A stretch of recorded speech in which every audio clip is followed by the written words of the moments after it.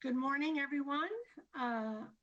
We're about to convene the January 13th, 14th, 2021 State Board of Education meeting, and seeing that board members are now present, Brooks, will you please call the roll to establish a quorum? Of course. Good morning. Member Sun. Member Here. Sun. Thank you. Member Strauss. Here. Member Rucker. Present. Member Rodriguez. Here. Member Patil Brownson. Here. Member Navo. Here. Member McQuillan. Here. Member Glover Woods. Here. Member Fatah. Here. President Darling Hammond. Here. Member Burr. Here. Everyone's present and accounted for. Thank you. I hereby call the January 2021 meeting of the State Board of Education to order at 8:35 a.m. And I'd like to commence by saluting the flag. Member Rodriguez, will you please lead us in the Pledge of Allegiance? Absolutely. Please stand. I pledge allegiance to the flag of the United States of America, to the republic for which it stands, one nation, under God, liberty and justice for all. Thank you. We are ready to begin. And item 1 is our State Board projects and priorities item to take up the annual election of officers only. The State Board of Education staff recommends that the State Board take up annual election of officers and will now hold an election for the position of President and Vice President for 2021. The bylaws require that the State Superintendent preside over the election of the President, and such other business as the State Board may direct. And I'll turn the gavel over to Tony. Thank you, President Darling Hammond. Good morning, everyone. And also to the public, there is the opportunity for public comment during any portion of the election. If you wish to participate in public comment, the number to call will be provided to you on the screen. We will now, in keeping with Article 5 of the bylaws for the State Board, I'd like to call for nominations for the office of President. No member may nominate or second the nomination for him or herself. 6 votes are necessary to elect an officer, and each officer elected shall serve for 1 year or until his or her successor is elected. I'll now open the floor for nominations for the office of President. Are there nominations? So I would like to nominate Dr. Linda Darling Hammond as President of the State Board of Education. Is there a second to this nomination? I second it. We have a nomination and a second for Linda Darling Hammond. Is there any public comment? There is none. There's no public comment. Bruce, would you please call the roll? I'm sorry, are there any other nominations? Seeing none, would you please call the roll? Yes. Member Sun. Aye. Member Strauss. Aye. Member Rucker. Aye. Member Rodriguez. Aye. Member Patil Brownson. Yes. Member Navo. Aye. Member McQuillan. Yes. Member Glover Woods. Yes. Member Fatah. Yes. Member Burr. Yes, enthusiastically.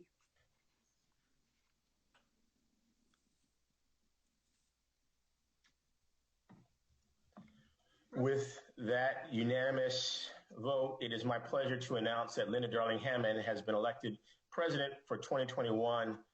Congratulations, Linda, and thank you again for being willing to serve in this capacity, especially in these very difficult times. Congratulations, and it is my pleasure to return the virtual gavel back to you. Thank you so much. And thanks, everyone. I appreciate it, and it's such a wonderful board to work with. We've been making such amazing progress over these number of years, and I am privileged to be able to work with you over the coming year. And at this point, in keeping with Article 4 of the State Board's bylaws, I would like to call for nominations for the office of Vice President. No member may nominate or second the nomination for himself or herself.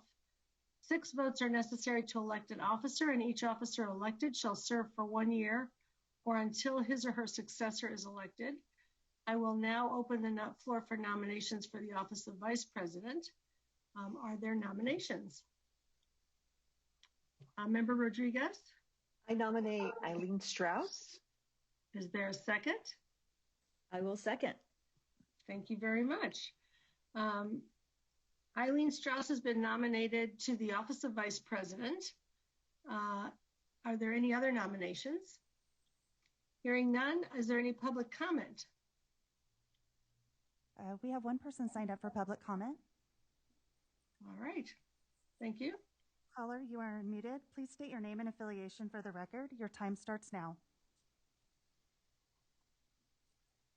Oh, it looks like they just hung up. So there's no more public comment. All right, they probably wanted another item. Brooks, can you please call the roll? Member Sun. Aye. Member Rucker. Yes. Member Rodriguez. Aye. Member Patillo-Brownson. Yes. Member Navo. Aye. Member McQuillan. Yes. Member Glover Woods. Yes. Member Fatah. Aye. President Darling Hammond. Aye. Member Burr. Aye. Wonderful. It is my pleasure to enthusiastically announce Eileen Strauss as Vice President for 2021. Congratulations, Eileen.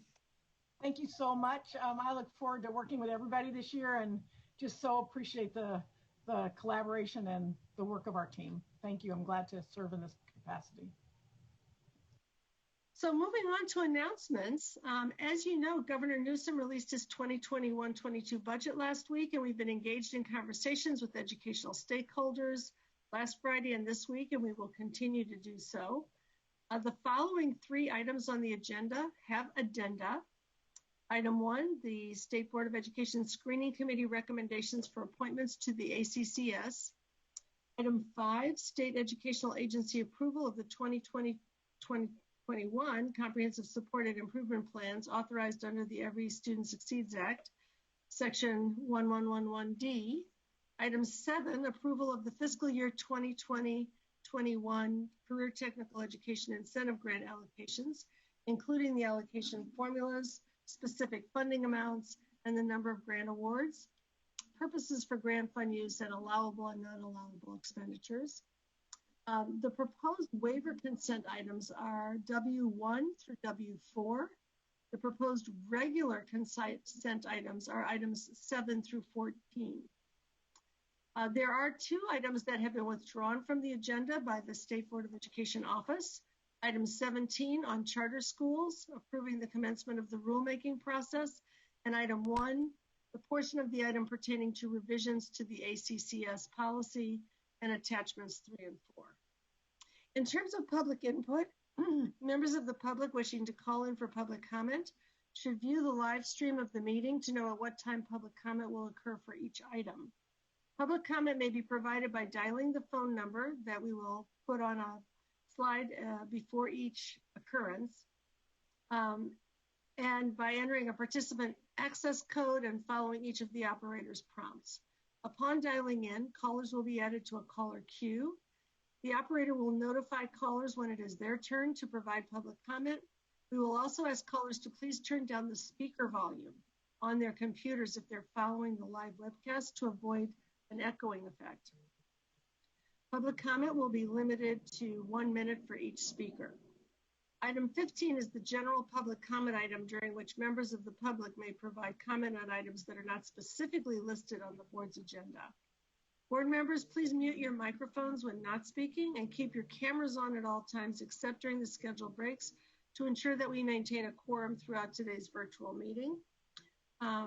For each item on the agenda, there will be an opportunity for you board members to raise your hand during the Zoom participant window if you would like to ask a question or make a comment.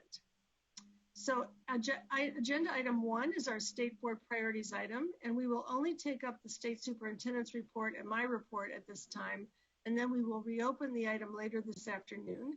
I'm now going to turn it over to Superintendent Tony Thurmond for his report. Tony? Thank you, Madam President. Congratulations again, President Darling-Hammond, Vice President Strauss. Thank you both for your steady leadership and stewardship, and it is an honor to continue working with you and all the members of the board. To all the members of the board, this is the first time we're seeing each other this year. I want to wish you a happy new year. I'm hopeful that 2021 is off to a good start. As you might imagine, our focus continues to be on how do we keep students and families and educators safe during the pandemic. We have continued our conversations on all phases of and all aspects of school reopening. We've worked closely with the governor and with President Darling-Hammond on a number of proposals that will increase COVID testing. Like everyone, we continue to turn our hope to seeing the acceleration of the vaccine distribution so that it reaches our schools. Lisa Constancio on my staff has been serving on the governor's advisory task force related to vaccines, and also has been serving on the governor's workforce group to stand up the Valencia lab that will provide COVID testing for many of our school districts.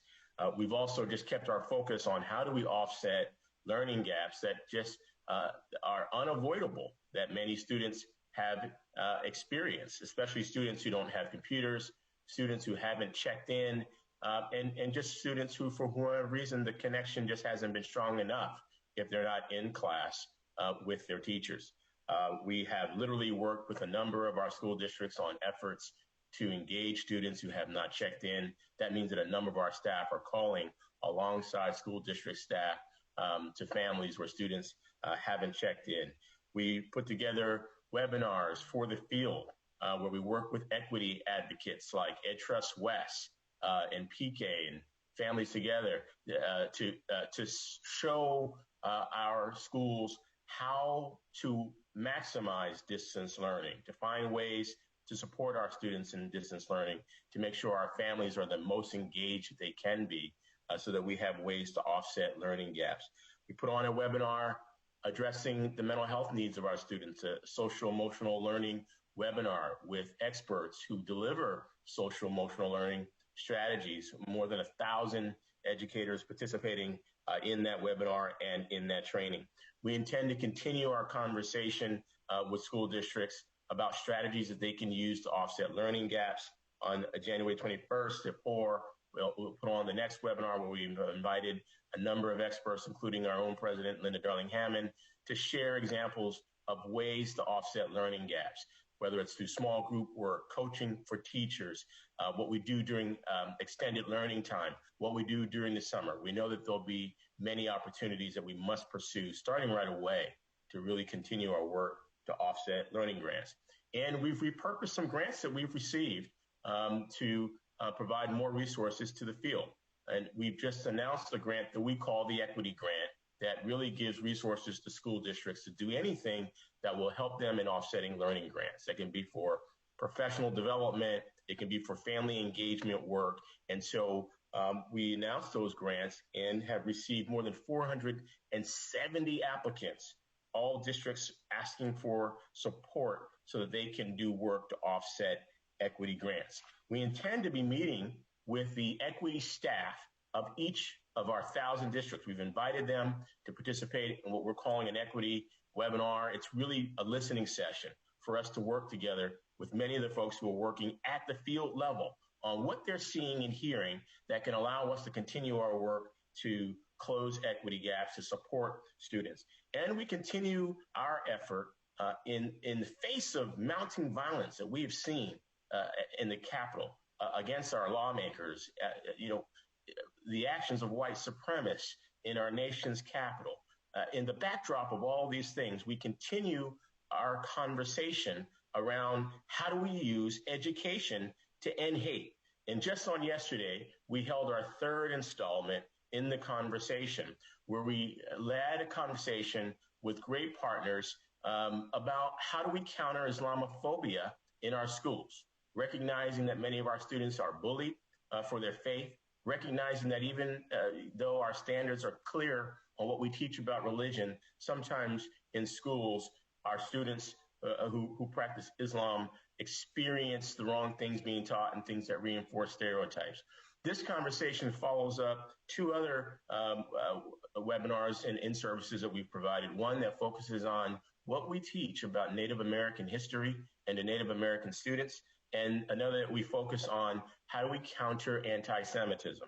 We know that in the last few months and years, we've really seen an increase in acts of hate, and in many cases, the largest number of acts of hate that impact our schools have been in the areas of anti-Semitism and Islamophobia.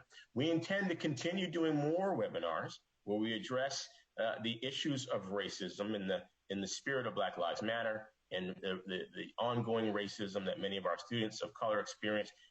The focus on how we support LGBTQ students from bullying. We intend to do this, and all of this is part and parcel with a number of grants that we provided to school districts to allow them at the local level to provide their own professional development to address implicit bias, explicit bias, and to continue to use education to end hate.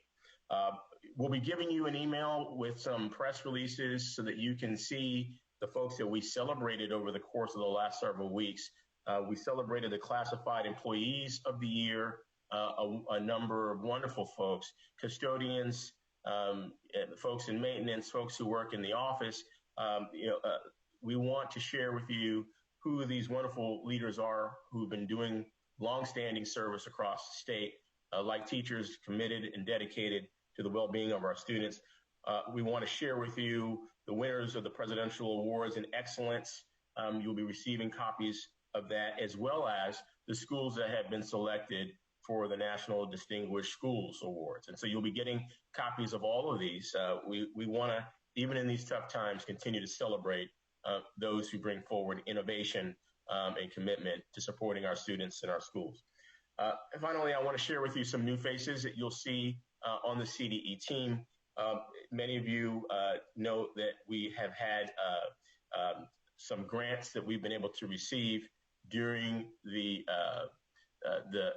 pandemic, upwards of $5 million, and we've turned those grants into opportunities for us to support schools. All of these webinars, the focus on addressing implicit bias, the manner in which we try to work with our school districts on some new things like family engagement, largely supported by these grants.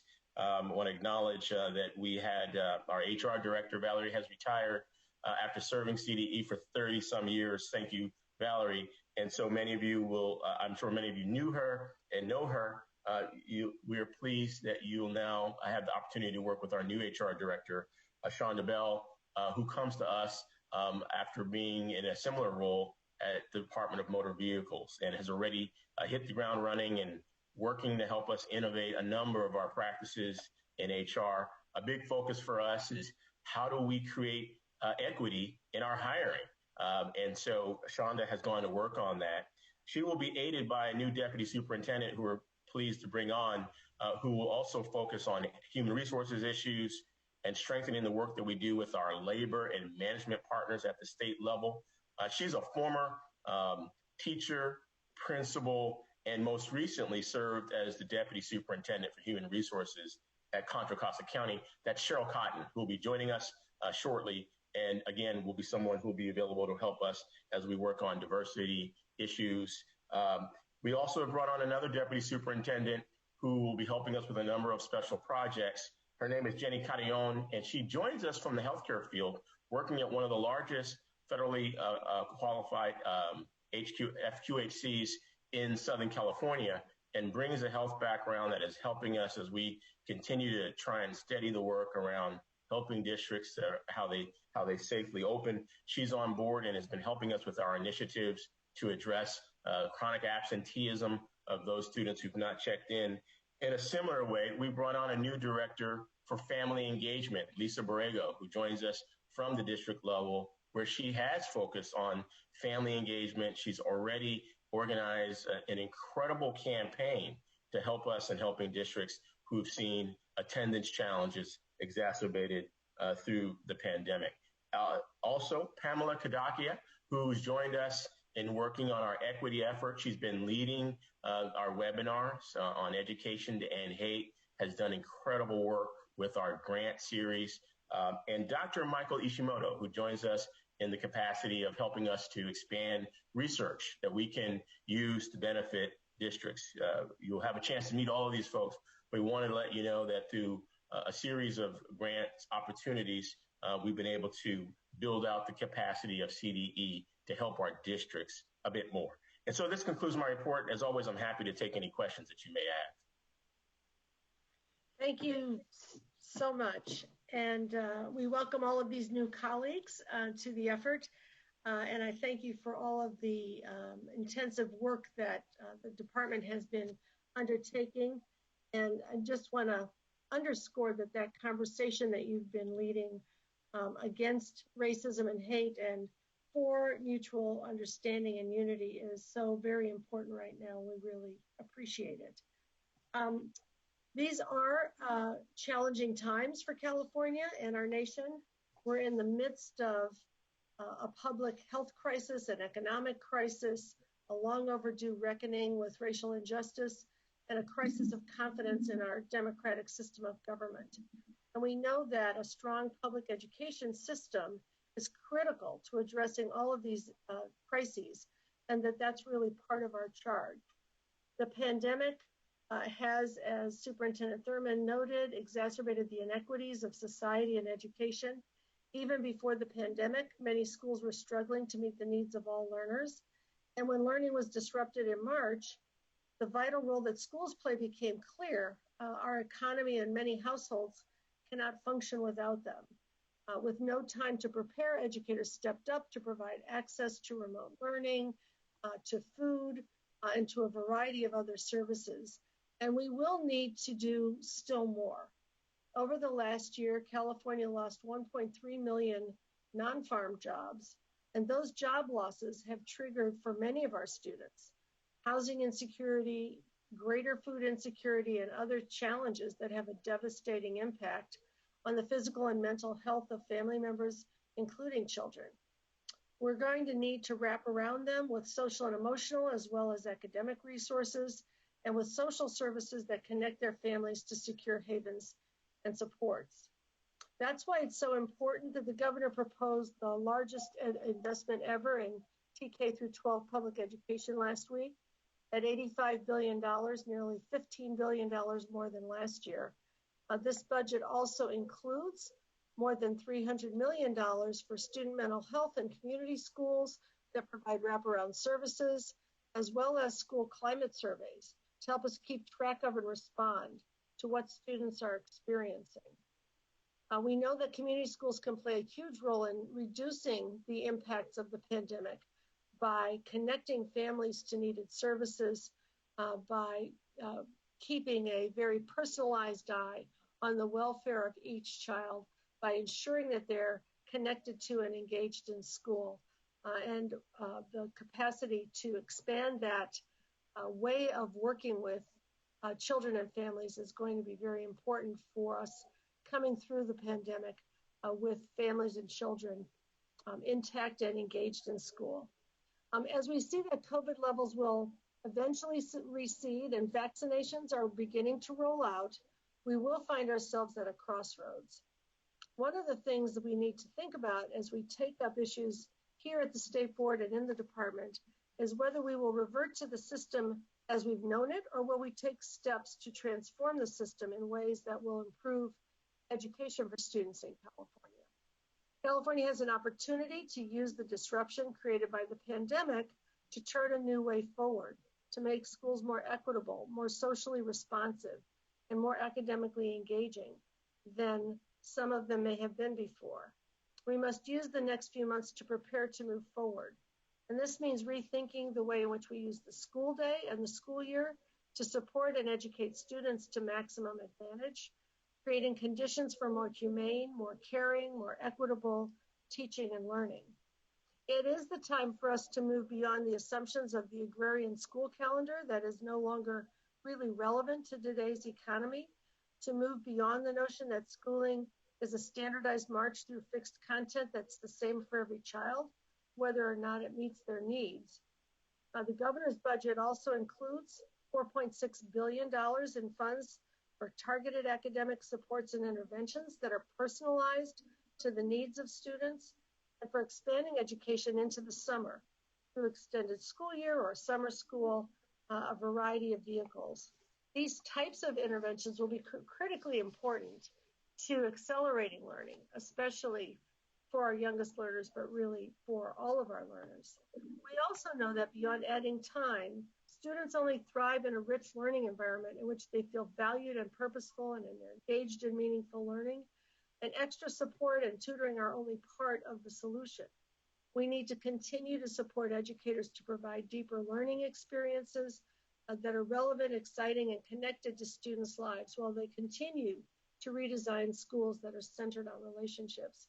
And across our state, educators have been inventing a variety of ways to be connecting one-on-one with students, with families, to be creating the kind of engaging learning experiences that make students want to be learning on their own as well as together. And we need to figure out ways to capture those inventions to allow for and support educator-to-educator learning opportunities that are proliferating across the state and to enable strong relationships to be catalytic for engaging previously disconnected students.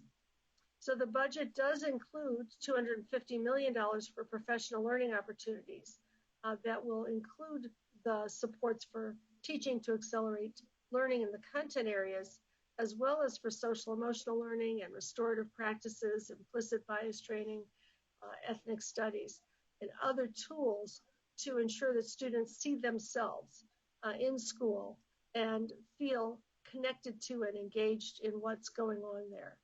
It is also why our efforts to provide guidance for remote learning, which you'll hear about later today, focus on making the curriculum more meaningful and motivating, as well as well supported with innovative uses of technologies that we should bring back with us into brick and mortar settings. Of course, the pandemic is not the only major challenge that our society is facing right now. Our entire democracy was challenged last week with the insurrection at the Capitol in Washington. The dire need for a commitment to civic education could not have been clearer, and we need to rebuild the nation's common ground and its commitment to a democratic way of life. Our recent actions to adopt criteria for the State Seal of Civic Engagement and to stimulate civic learning and engagement throughout our schools from TK all the way up to high school are more important than ever. This effort to bring civics knowledge and commitment to our core values alive is needed to create the common understandings that hold our people together. This week, the California History Social Science Subject Matter Project invited all educators in California to join with us to discuss what we can do to help students make sense of this moment and to empower them to advocate for democracy, justice, an end to racism and hate, and build a better future for all of us. That really does sum up our charge, to help our schools build a better future for all of us. And the new administration arriving next week in Washington is equally committed to that goal. So even though we are still in the throes of this pandemic, there is a new day dawning. It is in these moments of crisis that great transformations are possible. And I urge us to seize this moment to continue our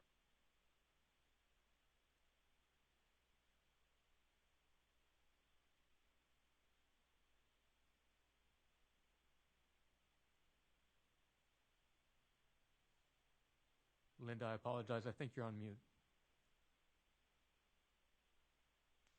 Was I on mute for that entire conversation? After seize the moment. Okay, I went on mute. So what did I say? To seize the moment to, continue our work to transform our public education system to one that is more equitable and empowering for all of our children. Thank you. And with that, we'll move to agenda item number 2, which is the distance learning curriculum and instructional guidance project update, which I actually was just referencing. This is not an action item. It is being presented for information only, and it will be presented by Shanine Coates of the CDE, along with Nancy Harada and Dave Gordon of Sacramento County Office of Education, Joe Bowler of Stanford University, Hallie Yap of California State University at Fullerton, Richard Kulata of the International Society for Technology and Education. So Shanine and Hallie, please begin. Good morning, Board President Darling Hammond, Vice President Strauss, and esteemed members of the board. I'm Shanine Coates, Director of the Curriculum Frameworks and Instructional Resources Division, and I'm joined by my colleagues to provide an update on the distance learning guidance project that was authorized as part of Senate Bill 98. Next slide, please. I'll just give a moment. Thank you. Educators will never forget March 2020, when the world began responding to COVID-19, including physical school closures and social distancing. Educators, schools, and districts, communities, families, and students went into problem-solving mode to rise to the occasion of how to provide high-quality first instruction in a remote setting. For many districts and schools, the pandemic served as the impetus to shift to one-to-one devices. What we've seen in the field of education over the last year is the ultimate display of heartening resilience in a time of extreme change. Now that we are moving towards more schools reopening, distance learning guidance is still very relevant. Even with the vaccine, some students will remain and continue in remote learning or hybrid learning settings. Despite its devastation, and even in light of the inequities that have been highlighted, COVID-19 brought us to the brink of a unique opportunity to set the foundation for the future of education based on what we've learned. We as educators are at a pivotal moment in time. We hold the potential to change our trajectory, to identify evidence-based policies to inform a sustainable learning model that allows for flexibility, where digital learning serves as a key component for how we build student-centered learning opportunities and create spaces that cultivate, support, and inspire lifelong learners. This guidance will assist teachers as they continue to integrate technology into the classroom, even in what we hope to be a post-COVID world. Section 121 of Senate Bill 98 appropriated funding to the Sacramento County Office of Education to develop a draft distance learning curriculum and instructional guidance for mathematics, English language arts, English language development, including guidance around social emotional learning and assessments. This guidance will come before you, the State Board, in May 2021. Today, we would like to provide an update on this work, as well as receive your input. Next slide, please. I am joined by several members of the project's leadership and content development team. At this time, I would like to turn it over to the Sacramento County Office of Education Superintendent David Gordon to introduce the leadership team. Superintendent Gordon. Thank you very much, Shani. Am I on camera?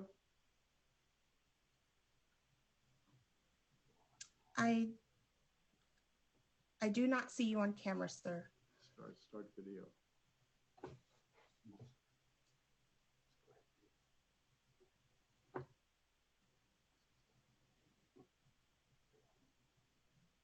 Okay, I guess I'm not on camera, but thank you. Thank you, Shanita. I'm Dave Gordon, the Sacramento County Superintendent of Schools, and I want to congratulate President Darling Hammond and Vice President Strauss on your election. And between you and Superintendent Thurman, we are so grateful for the strong leadership that you've provided and continue to provide. It's much appreciated. SCOE has convened a strong team to develop the distance learning curriculum and instructional guidance. we have contracted with the International Society for Technology in Education, known as ITSE, to serve as the lead organization, coordinate the writing team, and draft the final product. We're also working with computer using educators known as CUE that has extensive technology expertise working with educators specifically in California.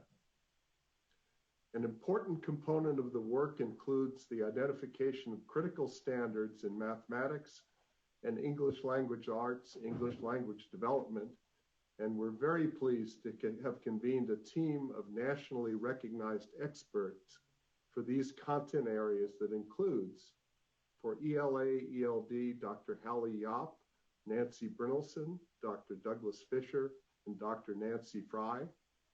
For mathematics, Dr. Joe Bowler and Kathy Ann Williams. And for distance learning, Dr. Catherine Kennedy from ISTE. And now I'm pleased to turn it over to Dr. Nancy Hirota, our Deputy Superintendent at SCOE, to provide an overview of the project. Thank you, Superintendent Gordon. If you can switch to the next slide. Thank you.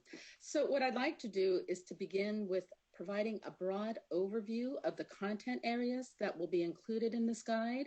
I will then describe the structures and the processes that we have put in place to gather input in the development of this guide. And then we will move into the sections that are currently under development. So as you can see on the slide, Senate Bill 98 calls for the development of a distance learning curriculum and instructional guidance for mathematics, English language arts, and English language development. This guidance document will include a framework for addressing critical standards in the area of mathematics, English language arts, and English language development. This document will also include guidance in the area of formative and diagnostic assessment and will provide recommendations for aggregating time for instruction and independent work by grade span. Another key component of this document will be the inclusion of strategies to support social emotional learning for our students in an early learning department, in a distance learning environment. And I think it's important to note here that we are coordinating our efforts with the team at CDE, who is leading the state social emotional learning team. And here at the Sacramento County Office of Education, we have our Assistant Superintendent, Brent Malakote, who serves on the state SEL team. So we are ensuring that we are aligning our efforts. This guidance resource will also include the importance of approaches to meet the needs of all students. So there will be sections focused on meeting the needs of students with disabilities, English learners, as well as other vulnerable groups. We will also be addressing strategies to accelerate learning to address the mitigation of learning loss, and we are working with partners to identify high quality online interactive materials that will be embedded throughout the document. This provides an overview of the organizational structure that we have developed to move forward with this work. And we're very, very pleased with the strong infrastructure that we have put in place. We are working, as you can see, with both ISTE and CUE. Their leadership and expertise in the area of the use of technology and education are recognized at the international, national, and state level. And we are just so pleased to be working with both organizations to help lead this effort. As Superintendent Gordon highlighted, we also have nationally recognized experts in the areas of mathematics and ELA, ELD. And for the area of mathematics, Dr. Joe Bowler is the lead writer for this section. And not only is she a nationally recognized expert, but what's important to note is that she's also part of the committee convened by the CDE that is working on the revisions to the math framework. So that connection was critically important in our work. For the ELA, ELD section, Dr. Hallie Yop and Nancy Bernelson were key authors of the ELA, ELD framework. And so their contributions are ensuring that this document is completely aligned with our existing resource.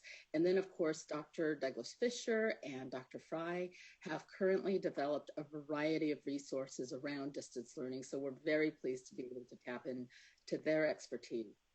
I will be describing later the structure that we have put in place to develop and gather input from the Distance Learning Advisory Committee. And we've also put in place an ongoing structure for stakeholder input. So at this time, I would like to turn it over to Richard Culata, who is the Chief Executive Officer for the International Society for Technology in Education. Good morning, Dr. Rhoda. Thank you for giving me a minute here, and Superintendent Thurmond, President Darling Hammond, and all board members. It's a pleasure to join you for a few minutes virtually here.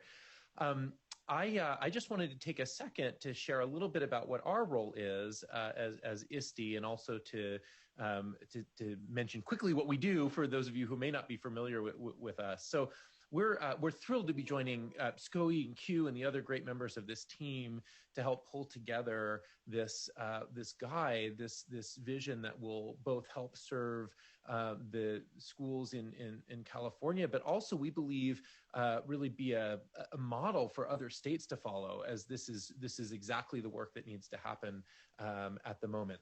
So our role in ISTE, what we're doing is really helping to make sure we're informing all of this work with solid research, right? Educational research, what we're learning from learning sciences, and make sure that it's really grounded in solid principles. We'll also be working on leading the writing of the guides, right? That you'll see. But one of the parts that I'm most excited about is the way that Dr. Rhoda and the team have envisioned this is really leveraging a variety of experts, both in California and also nationally, internationally, to really make sure we're getting the best thinking and best ideas. And that's part of what we do. ISTE, as an international organization, we work very closely with all states. We work very closely with experts in this area. And so we're pulling together a variety of ideas and really best practices that we can pull from to be able to show examples of what these solid research-based practices look like. We feel it's very important not to just throw out a bunch of sort of principles, even if they're really solid principles. We feel like it's important that they also are accompanied by tangible, practical examples of what this looks like in practice. So that's what we'll do. The last part you see on there, the last two bullets, we'll work on the design and publishing of the final guide and developing some digital supplemental content. This is important because we're making a guide here that's talking about what the future of learning looks like and how to leverage technology and think about things in new and different ways. And so it's a little awkward if we talk about all the possibilities and present a kind of stale looking text document, right? So what we will do is have, some guides, but they will be very accessible. They'll have lots of examples built in and some digital content, some video examples, some other things, so that it really practices what we preach a bit here as well. One final thing that I'll just share before handing the mic back to Dr. Rhoda is that if for those of you who have not worked with ISTE or aren't familiar with what we do, our organization, we're a large nonprofit organization, and our focus is on helping think about how do we use technology and innovative approaches to solve tough problems in education. So we focus a lot on looking at how do we use technology to close equity gaps. We internally call it Tequity. We look at using technology to help make sure teachers are prepared to really thrive in new environments, to make sure students are prepared for a future world that looks very different. And we do that through a whole variety of work streams, both research that we conduct through partners like Q and others, but also in providing and working very closely with teachers and schools to understand their needs and be able to capture that in tangible ways. We do that with a number of districts across the state of California. In fact, we have a large event that we do every year. We bring about 25,000 education innovators together in person, and we were planning on having that in Anaheim this year, but for reasons that you all know, that had to be postponed. So we're very excited to work on this together with the team, and to end with what President Darling Hammond said. We have an opportunity here. There's an opportunity to use this moment. We never would have asked for this COVID moment, but we got it. And the worst thing that we could do is not take advantage of it in order to really rethink and reset some of our expectations. And we are excited to work with SCOE to help create this guide to do just that. Back to you, Dr. Arota. Thank you. Thank you. So the next slide highlights the important role of CUE, and it was important to bring CUE into this leadership role because of their extensive experience working with California educators. So CUE and ISTE are working very closely together in the development of this resource. And what CUE has done thus far is to conduct a survey of California educators to identify research-based best practices and to begin to identify high quality interactive resources that will be embedded throughout this guide. They are also helping to develop and identify key educators to include in these vignettes that will help bring life to the content and document best practices within in the distance learning environment, or a hybrid environment, or a classroom setting using technology, as was mentioned. They are also curating a list of high quality interactive online materials and will be the key entity vetting those resources. Next slide. As in the initial phase of our work, we knew that it was important to gather input from a broad range of stakeholders. So we began with a letter that was sent on behalf of State Superintendent Tony Thurman, our board president, Dr. Linda Darling Hammond, and our county superintendent. And this letter was sent out back in August to extend the invitation to be part of a distance learning coalition. So the letter was sent to 58 county offices of education, all districts here in California, and a number of advocacy groups and other organizations. As you can see, we have the respondents that include 18 county offices of education, 13 school districts, and 5 advocacy groups, but do know that we have reached out beyond these respondents and we have developed a broader coalition to support this work. We have and will continue to conduct outreach sessions to continue to solicit feedback on the development of this guide. And the important component of this outreach is that it includes representation from not only educators, but parents, other experts, and we are moving into a process to gather, conduct empathy interviews with students as well. Next slide. So this is the I refer to this as the ambitious timeline that we have in place to develop this guidance document. So again, we began in September of 2020. And in the initial part of this work, we began by gathering initial input from our advisory committee members to gather input on the development of the outline. And then we held a subsequent session with our advisory to review the draft outline that was developed, and we will continue to work with our advisory to gather input as sections of this document is being developed. We are currently working with ISTE, CUE, and all of the content writers in developing this draft guidance document, and the goal is to present this draft document at the May State Board meeting for final approval. And then once we receive the feedback at the May meeting, we will work again very closely with ISTE and other contributors to develop the final document, which again, as Richard mentioned, will be an online, it will be both a PDF as well as an online digital resource to make it easily accessible and user-friendly for educators. Next slide. So I shared with you the stakeholder groups that were identified to support this project. And from that stakeholder coalition list, we identified key members to serve on our advisory committee. And the advisory committee, their role is to provide guidance throughout the course of this project and provide input in the development of this resource. They have also begun to help identify interactive online materials, as well as other resources to support distance learning. And they are helping to identify examples of success stories and other illustrative examples of districts or classroom examples that we'll be able to incorporate into this guide as either vignettes or videos. Next slide. So this is a broad overview of the committee members who represent a variety of areas. We have not only content experts, and I would like to point out that in the area of content expertise, we are working with Brian Lindeman, who is the writing team lead for the mathematics framework revision work. We have members of the California Subject Matter Project serving on our advisory committee, as well as Californians Together. And as you can see, we have representation from both school districts and county offices of education.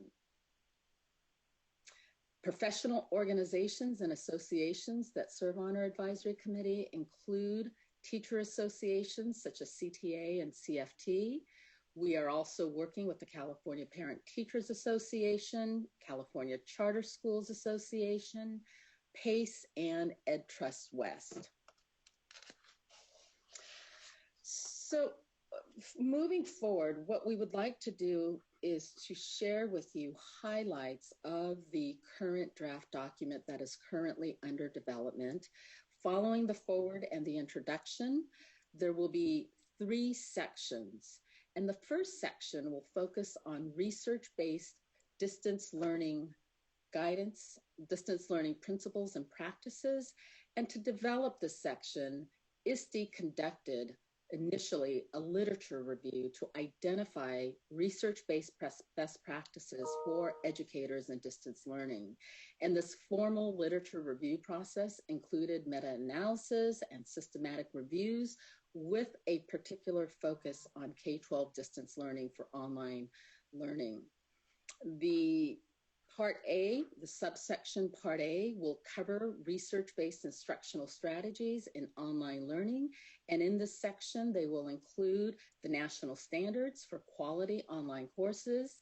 There will be a section focused on incorporating universal design for learning framework, as well as other resources to inform this section. We are also working with Dr. Douglas Fisher and Nancy Fry in developing the assessment section. And this section will provide guidance in the area of both formative and diagnostic assessment, and most importantly, how to analyze and utilize this data to differentiate instruction.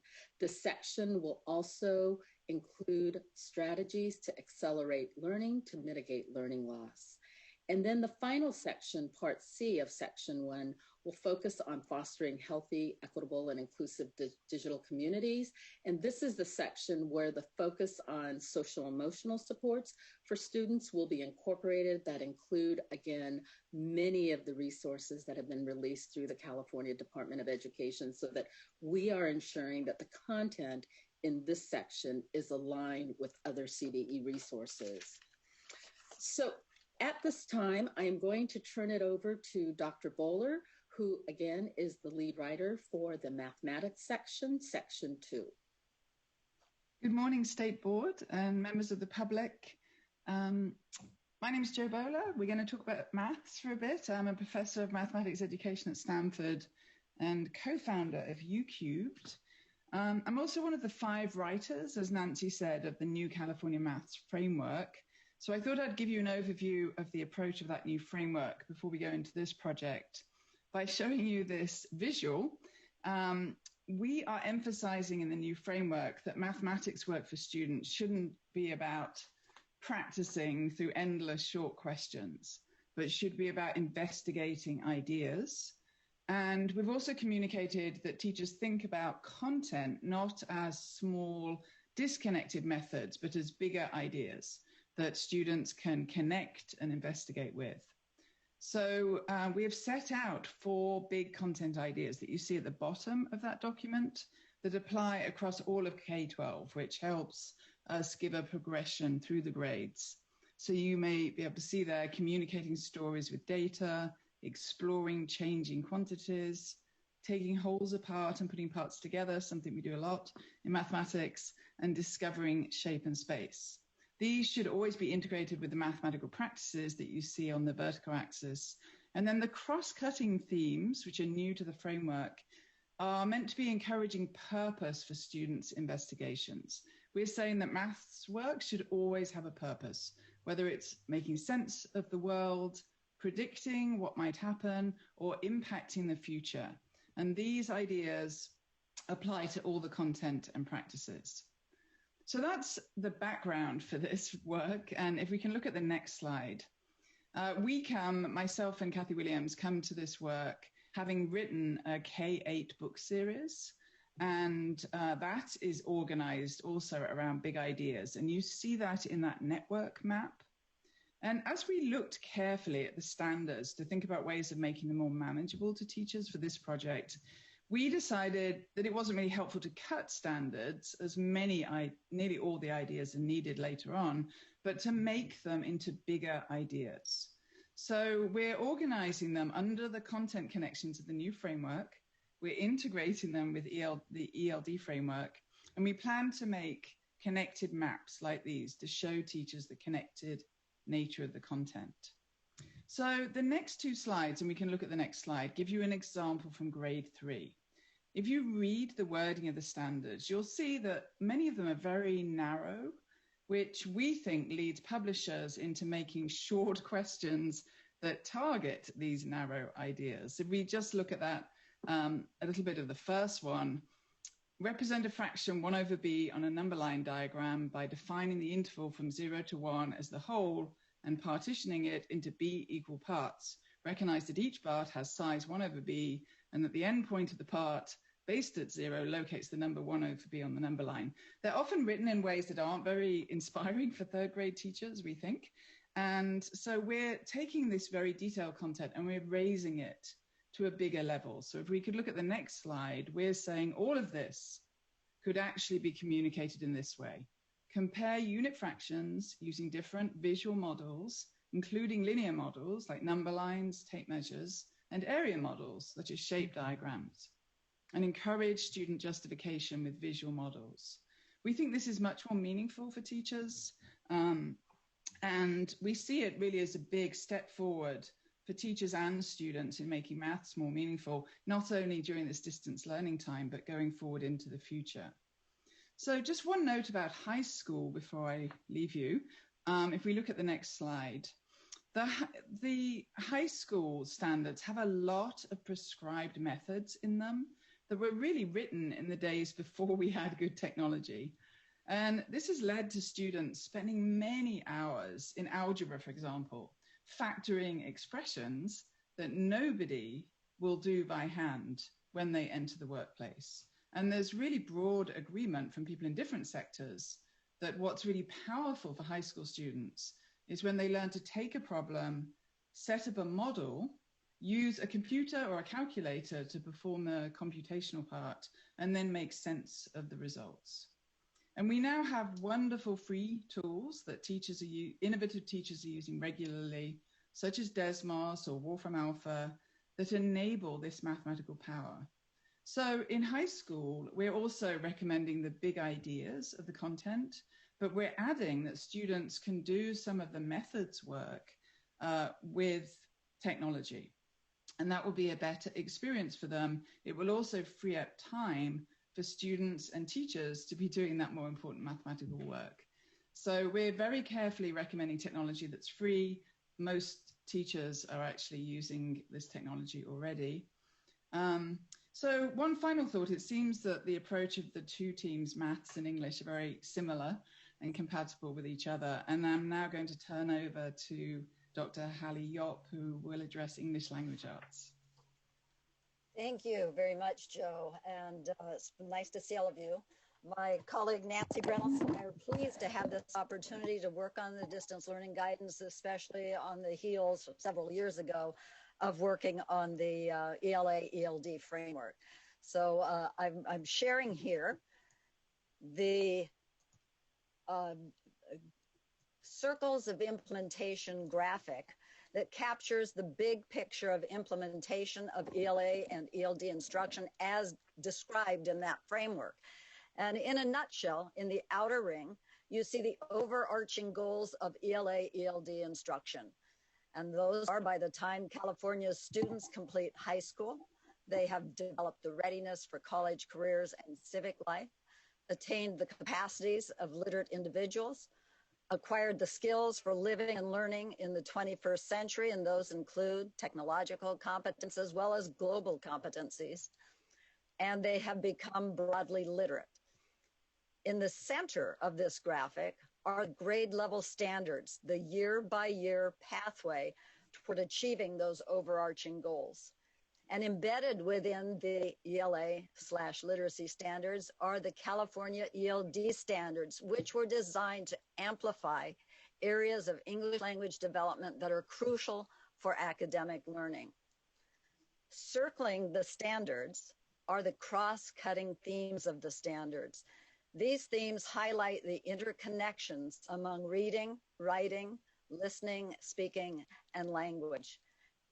They represent the bigger ideas, the cross-cutting themes of the standards. They're meaning-making because, of course, meaning is central to reading, writing, speaking, listening, and language. They're language development because reading, writing, listening, and speaking are all language processes. They are also effective expression, which I could define at length here, but I'm not going to, content knowledge, and foundational skills. These are the 5 overarching key cross-cutting themes of ELA and ELD instruction as conceived in the framework and duplicated here in this project. The white field in the graphic represents the context in which instruction occurs. We call for instruction that is integrated, motivating, and engaging, respectful, and intellectually challenging for all students at all grade levels.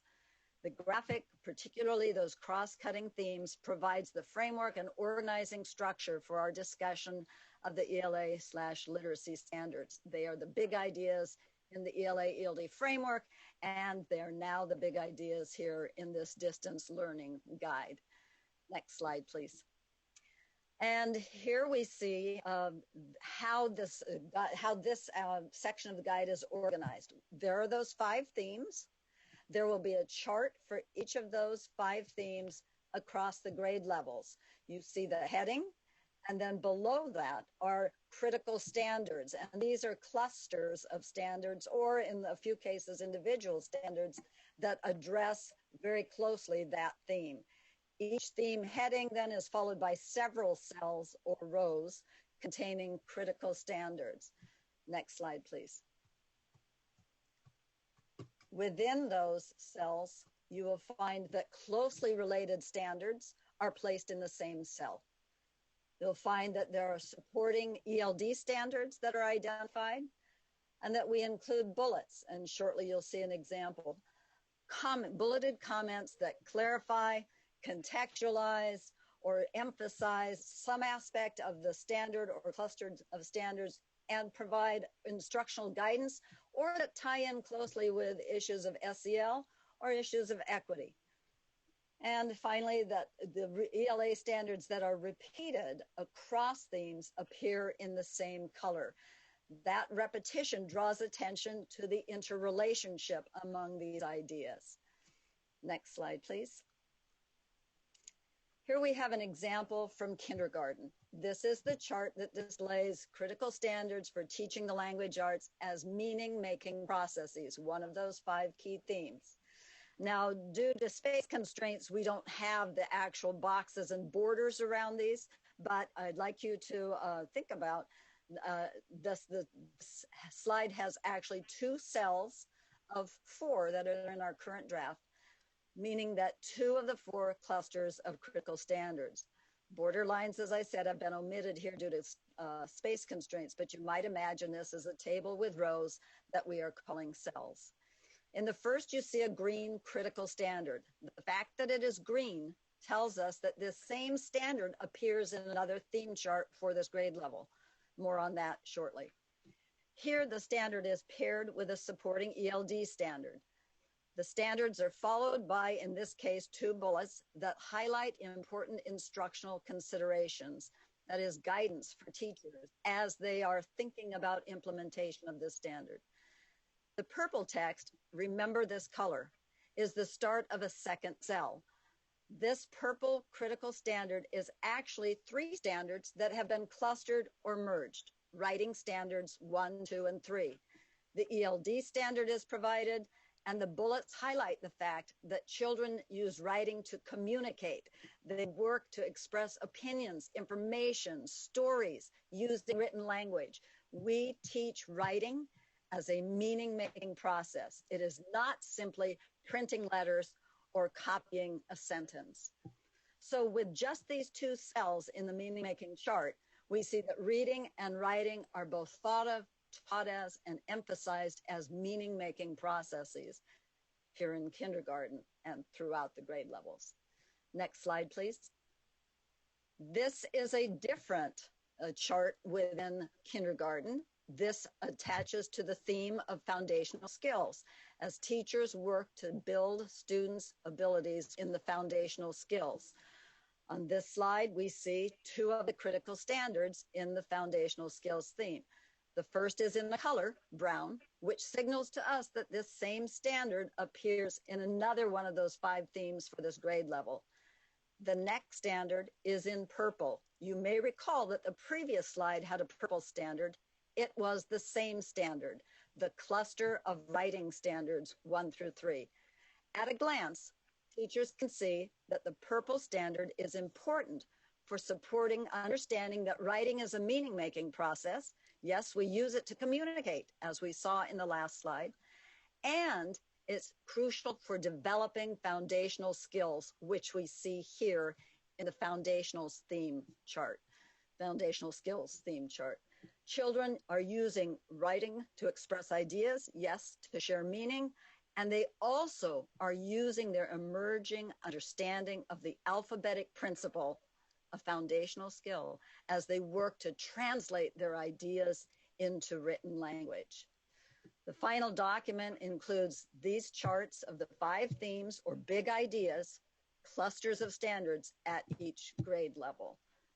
So thank you, and back to Nancy.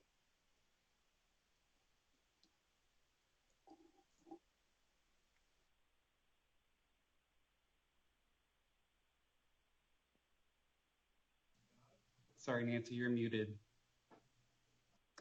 Okay, I'm on. As you heard from both Dr. Bowler and Dr. Yap, the team, they have identified the organization and structure of how to identify these critical standards organized around these themes and these big ideas. What I wanted to convey in this slide is that in these sections, we will also be working with the ISTE team and with CUE to infuse social emotional learning components and considerations. These are the sections that will also include vignettes and other examples, illustrative examples from California educators, which will also include videos.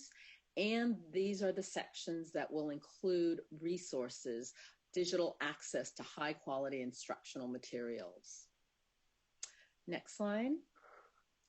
So the conclusion of this document will focus on addressing a vision for the future of teaching and learning in the state of California, and will provide recommendations for leaders to move forward with this vision. What I do want to emphasize as we close is to reiterate what was shared by Shanine Coates, which is this is a document that we believe will live and is being designed to live beyond the life of this pandemic. It will be a salient and relevant resource, whether we are in a distance learning environment, in a hybrid environment, or back in the classroom, where this will be a resource to support teachers on the effective use of technology in the classroom. So again, we appreciate this opportunity as a team to provide an update to the state board about where we are in the development of this resource. And at this time, I will turn it back over to President Dr. Linda Darling-Hammond. So much. I want to open the phone line now for public comment.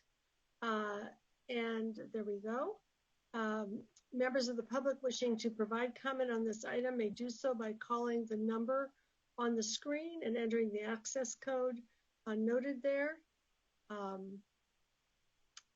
While we're waiting for the members of the public to call in, I will ask board members if they want to ask any clarifying questions of the presenters who've just presented. And I will try to be able to watch for your hands. I see that member Navo has a hand up. Thank you. That was very informative and so exciting to see the experts in the field that are contributing to this work. Nancy, I really appreciate the presentation and the heavy lift that's being done through SCOE. One of the questions I do have is you had mentioned that there were sections that addressed vulnerable student groups. And oftentimes we may hear that and maybe that section is just a paragraph and they call it a section. Can you elaborate a little bit more on what that might look like for ELs, students with disabilities, vulnerable groups? Yes, so thank you for the question. We are working with not only our county office partners, but other CDE departments to ensure that we are developing a comprehensive that we are addressing these areas comprehensively. So not only are we specifically including a section on strategies to address students with special needs, we are working with our Californians together. We are planning to also work with CABE. They're leading other efforts statewide to address the needs of English learners that include the support for English learners in a distance learning environment. We had just yesterday a call with CDE to discuss the need to address the importance of the outreach and the engagement of our foster youth, our students experiencing homelessness. So these are very important conversations that we are engaging in with not only our writing team, but with our CDE and SBE partners. Thank you, Nancy. I appreciate that. Member Rucker. Thank you. First of all, along with board member Novel, and I'm sure my other colleagues on the board, I was really glad and very excited to see the work that's being done and the team that has come together to put this document and this guidance out. I remain concerned, especially given the comments by our board president, Dr. Darling-Hammond, about the need to pay attention to educating the whole child. There's also a need to make sure that we're focused on and looking at how to deliver the whole curriculum. So I think this guidance is a good start. To do the work on developing and implementing guidance and instruction for reading, language arts, and mathematics is very important. But I fear without continuing the work to also provide guidance on appropriate good instruction in science and the other subject areas, that it will lead to a continuing emphasis that we're already seeing on the subjects that are tested or focused on for accountability purposes, to the detriment of the student experience in those other subject areas. So that I hope that as this guidance goes forward and the work continues to develop on providing this very excellent tool, that there's some consideration on what it means, not just to provide instructional support for the whole child in reading, language arts, and mathematics, but what it means to provide instructional support for the whole curriculum as well.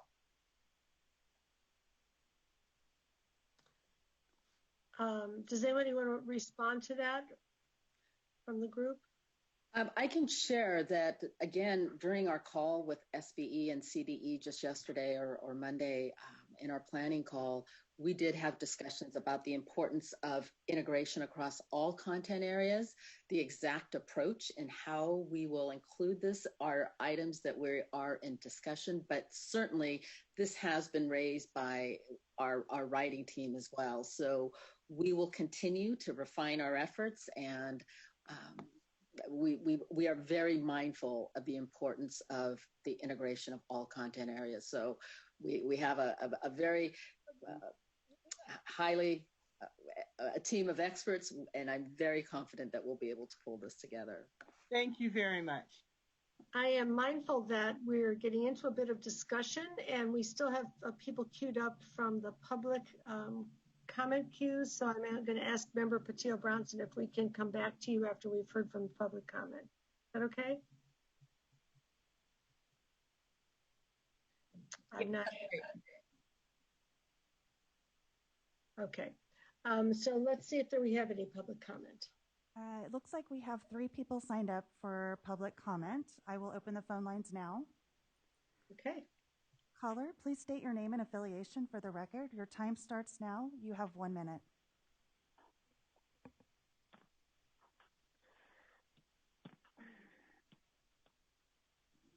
This is Jessica Sacco representing Children Now.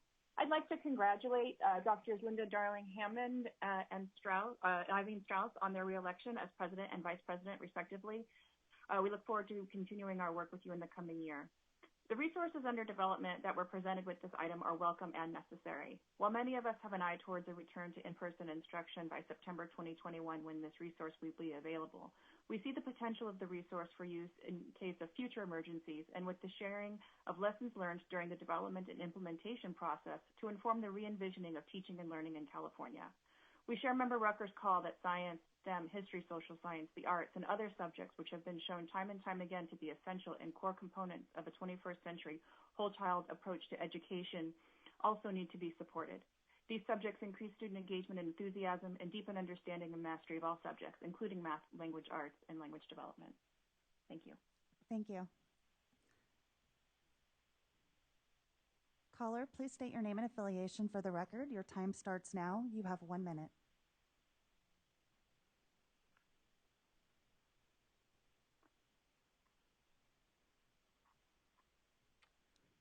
Caller, are you there?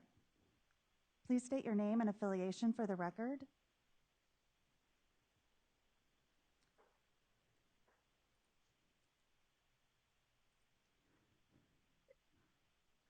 Hello, it's Eric Premack with the Charter Schools Development Center.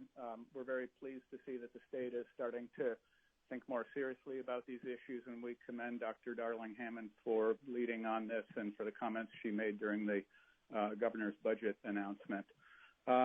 We are, though, a little disheartened to see that there's a very narrow focus here, and we think that the primary focus before you get into the curriculum and instructional issues is you really need to look at the kind of stultifying mass of red tape in the education code that has for decades been a major barrier to innovation in instructional methods and makes it very difficult for the many schools and many of my member schools that have been trying to innovate in these areas for decades. Many have been able to do so with relative success, but are definitely have their hands tied behind their backs.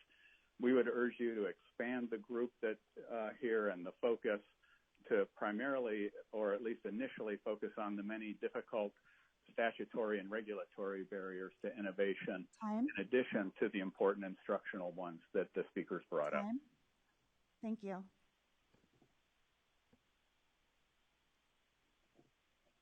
Good morning, caller. Please state your name and affiliation for the record. Your time starts now. You have 1 minute. Good morning. This is Liz Guillen with Public Advocates. I'm speaking for the LCFF Equity Coalition as well. While we think this is still necessary and important, our families and communities will have already experienced distance learning as it is in all its various forms statewide. This seems late in coming for this particular pandemic, but we know, and it sounds like you're going to consider its utility to study the challenges and lessons learned as a foundation for future emergencies. The board should require that there be a frank discussion of where the distance learning struggle really was and continues to be. Appreciate that there is a focus on math and English language arts, since we see the initial evidence that those big areas for focus. Time. Old child should also be considered. Thank you. Thank you. Good morning, caller. Please state your name and affiliation for the record. Your time starts now. You have 1 minute.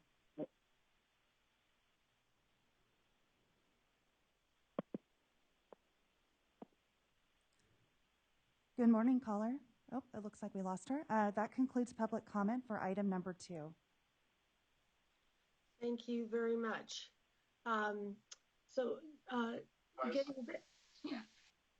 Getting back to the queue, I have Member Patillo Bronson, Member Glover Woods, and Member Strauss. Kim, why don't you get us going? Great, thank you. So I want to offer gratitude for the approach that our panelists offered in terms of thinking about the pandemic that we're facing right now, but also with an eye towards the future, and also reflect that even with the September release date, there is, ongoing possibility of a staggered learning structure in the fall, that it is not likely to go back to business as usual with full loading standards, especially given that the vaccination schedule for young children especially is going to be delayed, given that there hasn't actually been vaccine trials for children under 12.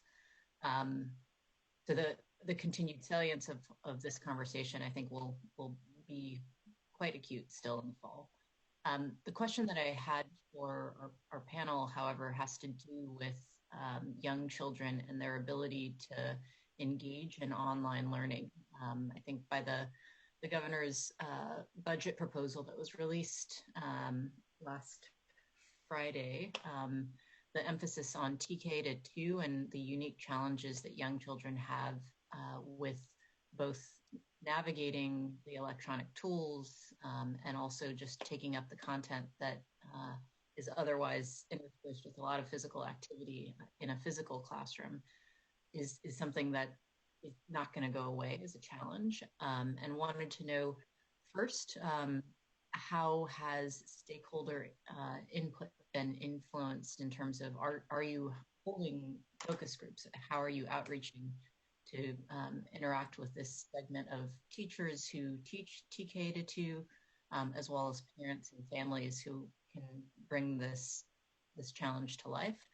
And then also, how, if at all, will recommendations be carved out to address the unique challenges of the younger age group? I can address the question. So formally, I'm currently the Deputy Superintendent here at SCOE, but I was also the Early Learning Director and led a number of statewide efforts focused on early learning. So here at SCOE, we have a very extensive team that works very closely with the California Department of Education to develop. In fact, we wrote the Transitional Kindergarten Implementation Guide. So we are taking the expertise of our team, but recognizing that in this distance learning environment, this is a very different environment that we've never faced. So we are looking closely at NAEYC recommendations that have been released. Head Start has developed resources, and we are working closely with the California Department of Education's Early Learning Division to ensure the coordination, again, of these resources and the guidance that is being developed by CDE so that we are integrating all of these resources at the national and state level.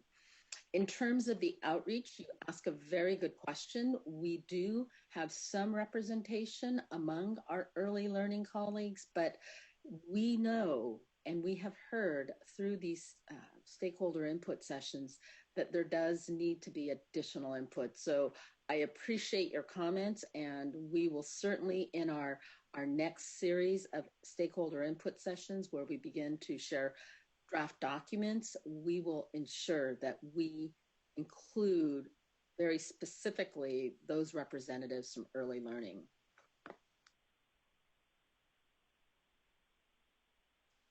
Thank you. I want to, before we move on to others with their hands raised, we have Member Glover Woods and Member Strauss. I'm looking to see if there's anyone else. I just want to put a little more context on this. This project was defined by the legislature and a set of requirements that were passed in the end of the summer, early fall. And so while there is a lot that might be done beyond this, the particular parameters of the project were defined in that piece of legislation. Meanwhile, as you know, the governor has proposed supports as it is safe for getting the youngest children back in classrooms as soon as is healthily and safely possible, while we're also engaged in this other project, which we hope will have to do with as much with how technologies may be used in supportive ways when we get back to brick and mortar classrooms, as well as how they may be used in distance learning. So just to kind of give a framework for the fact that, none of these things are in lieu of the other. They are all kind of happening simultaneously.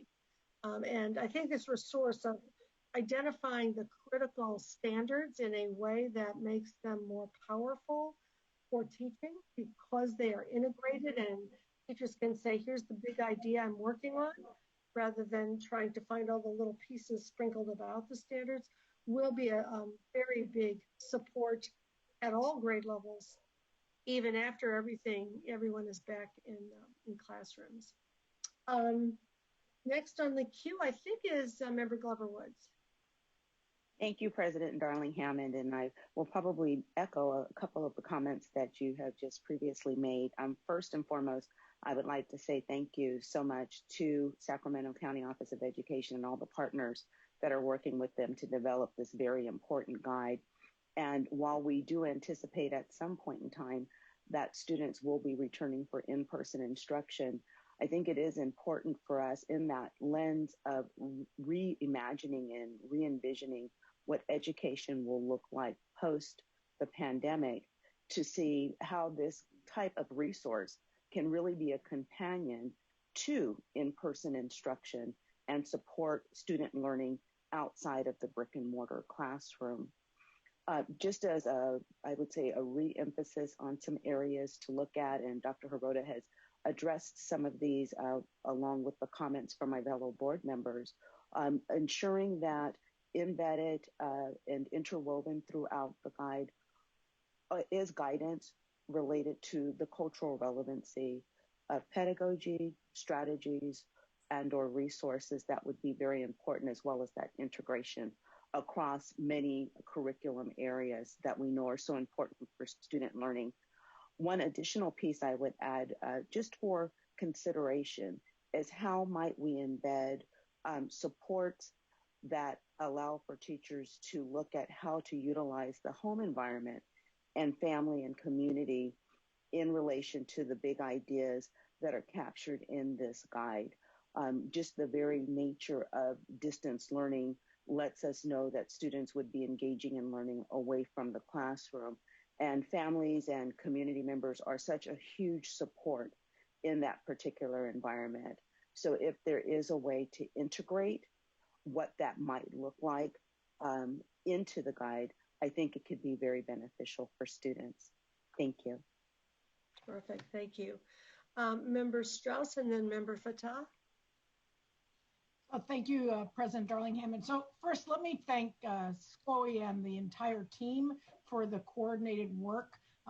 It's wonderful to see some of our writers that help guide our framework development connected to this entire project and the overall perspective on looking at an entire project that will guide the field. I think as we look to reimagining and really resetting our whole approach, there's a lot of documents out there, and I know all of our school leaders and teachers are working so hard with so many resources. So I see this particularly valuable as a coordinated document that puts it all together. And just to support Member Recker's comment about integrating all the different curricular areas, I think is so important.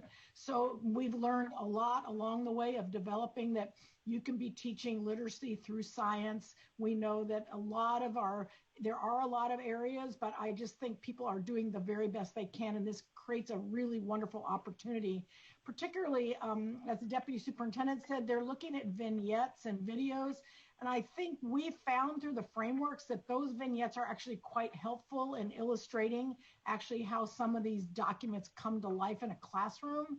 And what I think about as we move forward on this is that this is likely to be ready this fall, and that we ought to be really connecting with, say, teacher education as we prepare future educators to have a guidance document to make sense of all the resources out there. This is sort of an overarching document. And then obviously through our county offices and our curriculum divisions, helping to look, because we know from the time that we develop frameworks and guidance documents, it's years till it's fully implemented, and people often depend on what they have because they're driving the train as they're looking at new materials. So I think we ought to think thoughtfully about implementation with the professional development money in the governor's budget, how we might look to training and support for teachers to learn some of these materials. But overall, just a tremendous amount of support to Superintendent Gordon and the entire team for a coordinated visionary document that has the pieces connected, and to all the wonderful writers that are willing to stay with the process and connect the work. I can think with Holly, all the ELA, ELD work that we did, and I'm still talking to districts who don't quite remember some of the things that are in that document. And so I see a potential down the line of using this as a training document for pre-service and teachers in service in different stages of their career. This would be a wonderful overall guidance document. Thank you very much. Thank you. I think that says it well. Member Fatah and then Member Rodriguez. Thank you, President Darling-Hammond. And I'd just like to share the gratitude that my colleagues have all shared on the board regarding the amazing work that you guys have been doing in tandem with following SB 98. And I really, I liked a component that you touched on.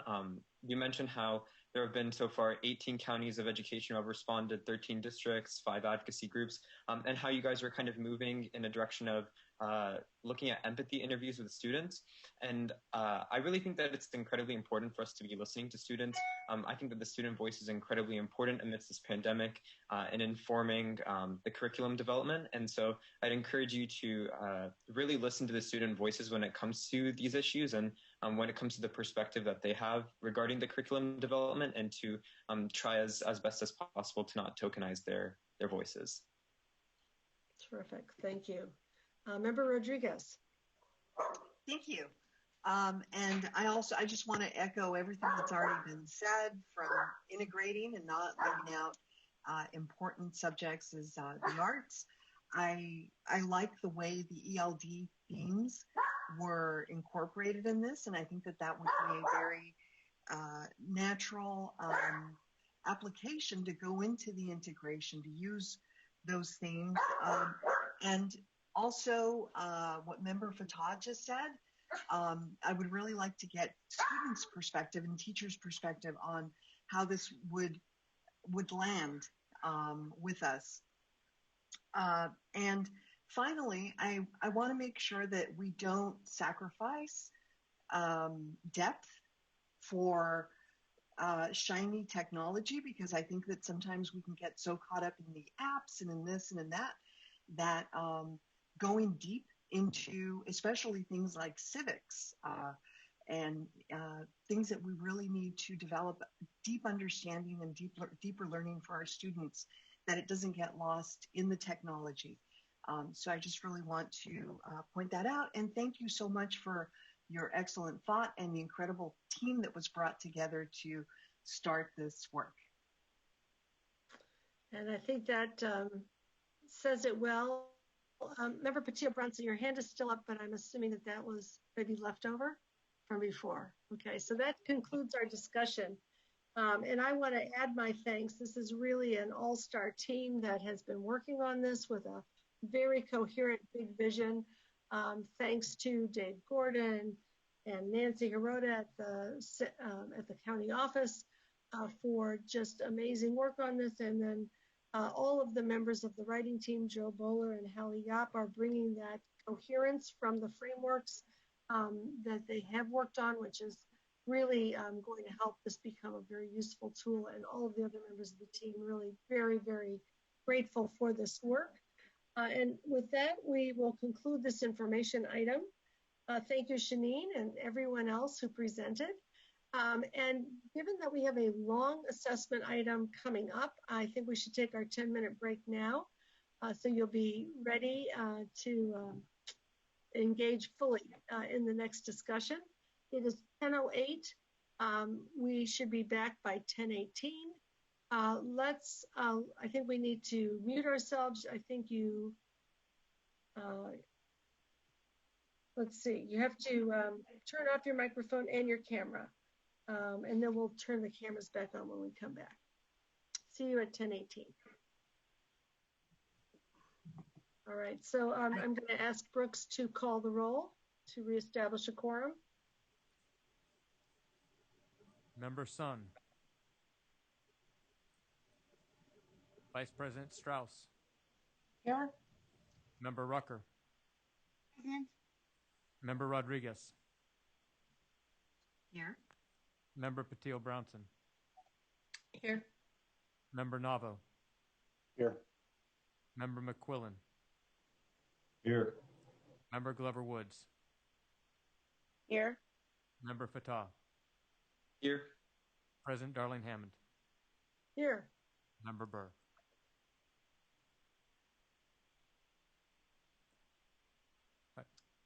Here.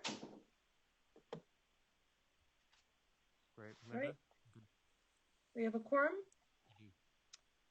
I'm going to start then on agenda item 3, which is the California Assessment of Student Performance and Progress System and the English Language Proficiency Assessments for California. We're going to be listening to the request for approval of proposed goals and priorities to be included in the California Assessment System Request for Qualifications, Stage 3, which is the formal written submission and an update of program activities. And the item will be presented by Mao Vang of the CDE. Mao, please begin. Thank you. Good morning, Superintendent Thurman, President Darling Hammond, and board members. As mentioned, I'm Mao Vang. I'm the Director for the Assessment Development and Administration Division at the California Department of Education. The item before you today is an action item and an information item.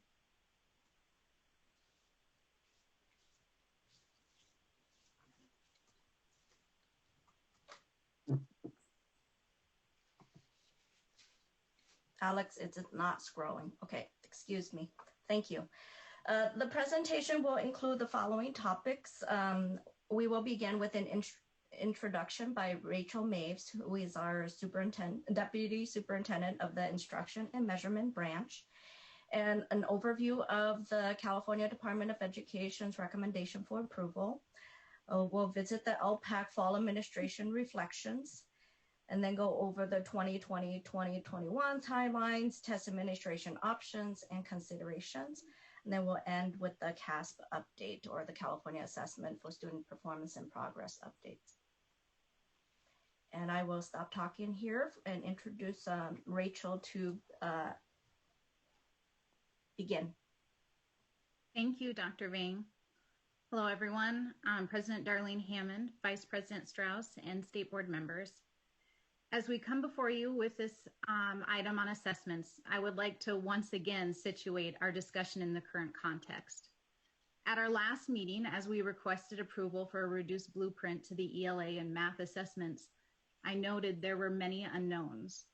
We were uncertain what COVID cases would look like as the testing window opened. We were uncertain how many districts would be able to move forward with bringing students back to in-person instruction this month, and how many would remain in distance learning.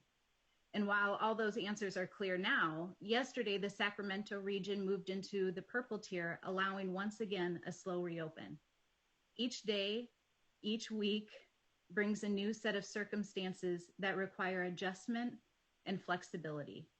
And it is admittedly exhausting. There is nothing about our current situation that is easy. Transitioning 6.2 million students to distance learning in a matter of months has not been easy. Moving instruction to a virtual setting while simultaneously building staff capacity around new instructional strategies in what for many has been a foreign technological world has not been easy. Trying to engage students through a computer screen instead of in your classroom where you can get down on their level, look them in the eye, and express your care and concern has not been easy. Planning for in-person instruction, then hybrid, then distance learning, then hybrid again has not been easy. And juggling the pressures of full-time jobs with kids at home has not been easy. None of this is easy. And yet we continue one foot in front of the other because at the heart of all of this chaos are our children. Over the last few months, CDE has explored various options to try to ease some of the burden felt by districts while still meeting federal and state requirements, which, as I continue to learn, again, is not easy. At the November board meeting, we proposed an adjusted blueprint that would shorten the ELA and math test. Over the course of the last few months, we have worked tirelessly with stakeholders, contractors, and various LEA staff across the state to provide multiple options for test administration that address the safety of our staff and students. Today, in a later item, we will take the first step to decouple accountability from assessments by participating in the streamlined waiver offered by ED, which pushes the identification of PSI schools out to an additional year. And clearly, we still have more work to do. As federal and state requirements allow, we are committed to finding solutions that provide relief and support to our partners in the field.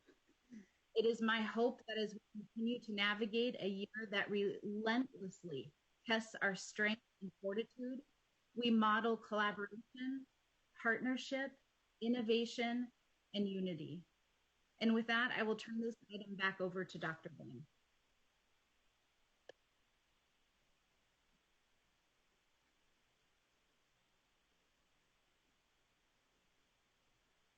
Thank you, Rachel.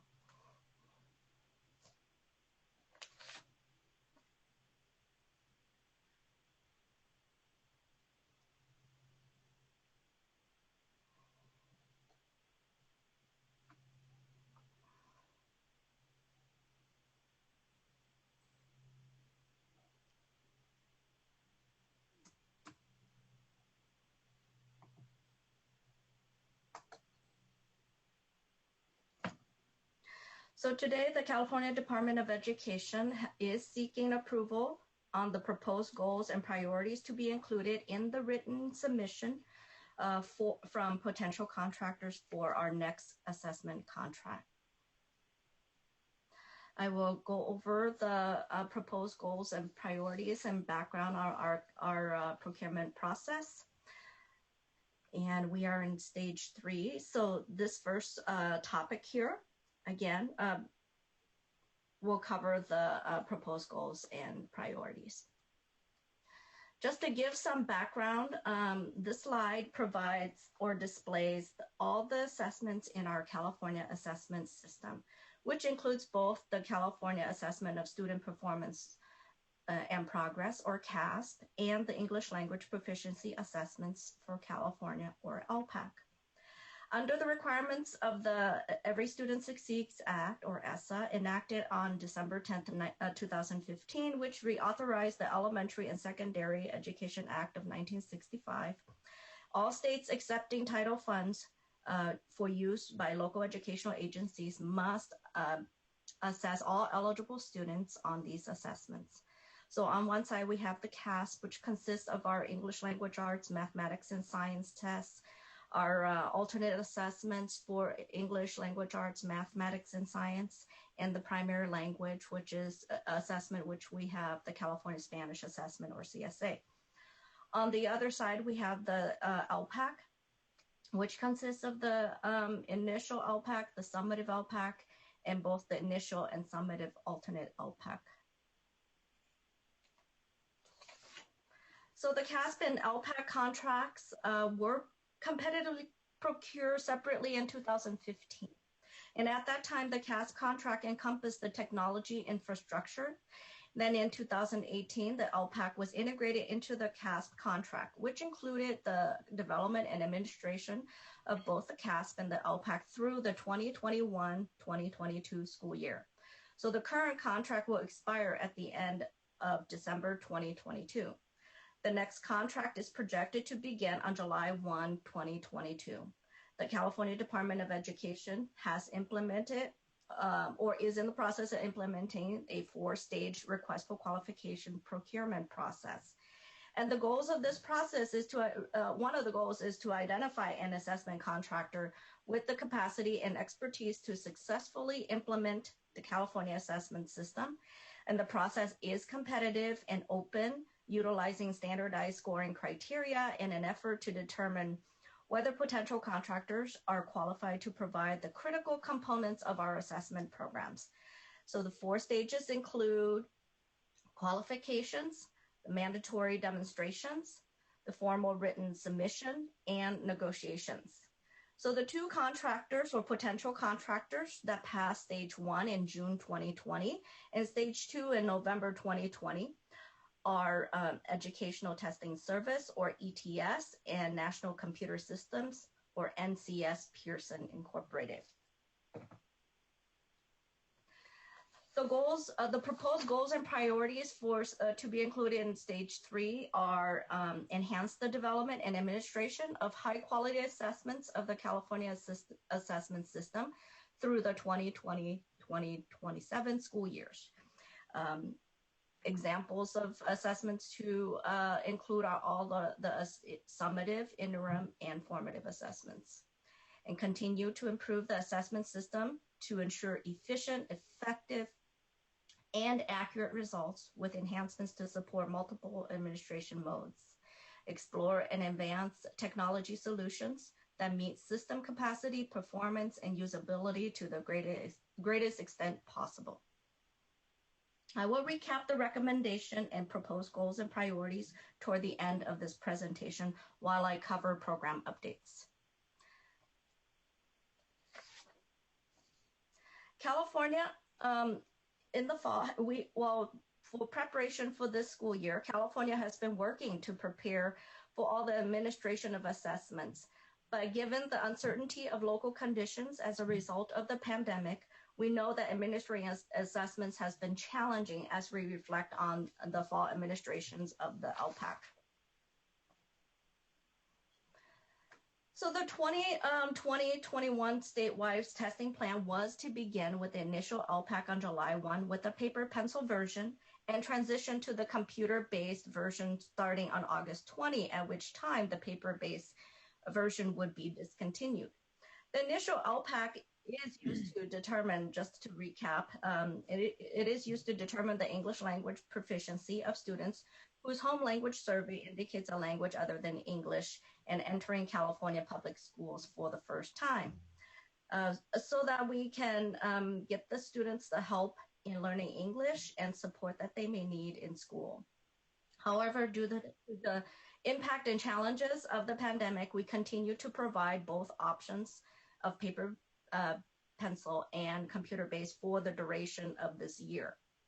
So as you know, all summative testing was suspended last spring, and based on guidance from the federal government to states in early May 2020, it allowed states to extend their spring English language proficiency assessments through the fall, and our legislature approved Trailer Bill Language Section 103 of Senate Bill 98, which did extend the 2019-2020 summative LPAC testing window from August 20 through October 30, 2020. In addition, LEAs were greatly concerned about local educational agencies for LEAs were greatly concerned about the inability to administer the summative LPAC, which provides results to determine those students who met English language proficiency requirement of the reclassification criteria. So in this case, students who would have potentially reclassified would have to wait another year to take the summative LPAC in spring 2021. So although the window was extended by the legislation, LEAs were unable to open doors for in-person instruction due to the COVID restrictions. And therefore, the CDE identifies several test administration options, including in-person and remote for both the initial and the optional summative LPAC fall administrations, since most were completed in the fall.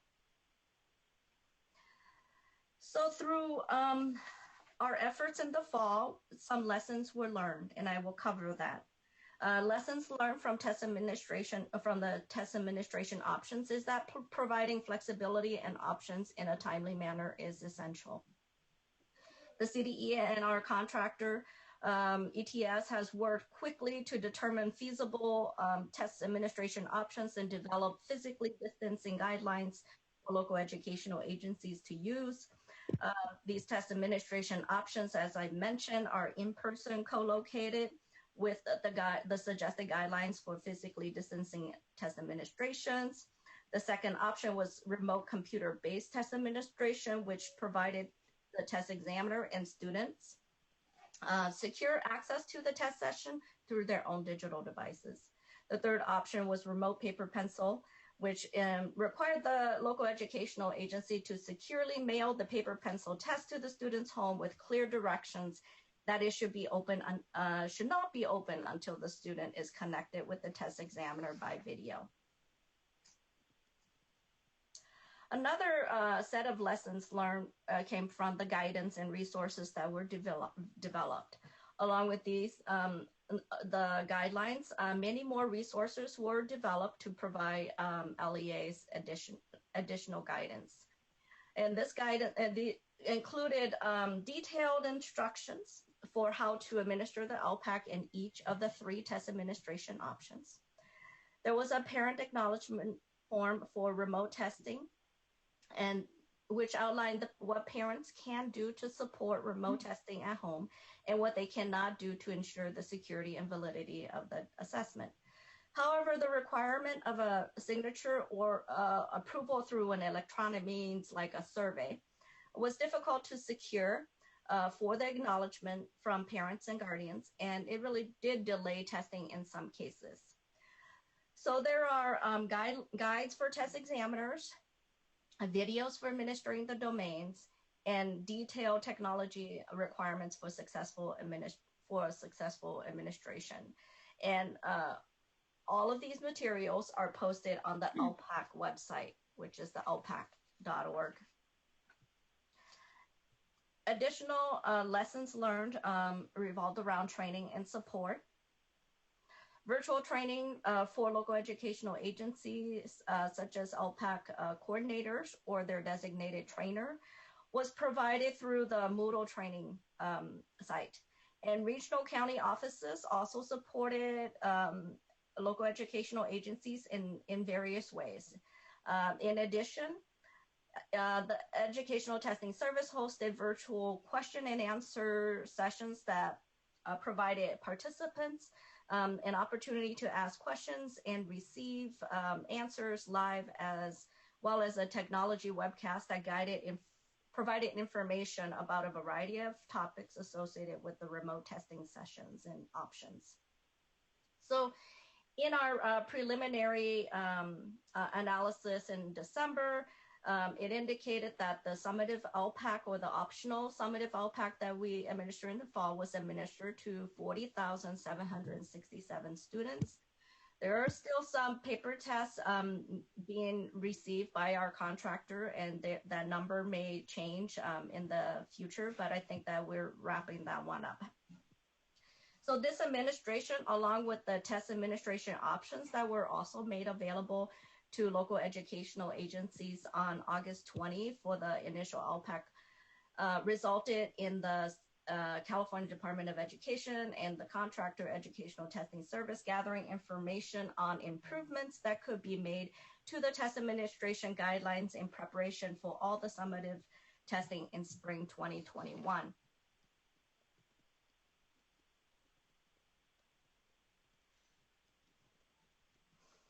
Another lesson learned was regarding the test administration itself or preparation for it. Test examiners were reluctant to sign the test security affidavit for remote administration due to fear of being held accountable for anything that happens in the students' homes. So we need to implement some changes there. And for students, one of the things is during test administration for a group session, 4 students per remote group test session was not sufficient. And the test delivery system should be configured to increase the number per session for spring. And also coordinating the delivery of secure K-2 student writing answer books for remote administration was difficult and not cost effective.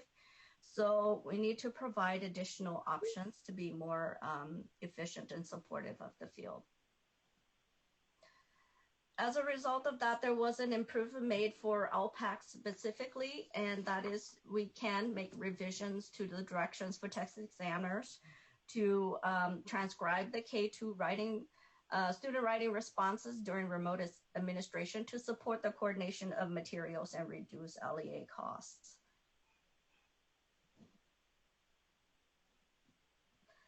Another improvement or other improvements that will benefit both LPAC and CAST are to provide guidance on the test security affidavit and update directions for test examiners in our test administration manuals. Regarding lessons learned for training, we've streamlined the content of our online training modules to provide comprehensive and efficient remote test administration training resources for educators in the distance learning context based on feedback that we've collected from educators. Training videos have been created to enhance online training content, and educators are now able to practice remote test administration by administering the practice tests using the new secure browser remotely. Although there are no limit to the number of students who can be part of a remote testing session, the CDE and ETS is recommending testing a maximum of 20 students per session to ensure test security. And this would enable our test examiners and test administrators to manage the remote session, monitor students, and address any questions that might arise.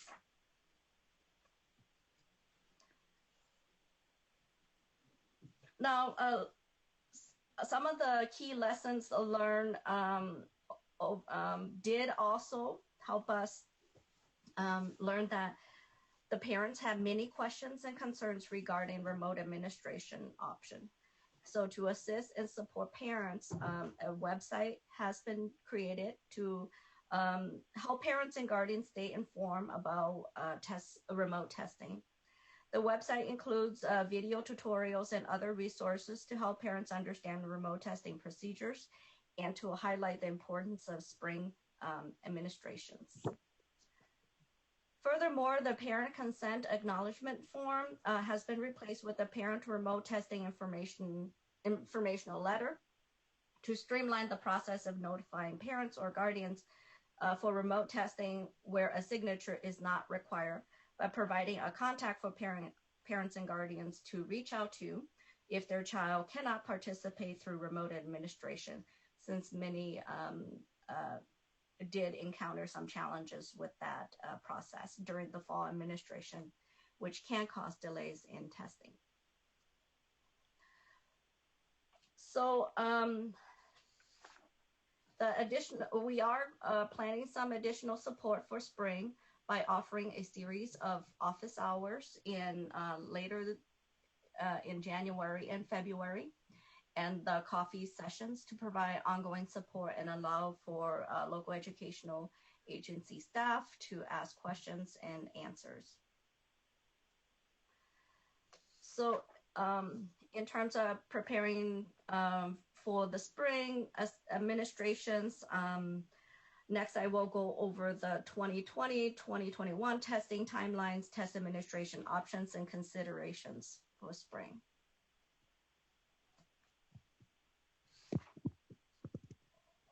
So this slide provides the initial and summative assessments timelines. The statewide testing windows are how we typically launch our assessment programs. One change this year is the CAST Smarter Balance summative assessments for English language arts and mathematics in order to change to the adjusted blueprints approved by the State Board of Education during the November meeting. These assessments will not launch until February 22nd. As provided in this table, our assessment our assessment system really operates year-round with minimal downtimes. Local educational agencies do select their own testing window within the available statewide testing window based on their instructional year or what has been determined. So all California, although we understand that although California has been preparing, adjusting, and learning how to administer assessments during this pandemic, we know that there are varying circumstances around the state, and for some, it will be very difficult to administer assessments if it is not safe to do so in person.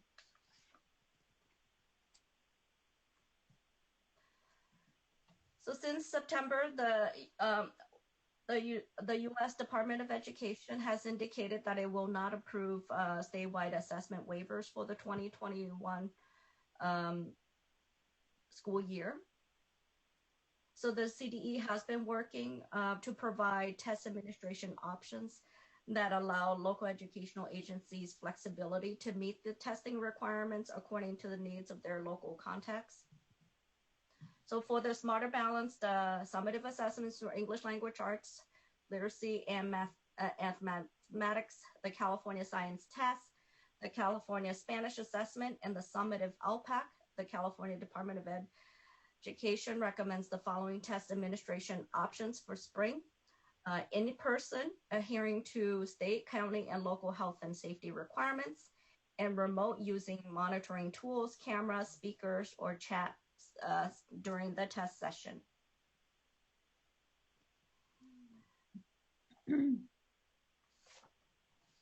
Of course, for the students with the most significant cognitive disabilities, identify as eligible to participate in the California alternate assessments, which includes the California alternate assessments for English language arts, math, science, or the alternate LPAC operational field test. Additional considerations are made or are being made since the California alternates are administered one-on-one by test examiners who are familiar with the student, including their preferred communication mode, their need for specialized accessibility resources such as manipulatives, and assistive technology supports related to identify medical and health issues.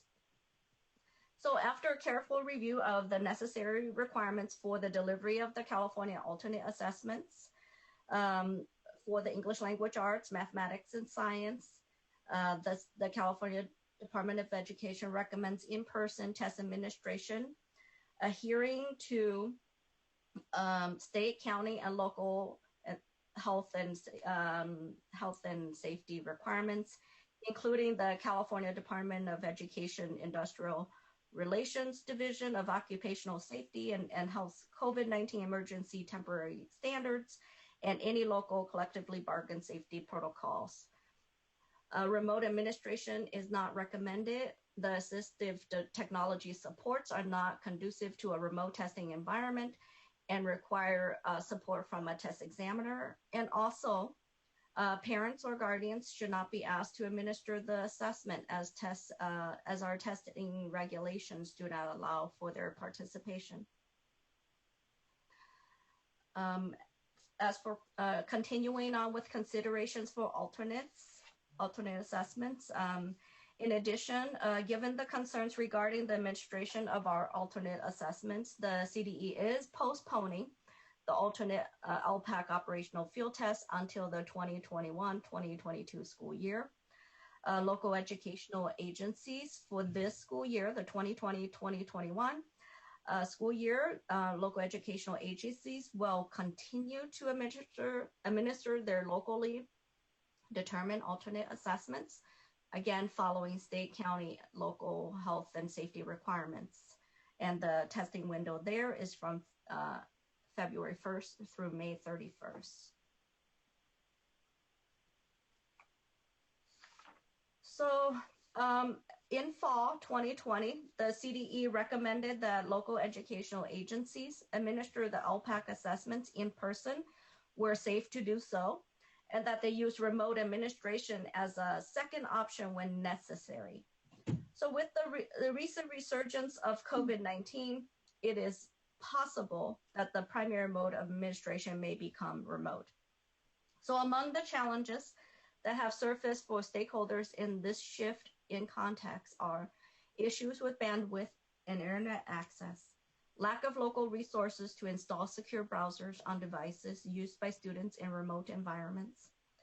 And during the fall LPAC administrations, we saw firsthand that challenges and difficulties, as previously mentioned, were there. And due to these challenges, questions have come about regarding the use of assessment data and the comparability of data to past years. And so the challenges identified for summative assessments are really not unique. With all the unknowns this year, we may not be able to fully implement summative assessments. As I stated in the November meeting, these multiple options can put us on the path to be able to collect as much information as possible during this very difficult year. So the summative testing window opened yesterday for some CASP assessments. The CDE will monitor the data from the summative assessments throughout the statewide testing window. And we do not know at this time what data would be available and would be cautious with any data interpretation or usage. And I want to remind us that the importance of having a comprehensive data collection system that includes assessments, along with multiple measures collected locally, can be used to inform decisions.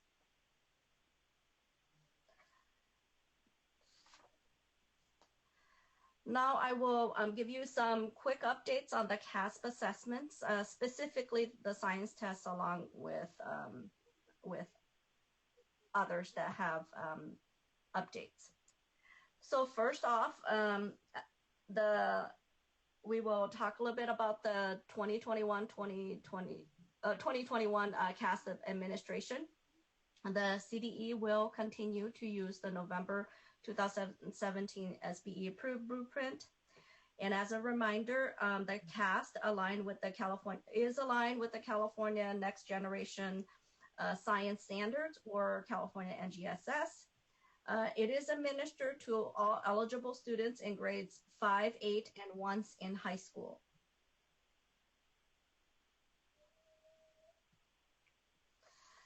Some additional updates along the way, we have been providing you some updates on the science resources. During 2 workshops in April and June of 2020, the CDE and the Sacramento County Office of Education worked on collaboration with the California science teachers and educational coaches from across the state to develop the 38 science formative assessment resources for elementary grades K through 5. And during these workshops, the participants did collaborate using a peer review process to create resources that included instructional differentiation by incorporating formative assessments and accessibility strategies. And there are 16 science resources that are currently available in the tools for teachers that California educators can access. And we are making plans to continue its work with the California science educators during the school year to develop additional science formative assessment resources for inclusion in the tools for teachers. So the CDE and Educational Testing Service will continue the development and work on the California alternate assessment for science. As part of these efforts, in March 2021, the CDE will convene, and our contractor will convene a virtual range achievement level descriptor meeting with California educators to review and provide feedback on the California alternate assessment for science grade level range achievement level descriptors in preparation for the August 2021 California alternate assessment for science standard setting meeting. So the range achievement level descriptors describe what students know and can do in science in each of the 3 achievement levels. Level 1 is limited understanding. Level 2 is foundational understanding, and level 3 is understanding of the science standards.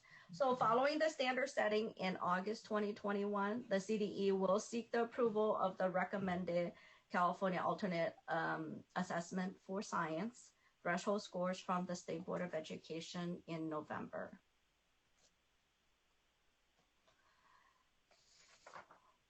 So to assist parents and guardians in understanding their child's California alternate assessment for science, there's some additions to our Starting Smarter site. The CDE has made available the Starting Smarter webpage, which can be found on our CASP Starting Smarter website.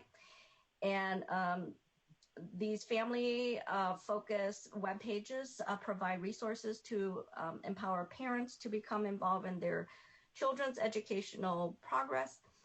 And parents and guardians can visit the websites to review a sample student score report, or SSR, to review examples of test questions, and to obtain a downloadable guide with suggestions on how to prepare for parent-teacher conferences, as well as access other helpful resources to support their child's learning at home. Another update is with the interim assessment hand scoring workshops. And these involve the Smarter Balance interim assessment items. They continue to be available. These workshops began in December and will be offered through April 2021 to local educational agency staff free of charge. There are 20 sessions being offered, 10 focusing on the hand scoring of English language arts items, and 10 focusing on mathematics. To accommodate different teacher schedules, 2 format options are being offered in this 4-hour workshop.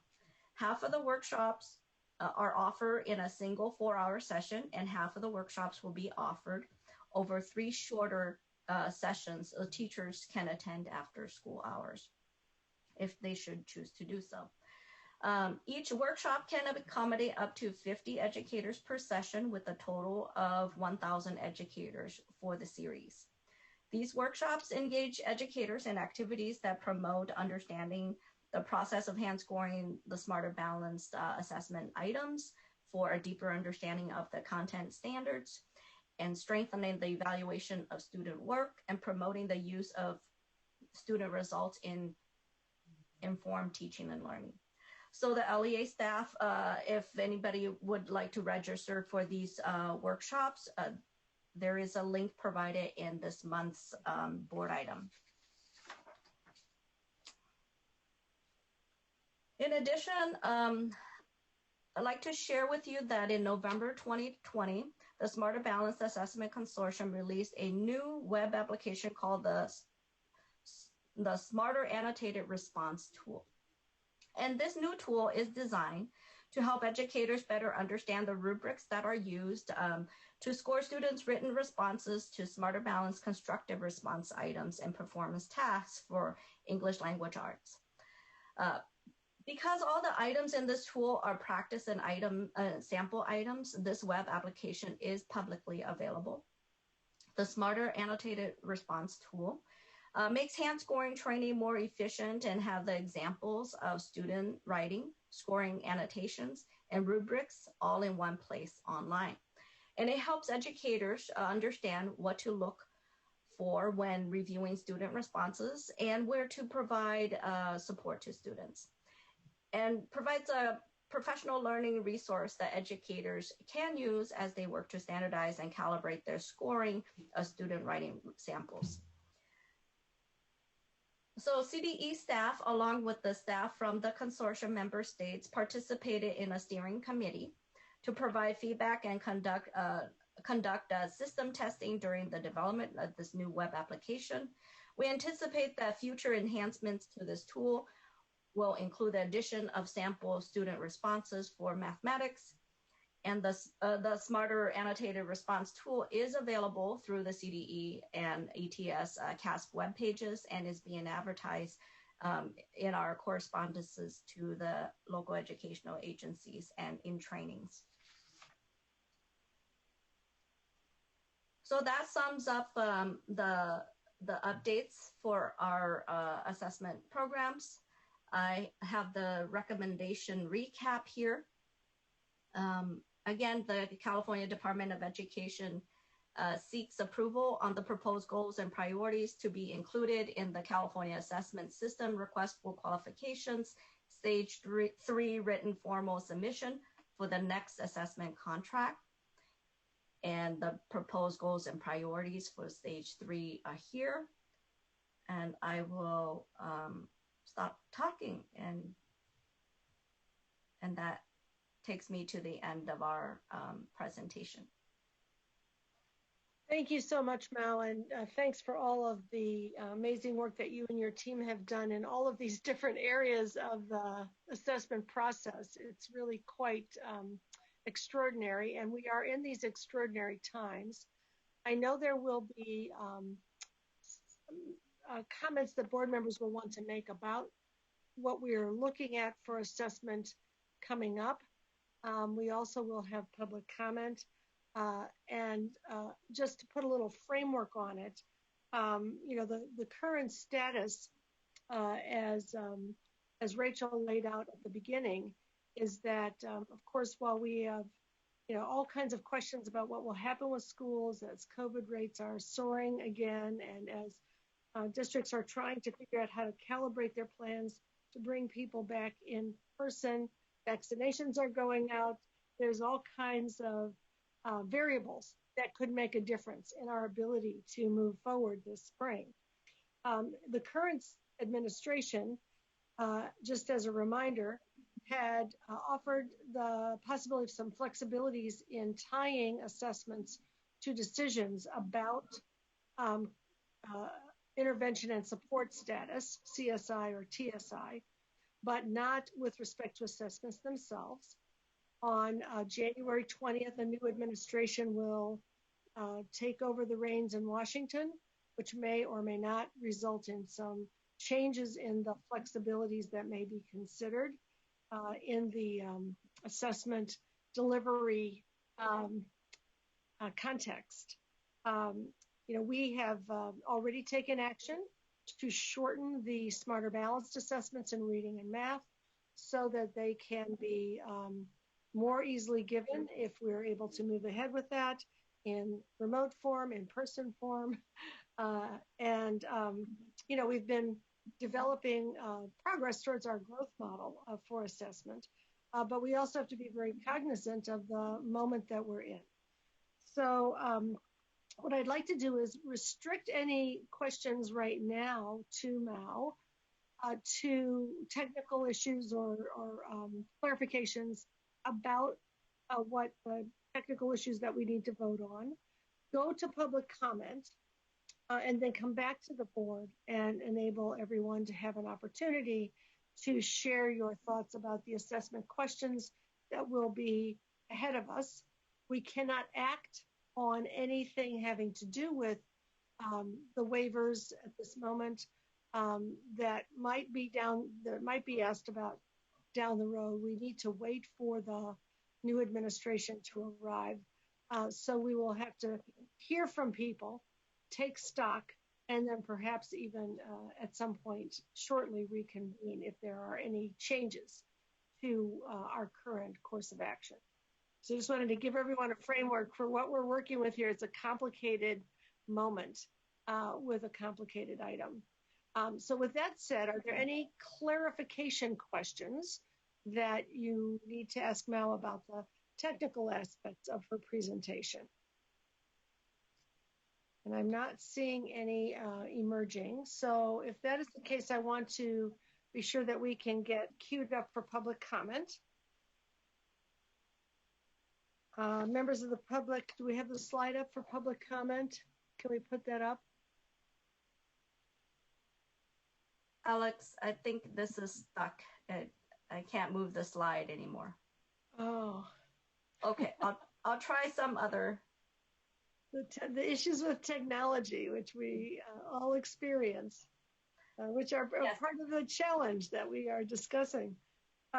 So I'm going to note that members of the public wishing to provide comment on this item may do so by calling 712-432-0075. I noted it. Is it coming up? There we go. Yes. Call the number on the slide and use the public access code that is there. And then while we're waiting for members of the public to call in, I'll ask Member Sun if she has some initial comments. We'll hear from the public, and then we'll come back for board discussion. Member Sun? Yes, thank you. Yeah, I had no clarifying questions, but I did want to just say that, I appreciate President Darling-Hammond's comments that we are working with many, many variables, and I appreciate Deputy Superintendent Maves and Director Mao for their work in this area and trying to provide as much support as possible for the field. At the same time, as a school administrator, my anxiety just rises when I start hearing about administering these assessments over this next few months. So I just want to make sure that the field understands that we are not tone deaf. We are working with many, many variables. And so we have to kind of work through this based on what we have right now. But I just wanted to assure that we are moving forward with the best intent possible in understanding what the field is going through and the logistics of administering assessments in these very unprecedented times. Thanks. Great. And with that, we'll turn to public comment. Do we have any public commenters? Yes, we do. We have quite a few people in the queue for public comment, and this is for item number 3. I will open up the phone lines now.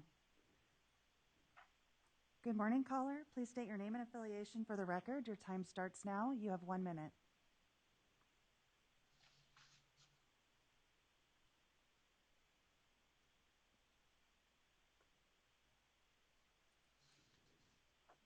Good morning. This is Andrea Ball on behalf of the Central Valley Education Coalition.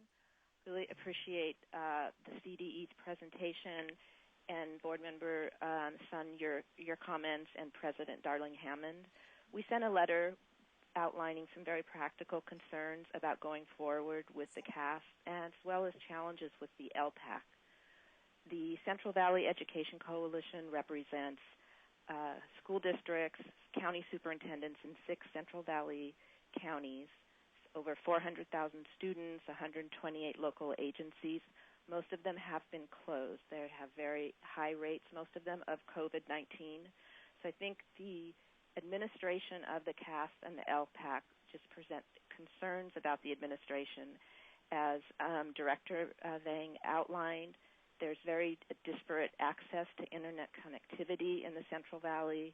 Also, accommodations for students are very challenging, and really worried about the utility of the information. Thank you so much. Thank you.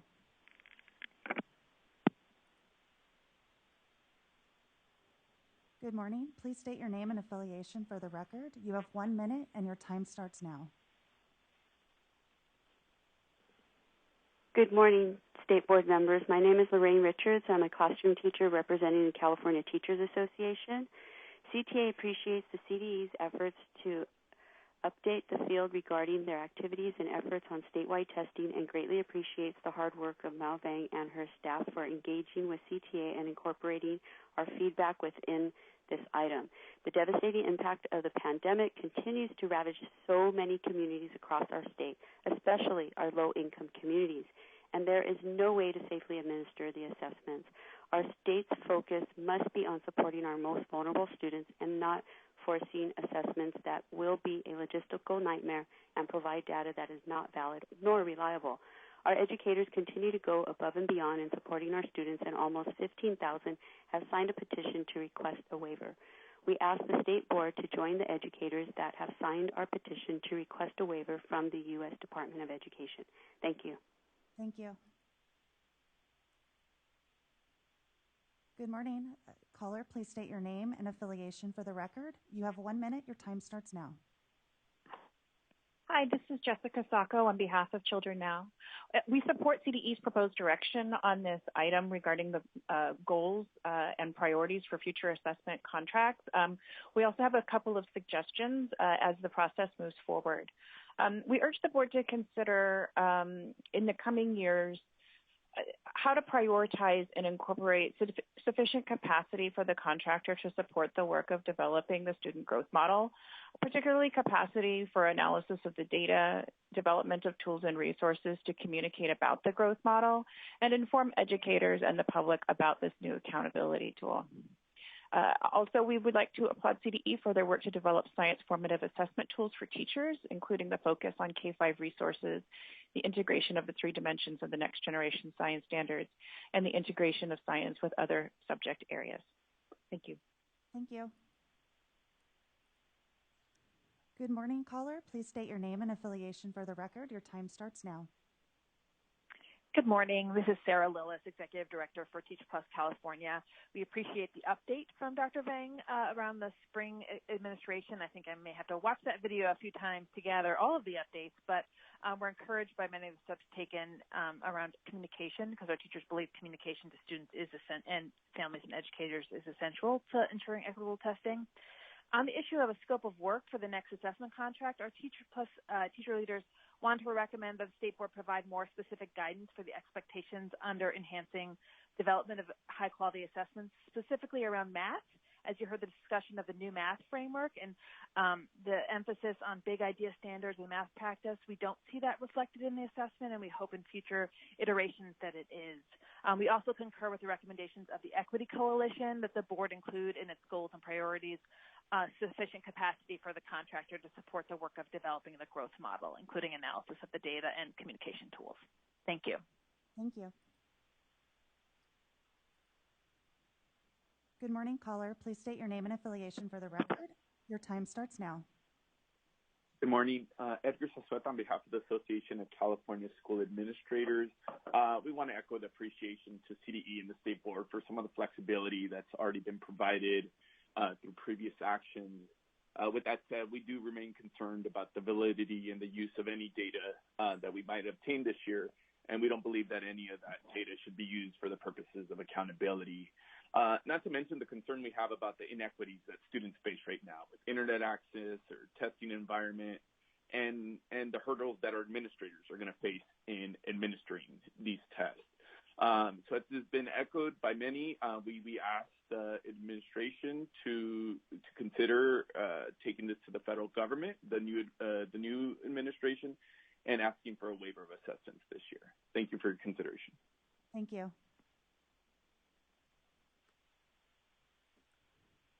Good morning. Please state your name and affiliation for the record. Your time starts now. You have 1 minute. This is Mary Perry from the California State PTA, and we want to first echo the appreciation for all the work that the department has done to adapt the CAS testing system to the current situation and provide the other assessment resources to support teaching and learning. But we also want to support the plan to conduct some kinds of assessments despite the challenges involved. The information gained from assessment should not be used for accountability. But we have a lot of potential to provide leaders, both locally and in the state, with some understanding of the impact this year has had on student learning and what needs to be done to address that impact. That's vital understanding for students, families, and educators going forward. Thank you. Thank you. Good morning. Please state your name and affiliation for the record. You have 1 minute. Your time starts now. Martha Zaragoza Diaz, representing the California Association for Bilingual Education and Californians Together. Now that the board is reviewing the scope of work from potential contractors for the next assessment contract, we believe it is perfect timing to enhance the California Spanish assessment and make it a priority as well. We recommend including constructed response writing items. These items will demonstrate EL's writing proficiency in their strongest language while developing proficiency in English. Develop the CSA so it parallels English language arts. There are 4 proficiency levels for the ELA assessment and only 3 for the CSA, which diminishes the opportunities to show growth by ELs. And lastly, enhance the number of test items to parallel California's language arts. There are fewer items on the CSA, therefore it doesn't allow for comparison of proficiency in English and Spanish for students developing biliterary skills. We believe these recommendations will strengthen the CSA and serve as a model primary language assessment for other states. Thank you. Thank you. Good morning. Please state your name and affiliation for the record. You have 1 minute. Your time starts now. Good morning. This is Liz Guillen with Public Advocates, also for the LCSS Equity Coalition. We support the direction that the department is going on these contracts. We have 2 goals and priorities we'd like to recommend. One is to expand the California Spanish assessment so that it includes performance tasks and provides support. We know that performance tasks contribute to our understanding of what students can do. So we believe that the state's goals around biliteracy also deserve a similar focus on the depth of understanding, and performance tasks should be part of the contract. The other recommendation is to ensure that the contractor can and will support the work of developing a growth model that includes analysis of the data and tools to communicate and educate the public about the growth model. Thank you. Thank you. Good morning. Please state your name and affiliation for the record. You have 1 minute. Your time starts now. Anne Runge, San Diego Unified School District. Good morning, and thank you for the honor to speak on behalf of San Diego Unified School District. We wish to extend our congratulations to our newly elected board president and vice president. I'm speaking today on behalf of Erica Simmons, the Director of Assessment Services, who's unable to make today's meeting. For our fall 2020 initial LPAC, San Diego Unified chose to administer assessments remotely to our 3,100 identified students. We are excited to announce that we were able to achieve a 97% completion rate, which is among the top in the state for a large urban school district. The remote process is allowing San Diego Unified to practice safety measures in relation to the COVID-19 pandemic. Teachers, staff, and students are afforded the opportunity to test remotely, and only when truly necessary, arrangements are made to test in person following strict COVID-19 protocols. The support of our office. Thank you. Good morning. Please state your name and affiliation for the record. You have 1 minute. Your time starts now. Good morning. I'm Marta Hernandez, representing Californians Together, and we are respectfully asking for the scope of work to include the augmentation of the California Spanish assessment to develop a robust assessment measure comparable to our English assessments. Also, after meeting with district English learner coordinators this week, they are reporting that administration of the summative LPAC is very challenging for a variety of reasons. Parents are having problems downloading the secure browser. The district iOS systems need to be updated to handle the LPAC. iPads need to be reconfigured to be able to handle the LPAC, requiring students to return all the devices in order to reconfigure. So we endorse any and all efforts to encourage the next administration to waive the administration of the summative LPAC for 2021. Thank you. Thank you. Good morning. Please state your name and affiliation for the record. You have 1 minute. Your time starts now.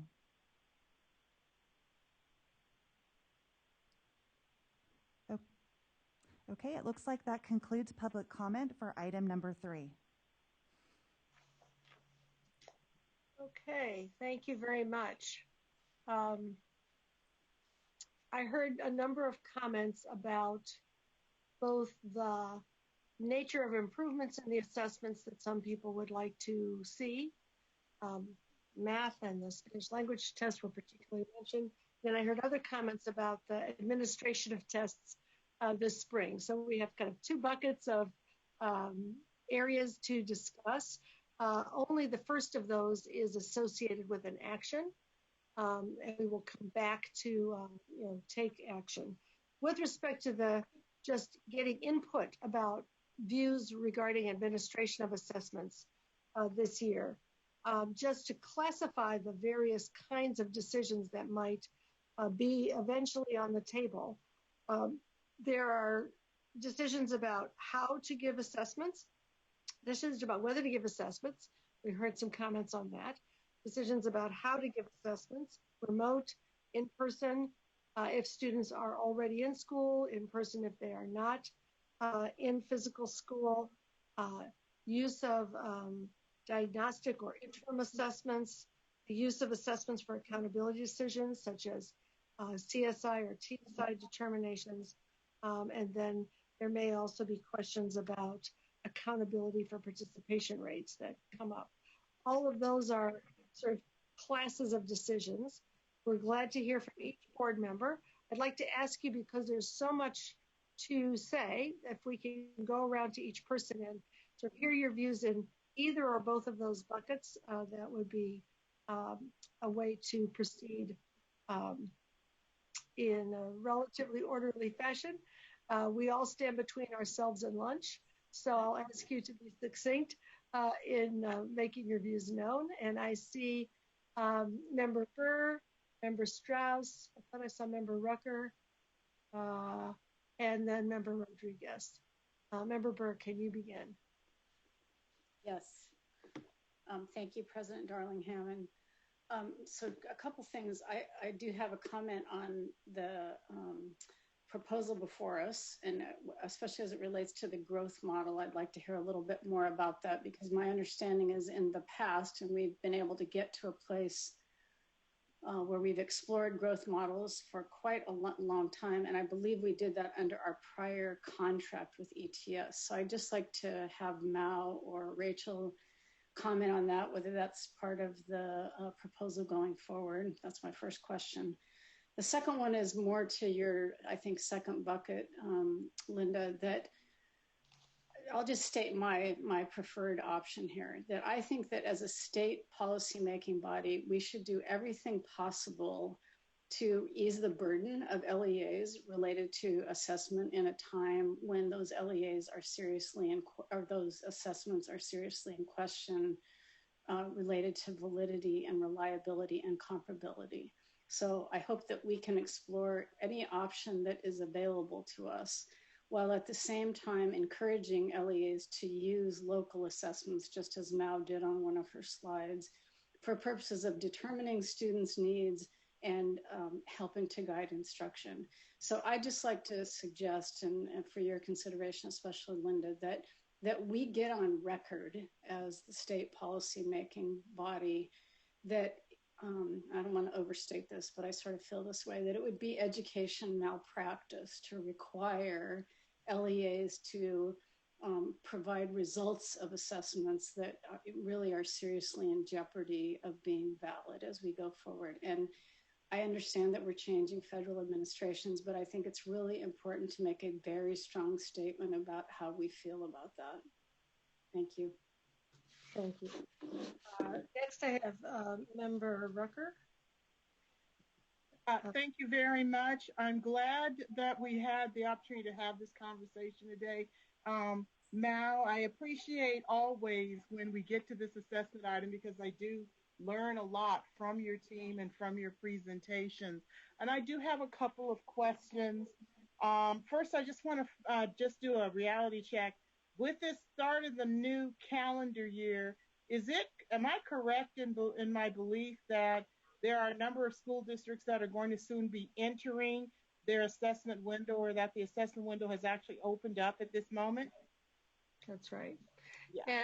And let me just, the question of assessment window, if I could just make the point that our statewide assessment window goes until July 15th, but right now is within the formal school year of any given district. Some schools do go on a year-round schedule. One of the things we can also be thinking about is extending the timeline. So just to go ahead with that thought, go ahead, Member Record. And you actually read my mind. That was going to be something I was going to ask about, especially given the information that was presented concerning some of the technology challenges. It might be worthwhile to consider doing that extension. I had the opportunity to listen in on a couple of different school board meetings that were cast virtually as we're doing our state board meeting. And some of them did raise concerns both by their assessment coordinators, but also by their district EL coordinators, that there really are some problems with the LPAC technology. Some districts actually do need to update their systems and their iPads, as was pointed out by the speaker from Californians Together. And that's some of those logistical nuts and bolts that are going to take time to figure out, that's going to interfere with the timelines that they're up against. So I think that's something worth considering. And I don't believe that's actually something that requires action from the board to do, but rather work the department can undertake in the work that they're doing with districts already. So I would just like to ask you to consider how to do that. And then to the point that Dr. Darling Hammond made in her opening remarks, that we need to take this opportunity that we're in the midst of this pandemic and in the midst of looking at the work that schools are attempting to do. I think there's an opportunity that's probably being missed in our conversations about accountability, about assessment and testing in the COVID era. While it's important for us to think about the term and the concerns about learning loss, I think the message frame can be improved, not only to think about learning loss or disengaged students, but also to think about what are the indicators of accountability that we need to be rethinking about or reframing. Because we understand the achievement gap and the purpose of our statewide assessments for documenting the performance of students on getting to those targeted goals. I really appreciated when we talked about the distance learning guide, when the English language arts frame was presented and those targeted goals were identified. The COVID era has really pointed out that there's more to look at and talk about in this COVID era than just thinking about the disparities in achievement among student subgroups. I think this is an opportunity for us to take a look at what else our accountability dashboard is telling us in the indicators about disparities beyond disparities in academic readiness. Because we can also get information about engagement in what's told to us about attendance and absenteeism. We get information about the performance of students in their coursework and what those disparities are, the success they're having in gaining access to their classes and using the technology successfully in accumulating credits, whether the credits are graded or not graded, the disparities in the performance on teacher-made or course assessments. We have to think about also what are the disparities in access and enrollment to coursework. That's the reason why I made the point that the focus of the guidance on English language arts and math often means, particularly for students of color, that there's a loss of focus for the balance of curriculum. So there's an opportunity for us to also look at accountability in regard to disparities in access. So if we take this opportunity to think about what we're looking for as we go forward to implement and think about our accountability system, whether there's a waiver or not, there's an opportunity to expand or reframe the conversation about accountability to look at the other indicators of achievement as well as the other indicators of gaps in performance, particularly to put the focus on what the root causes of those disparities are and to try to look at ways to document that. Thank you. Thank you.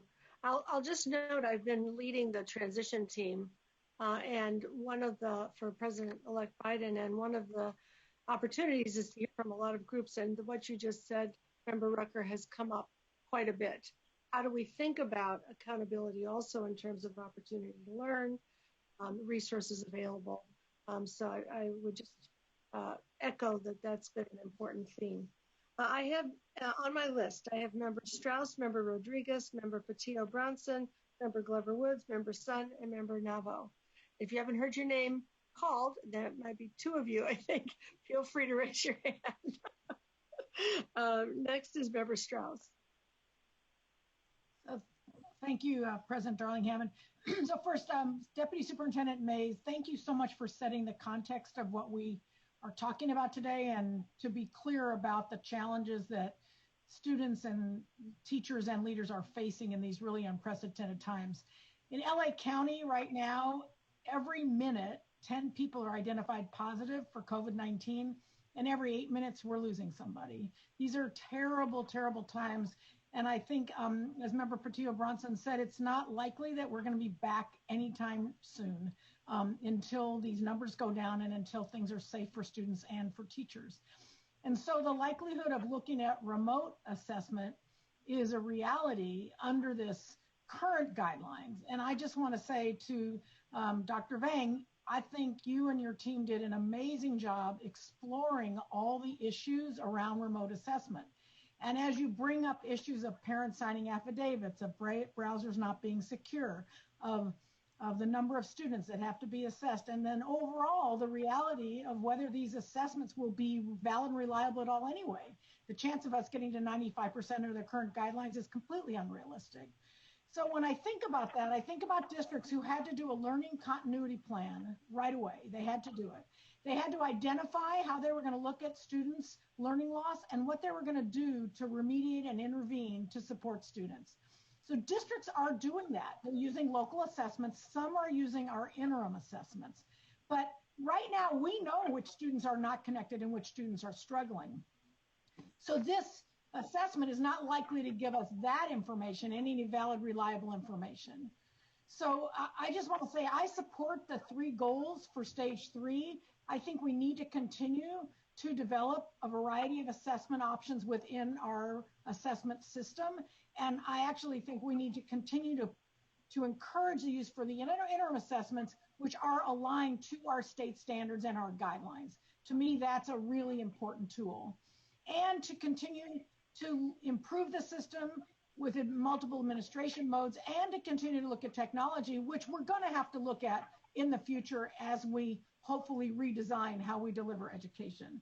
But when I think about what the challenges are going forward, let me say, while I support these goals for stage 3, which is the only item right now, I believe we as a board must signal, as Member Burr said, that we want to go forward with a waiver given options as the administration begins to change after January 20th. And I think the issue is around when we assess, how we assess, the percentage of participation. But the reality is for this spring, I would rather see districts continue with their learning continuity plan, continue with the assessments they're using, and provide intervention for students who are struggling. I appreciate the governor's proposal for additional extended school year and additional time, which we know we're going to need. But I don't think that we're going to have, other than an exercise of futility. And this, I don't think spring administration with remote learning is going to be an effective tool other than in frustration.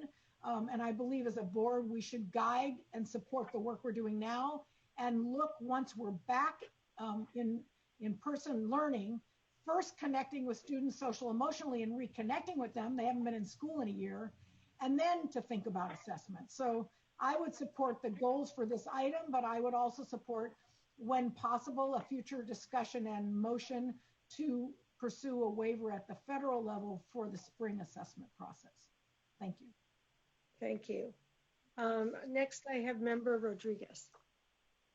Thank you. Good morning. And I would like to echo what has just been said exactly in those words, assessments. You know, I believe, are for information. And right now, a lot of the information that we already know is that our students are experiencing loss for the reasons that Member Rucker mentioned. Right, a lot of it is socioeconomic and access. The information that we could garner from any assessments that are given, whether it's at a district level, would be about how we can intervene and support our students now that we're learning digitally or when we're back in person. As of this morning, Imperial County, where I'm seated, has a 39% COVID positivity rate. And, it's a very small county, but the numbers are very similar to Los Angeles County. And so we're having a devastating effect on our students' social and emotional well-being. And teachers in my district in particular have reached out to me about this item because they, are concerned, like many members of CTA, many teachers in the classroom, about the administration of the test and the effect that it would have on our students. And I have said, if we can get information that we can use so that we can support our students when we're back in the classroom, then that would be wonderful. But like everybody else, I'm in support of a waiver, in pursuing that route. And then, of course, if we don't get the waiver, to make sure that the assessment results are used for information, perhaps for funding, so that we can support our students once we return to class. And I also spoke to students, and I asked them, what they thought about testing, and the thought was just so overwhelming to them. So, hearing from a lot of our different stakeholders, people have reached out to me, and I've contacted colleagues that I feel comfortable getting the honest truth from them. So that's one thing on the testing. Again, I'll just reiterate that I'm in support of a waiver from the federal government if that can happen. And then with regard to the second bucket, or which may have been the first bucket, I want to also acknowledge CalTOG's letter and some of the comments made regarding the CSA and how much I would like, as a person who's bilingual and biliterate, and completely support these efforts for the CSA to make sure that when we contract with somebody who will be creating the new contractor for these assessments, that there are the constructed response writing items, and that it mirrors the English language arts assessment. I think that's something that's very important for us to move forward with. Thank you. Thank you. Member Patillo-Brownson. I also want to join in thanks to Dr. Vang and Dr. Maves for providing the context and also some of the updates as to what some of the training opportunities and resources that have been made available online and through virtual formats to help people get up to speed with remote testing procedures, which as Board Member Strauss was saying, I think is a very much the highest likelihood of what would happen, certainly in LA County in the future, but many other counties that are in the purple right now. I am really, I think, struck by the data that we saw from some of the parent polls in the fall, and I'm thinking of the EdTrust West poll of parents around the state. And it's more than 2/3 of students' parents around the state that are saying that they still want the data about how their children are performing, and also wanting to know whether their kids are meeting the expectations that we have set out for them. I don't think that has changed. And although there are stressors, there are also mechanisms by which some of this testing actually can be very centering and focusing for students. We heard a lot of accounts here in Los Angeles around the idea that when there was guaranteed grades to be held harmless, a lot of students were less motivated and were not as focused on it. And as the return to grades in the more normal format came back, students actually focused in a different way. I think some of the comments around this idea that we already know that there's learning loss, I think it is true. And what the specter of testing offers is to give us a much clearer view of the degree to which learning loss is not consistent. It is not uniform. And to know where it is most acute and be able to have the capacity to pinpoint that and address it in the future, I think is a valuable tool that we should not give up on. I'm also, I think, encouraged to hear about the potential for an extended testing timeline as we're looking at the July 15th timeframe. And if the state budget goes forward with this idea of an extended school year, that also creates additional flexibility to be able to make sure that we're not making any sweeping generalizations about the degree to which learning loss is uniform and a California-wide problem, and also sweeping under the carpet the degree to which it's much more acute in some neighborhoods, in some schools, in some communities, and our policymakers need to know that exactly in order to actually be able to solve for it in the future. Thank you. Member Glover Woods. Thank you, President Darling-Hammond, and I'll be very succinct in my comments. I agree with all of the comments that have been made by my fellow board members. First, in regards to the item that's in front of us for action, I do support those proposed goals that have been outlined. I would just encourage that as exploration is being done, that we make sure that we are emphasizing really the further development of all aspects of our California assessment system, inclusive of our California Spanish assessment, to ensure that there is the same robust type of information and opportunities for students to perform their knowledge on that assessment as on some of the others. As it relates to test administration for the spring, I can again just say ditto, ditto, ditto. I'm in full support of moving forward for a waiver when it is the time to do so. The reality in the field is that bringing students back on campus in many of our districts across the state is just not a doable thing. We've already heard a lot of the issues around trying to deliver the assessment remotely. That could be an opportunity for some, but again, might be extremely challenging in other areas.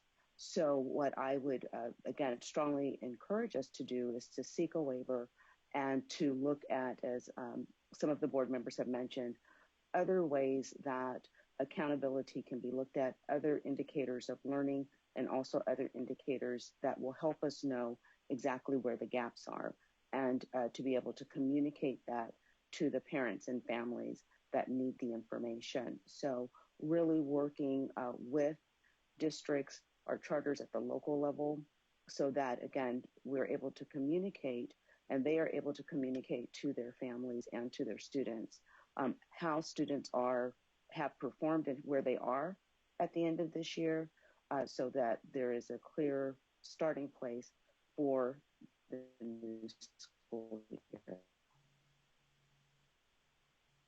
Thank you. Member Sun. Thank you. Yeah, I'm going to be parroting some of what my colleagues have said. You know, I agree. It would be untenable to administer a statewide assessment this spring, irrespective of all the validity, reliability questions that we have. So I would also support seeking a waiver when and if that option comes before us. At the same time, I have to tell you, I feel a sense that I feel like it would be irresponsible of us not to have some sort of a baseline, a sense of how our students are doing coming out of this pandemic and going into next year. And, with inspired by the words of President Darling Hammond at the beginning of this meeting about how we can look at things differently, I wonder if there may be a way that we do some kind of administration without accountability, and just to get a sense of baseline in the fall of the next school year. And if that might be something that we can be worked in, where we have some consistency. And while I know we have the interim assessments and we have the schools and districts are using local assessments for these diagnostics, I feel that we have a responsibility to get a pulse, statewide pulse, on what is happening with learning and where students are right now. And I can't imagine us not waiting until the following spring, until spring of next year. So kind of looking at being creative, not always just doing things that we've always had. We've never done any kind of a baseline in a fall, but perhaps that might be something we want to consider and look into or explore. Thank you. Thank you. Member Nava. Yeah, I just appreciate my fellow board members and their thoughtful comments, and to the extent that I can offer something for food for thought here, I will. On the first item, Mal and Rachel, I really appreciate the hard work that you have done, and I agree with our fellow comments around the growth model and the CSA opportunities, should they, to the extent that they exist. I think those might be very beneficial to pursue. On the second item, regarding whether or not we test, to the extent we're talking about something we actually can control here, it seems to me that it's one of three options. One is you request the waiver and you go without test, and you run the risk of the ed saying no, at which point districts will hold back, hoping for the waiver.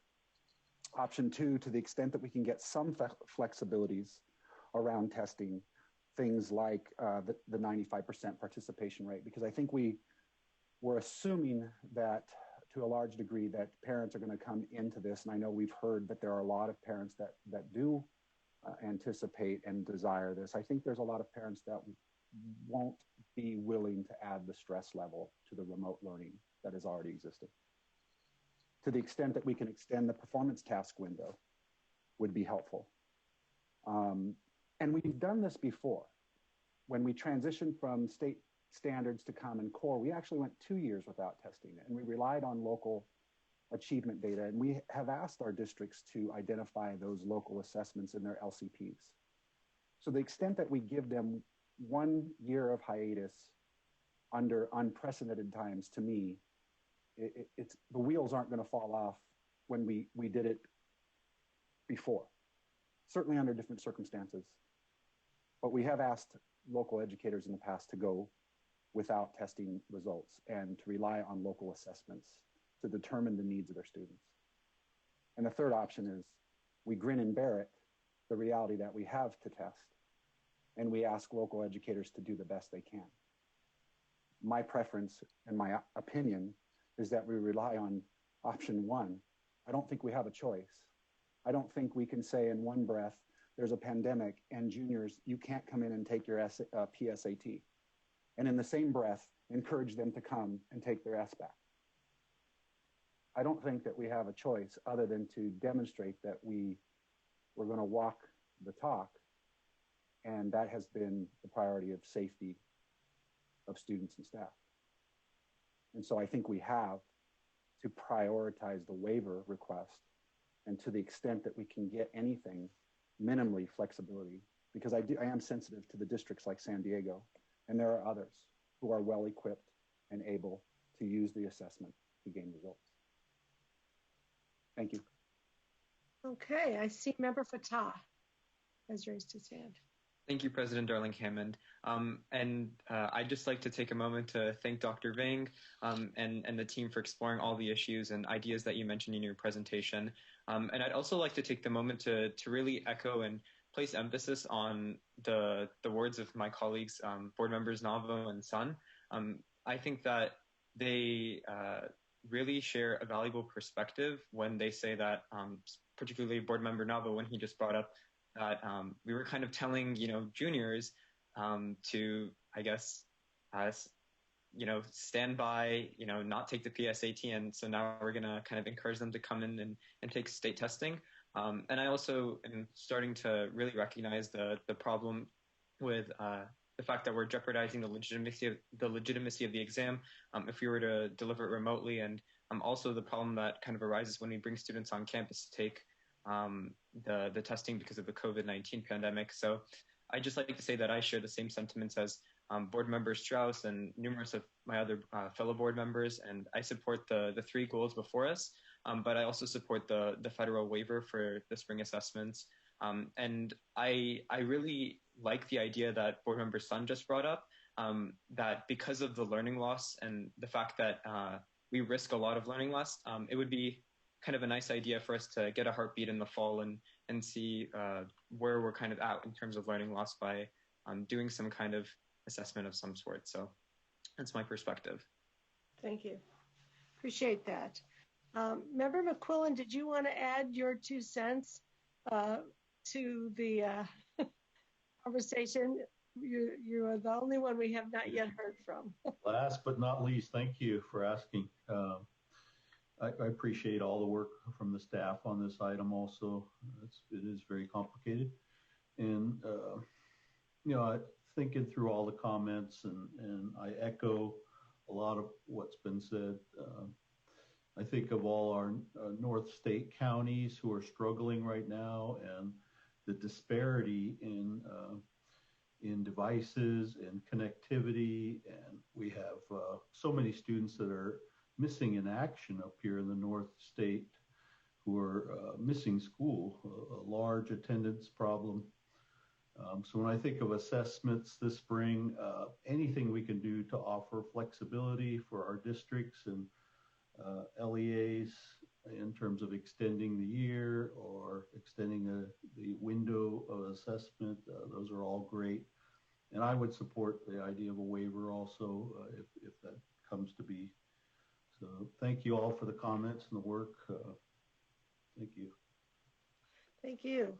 I'm going to take a moment to sort of sum up and see if we can move towards our motion. What I hear in common across the board is, a concern for safety and a concern for focusing on student needs and knowing what our students know and can do, even if that means we rely on formative and diagnostic tools in some cases, or move the assessment window out further, such that we actually wait till it's safe to have students in school and bring them back perhaps even in the fall. There are some states that, and I think of Connecticut, where our incoming secretary is from, used to do their assessments in the fall for the purpose of knowing how kids are doing before the school year begins. So there are ways to think about the options, both in terms of the nature of the assessments. We did ask in our continuity plans for everyone to do diagnostic or formative assessments, and that may give the information to parents and district and teachers that helps them move forward. It's actually the only way we can measure learning loss right now, because we didn't give the summative assessment last year. So the summative assessment won't tell us much about learning loss. The formative and diagnostic tools may. So we may need to think flexibly about the kinds of assessment while wanting to focus on student needs and safety at the same time. We may need to think flexibly about the timelines for assessment. And I hear a resounding view that we should be cognizant of the situation that we're in right now, and the high levels of COVID rates in many parts of the state, and be mindful that we not conduct business as usual in this context, even while we're looking at flexibilities that may allow us to know how our students are doing. And so I think we're going to have to take stock of all of that and what the incoming administration invites in terms of waivers. There is already an invitation to disconnect accountability decisions for CSI and TSI from any assessments. The current administration has made that clear that that's a requestable waiver. So I hear a lot of support for that, and then we will see what the other possibilities may be. And so I want to now focus us on the item that we need to vote on. What we need to vote on is the CDE recommendation that's still up on Director Vang's slide around the enhancing the development and administration of high quality assessments, summative interim informative, improve the robust assessment system, and explore and advance technology solutions. I think we heard a lot of statements about how the board's view of improving assessments includes performance tests and constructed response items, and that really give a sense of how kids are thinking and performing, and includes following the work that we're doing to get at things like big ideas in mathematics and so on. So I think we got a sense of the board's views about what improvement might consist of. Do we have a motion for the recommendations? Member Sun, thank you. I'd be happy to move the CDE's recommendation on the proposed goals and priorities for stage 3. All right, and do we have a second? Second. Thank you very much. Is there any further discussion? All right, I think we need to take a roll call vote. Brooks, can you call our roll? Member Sun. Aye. Vice President Strauss. Aye. Member Rucker. Yes, absolutely. Member Rodriguez. Yes. Member Patil-Brownson. Yes. Member Navo. Yes. Member McQuillan. Yes. Member Glover Woods. Yes. Member Fatah. Yes. President Darling Hammond. Yes. Member Burr. Aye. The motion passes unanimously. Thank you, and thank you, Mao, for all of the good work, the good presentation, and for your stamina. And we're now coming up on the noon hours. So I think what we ought to do is take our break for lunch from now till 12:30. I will let you know that we are a little behind where we thought we might be at this point. So we're going to try to be very efficient this afternoon so we can catch up toward our goal. All right, very good. We'll see you back at 12:30. Please turn your microphone and your camera off, but do not leave the room, the virtual room. You can leave your actual room. Thank you.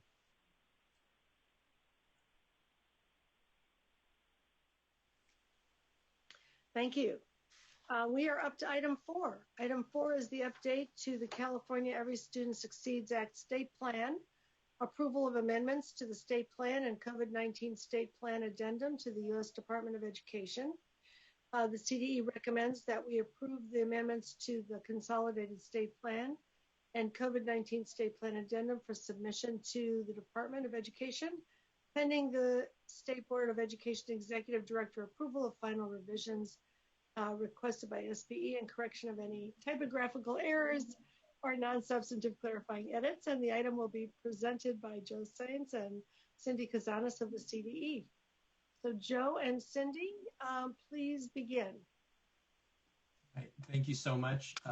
Good afternoon, State Board members. My name is Joe Sainz, for those of you who don't know me, and I'm the Federal Policy Liaison for the California Department of Education. Today, myself, along with Cindy Kazanis, Director of the Analysis, Measurement, and Accountability Reporting Division, will be presenting item 4, the update to the California's Every Student Succeeds Act state plan, approval of the amendments to the state plan, and COVID-19 state plan addendum to the U.S. Department of Education.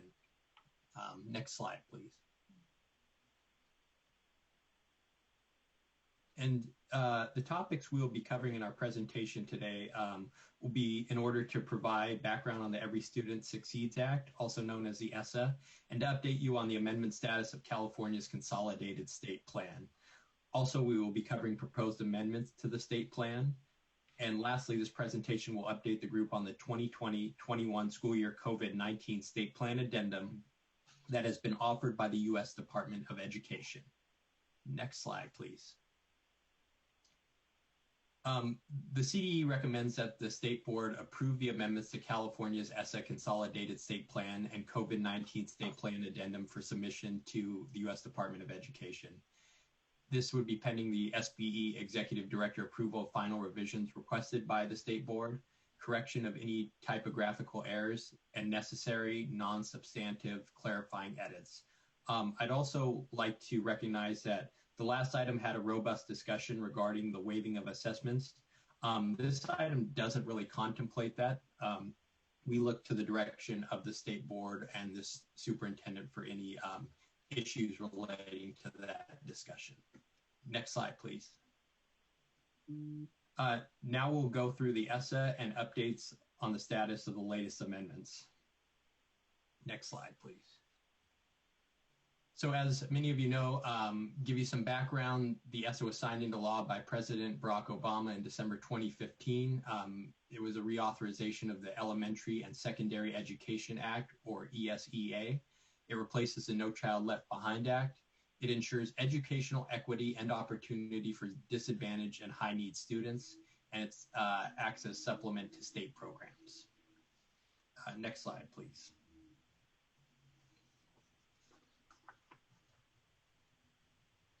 In January 2020, the State Board approved the adoption of the following amendments to the ESSA State Plan, which reflect the Board's action in 2019 and technical edits to the plan. This includes the following: updating the long-term goal and revised status cut scores for the graduation rate indicator, approve the methodology for using the English Learner Progress Indicator, or ELPI, for school identification. Next slide, please. Additionally, it approved status cut scores for the ELPI, clarified the definitions of ineffective teacher and out-of-field teacher. It raised the low graduation threshold to below 68%. It refined a combined, also known as an extended rate, 4- and 5-year graduation rate for the graduation rate indicator, and reinserted the academic indicator state-level data by student group tables. So now I will pass the presentation to Cindy to talk more about the state plan amendments and timeline.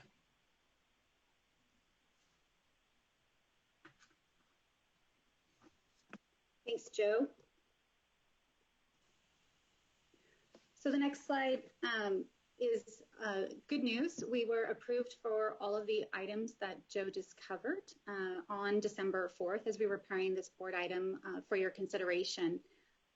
Additionally, in that letter, the U.S. Department of Education approved additional time for the CDE to provide data related to educator equity for California's ESSA Consolidated State Plan.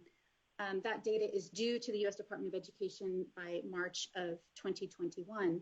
And just as an aside, the CDE continues to work actively with our partners,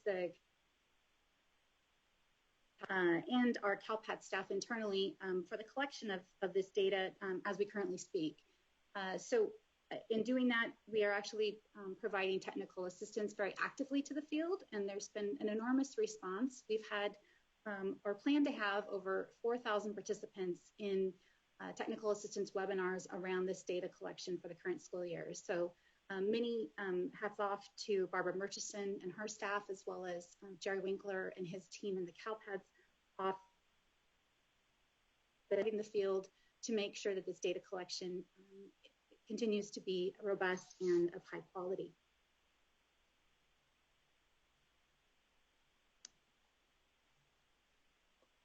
Additionally, we received a letter from the U.S. Department of Education back in October, going backwards, which is unrelated to the amendments that were approved, but rather really delved into our dashboard alternative school status. And you all heard a lot about that program this past board meeting in November, where we had some robust conversations about the value added that we've done in California for our accountability system for our most high need students, our alternative school students.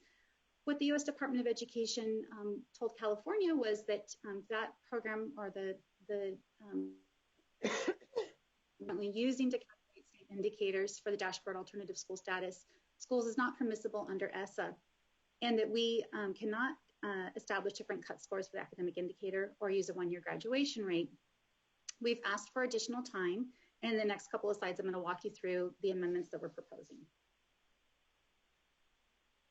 So there are four different attachments to this item. The first attachment and the third attachment relate to the ESSA Consolidated State Plan proposed amendments. So specifically, as you saw in the abbreviated version for attachment 1, for the dashboard alternative school status, we are asking for permission to use this indicator. We have not in the past formally placed this in our ESSA state plan, and so this now puts it in the ESSA state plan. We also are asking not only for the academic indicator modified methods to be approved, but the graduation rate indicator modified methods to be approved as well. So you'll see those edits in attachment 3 in that 166-page document that we have to place and track changes to send to the U.S. Department of Education as the amendments are submitted. Additionally, as you're going to hear in the next couple of slides about the COVID state plan addendum, we are required, which we are moving forward with, and asking for relief from identification of schools. This piece, unlike the other piece that you're going to hear about related to the college career indicator, has to be updated, or we have to submit an updated state plan to them. So we are trying to sort of deal with both issues at once. And in doing the amendment to the state plan, you'll also see the language in there that describes our timeline changes for school identification as part of that COVID-19 state plan addendum process. And with that, I'm going to turn it back over to Joe. Oh, sorry, this is still my part. So in walking through, actually, Joe, you're picking this up, right?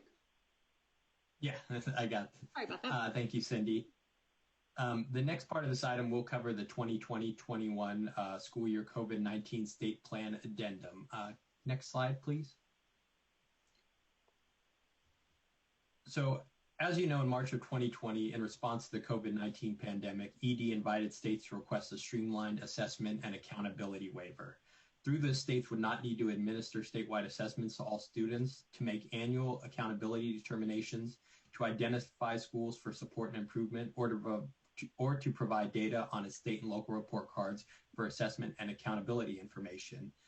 We worked to get this submitted. So on March 26, Superintendent Thurmond and State Board President Darling Hammond submitted on behalf of the CDE and SBE the assessment and accountability waiver.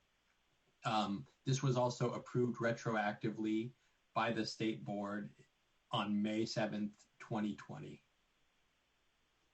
And I think we just lost Cindy, so just a moment.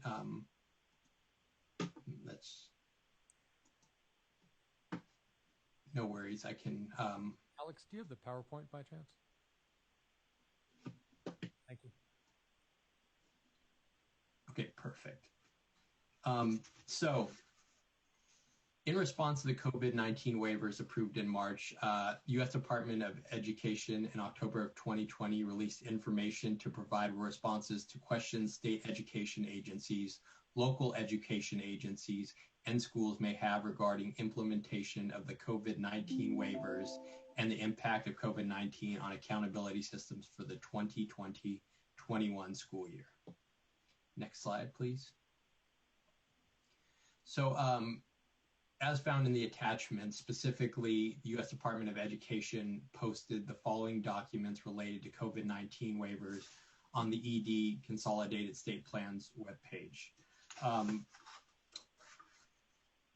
This was the state plan addendum template for 2020-2021, and also a draft of FAQs titled Impact of COVID-19 on Accountability System Required under the ESEA. So the deadline for this state plan addendum is February 1st, 2021.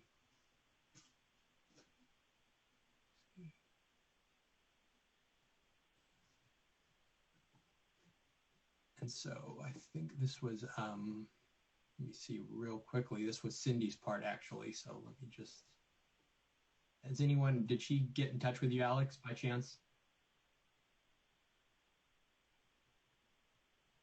No. She is having technology problems at her house, and they're trying to fix those. Okay. But we've read the item, and so if you want to just kind of walk us through the slides, I think that would be yeah, that's fine. I can do that. I just wanted to give her a chance. You know, these technology pops back in. Yeah, I was less worried about her falling off than my dog barking or something like that. So I can keep going. So the revisions to the state plan that can be submitted through the streamlined COVID process. So the state indicators that are impacted by not having this data will only impact the accountability system for the 2020-21 school year, and or accountability determinations and or school identifications in fall of 2021. So we do intend to submit this for the college career indicator. So it's important to note too, we're only taking advantage of a portion of this addendum. Next slide, please. So looking at the school dashboard and reporting of the college career indicator. So we recommend that the CCI not be reported on the 2021 dashboard. This is because our graduates will not have the grade 11 California assessment of student performance and progress results due to the suspension of testing in March of 2020, one of the key measures of the CCI. Since all indicators are equally weighted in the dashboard, no other changes are proposed as a result. And this is a one-time change and only applies for the 2021 school year. And I think Cindy might be back. Hello. Sorry about that. Yes. Just to add a couple of notes to what I think Joe's already covered. For the college career indicator, while we may not be able to, let me turn on my video, while we may not be able to report out on it this coming year, we are contemplating and we are committed to exploring how we can report out on some of the measures that I think, as Member Rucker mentioned in the prior item, that districts have been spending a lot of time investing in, like what kind of access to courses do, in completion of courses, certain courses do students have, completion or successful taking of an AP exam.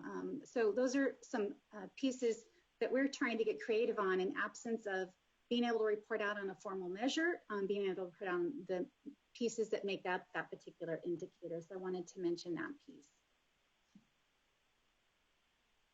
Next slide. So as far as the revision timeline, or rather the timeline revisions for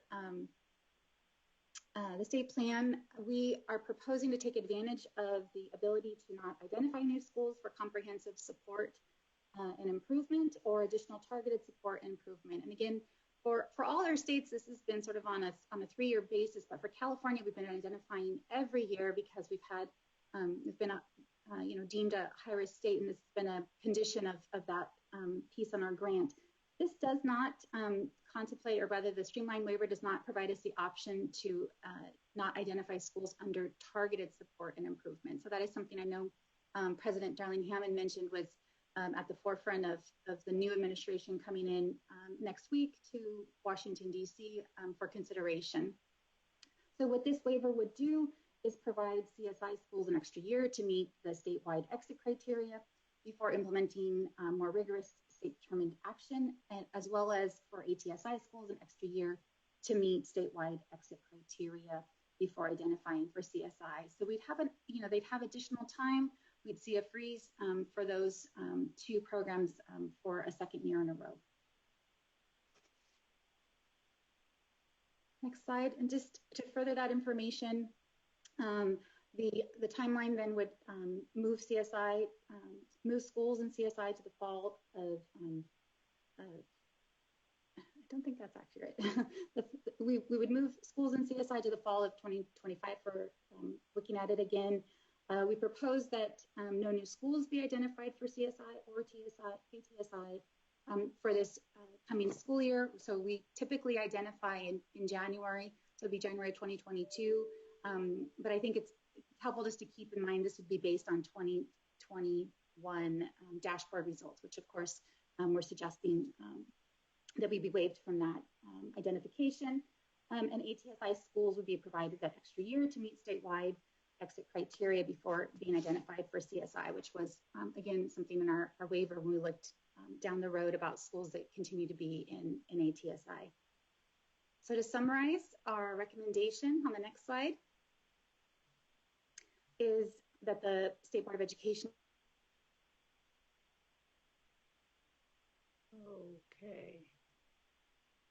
addendum for submission to the U.S. Department of Education, pending the State Board of Education Executive Director approval of final revisions requested by the SBE and corrections of any typographical errors and necessary non-substantive clarifying edits.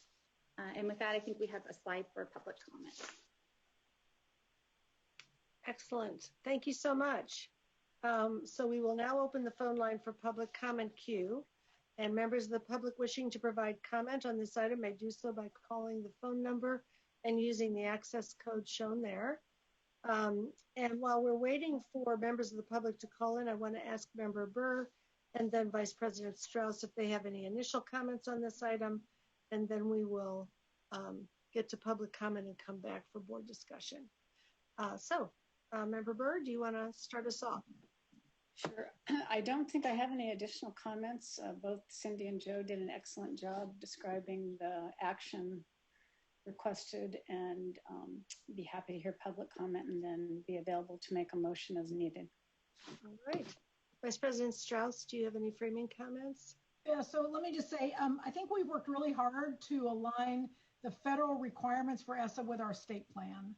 And as we've done thoughtful work, sometimes ED says it doesn't quite fit, so then we ask for a waiver, and we try to make the system fit, and I think it really is aligned to what we identify in California and what our stakeholder input has agreed to.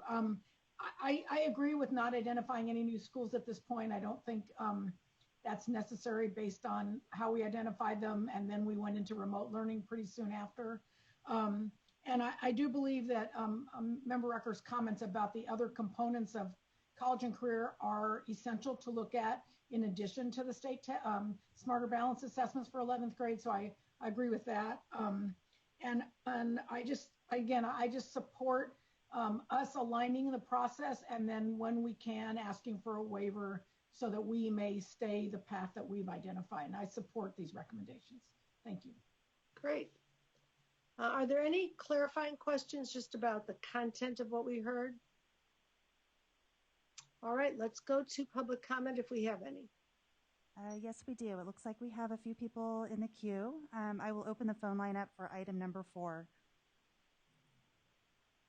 Good afternoon. Please state your name and affiliation for the record. You have 1 minute. Your time starts now. Okay, we'll broadcast. My name is Dr. Micah Studer, Executive Director of Equity and Support Services for the Yolo County Office of Education, and I come before you as a representative of the California County Superintendent's Education Association Student Programs and Services Steering Committee. We are concerned that the United States Department of Education's decision to reject California's modified methodology for alternative education programs will disproportionately harm our students. For a dashboard alternative status school serving students across the state, the modified methods of collecting data are critical for our schools and student groups for 2 key reasons. First, they are crucial in measuring student progress. Many students in DAS schools report to our campus with significant learning loss and in desperate need of learning acceleration. With over 93% of our students being very low or low in English language arts and 96% being very low or low in math, we need a way to more accurately measure student learning and academic progress. Second, these metrics support DAS schools in measuring school interventions and supports, especially when examining the graduation rate. Our DAS schools will be misrepresented. Educational programs for our students are individualized by design, with students typically not spending 4 years or more in our programs, and as such, a cohort model does not apply. In summary, we need a way to meaningfully measure, analyze, and support our DASH schools and staff by recognizing their unique charge in supporting our most at-promise youth. Thank you. Thank you.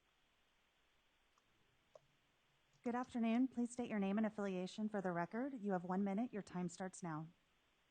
Thank you. Jessica Sacco on behalf of Children Now. I'm affirming our alignment with the concerns and requests that were outlined in the LCFF Equity Coalition letter on this item. One question I'm hoping the board can address is when the ESSA LEA report cards will be released. They were due last June and still have not been released. The report cards must include, for the first time, data on school site per pupil expenditures and data on the distribution of underqualified teachers. Relative to low-income and minority students being served at disproportionate rates by ineffective teachers, the reporting of that information and actions that need to take place to comply with law, Children Now encourages the board to establish objective state standards for fully credentialed and misassigned teachers and ensure LEAs publish updated teacher equity plans as part of their local ESSA obligations, in which they outline the steps they will take to ensure low-income and minority students are not served at disproportionate rates by ineffective teachers. Thank you. Good afternoon. Please state your name and affiliation for the record. You have 1 minute. Your time starts now.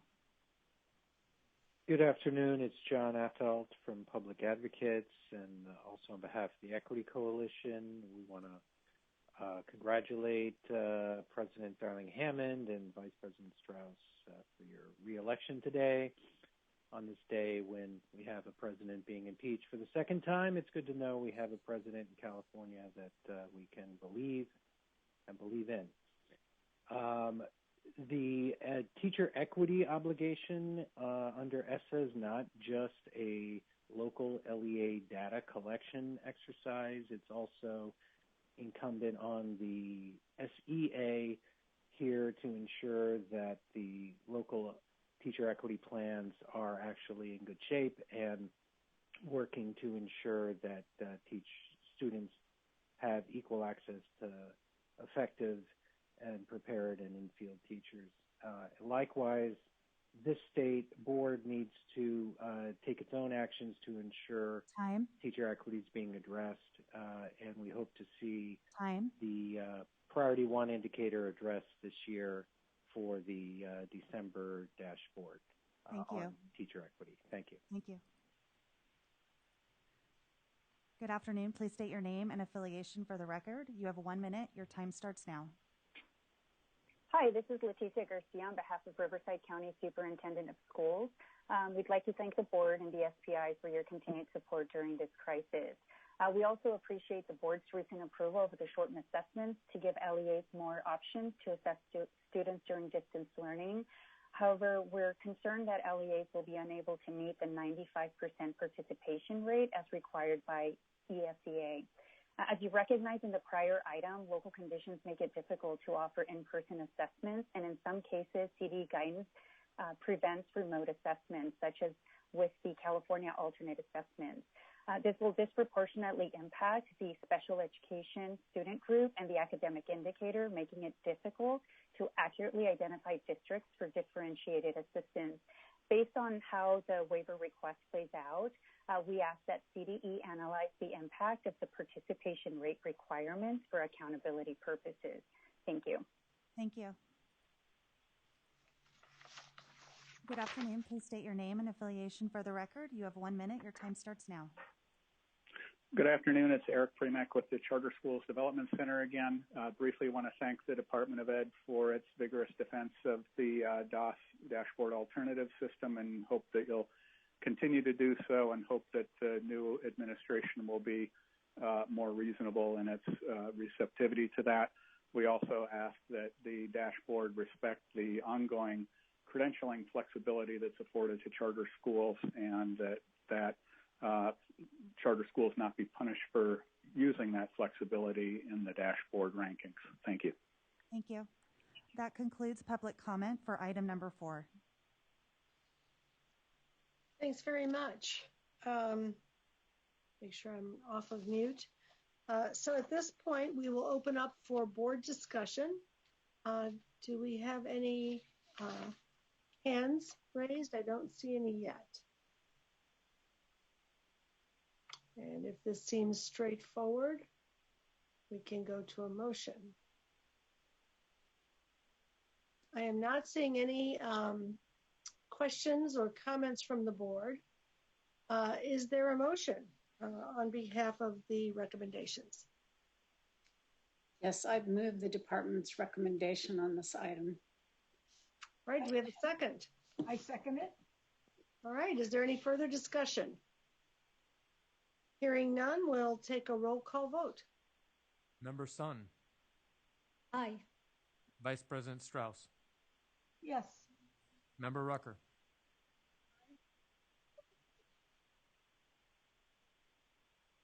Member Rodriguez. Aye. Oh, thank you, Member Rucker. Member Rodriguez. Yes. Yes. Thank you. Member Patil-Brownson. Yes. Member Navo. Yes. Member McQuillan. Aye. Member Glover Woods. Yes. Member Fatah. Yes. President Darling Hammond.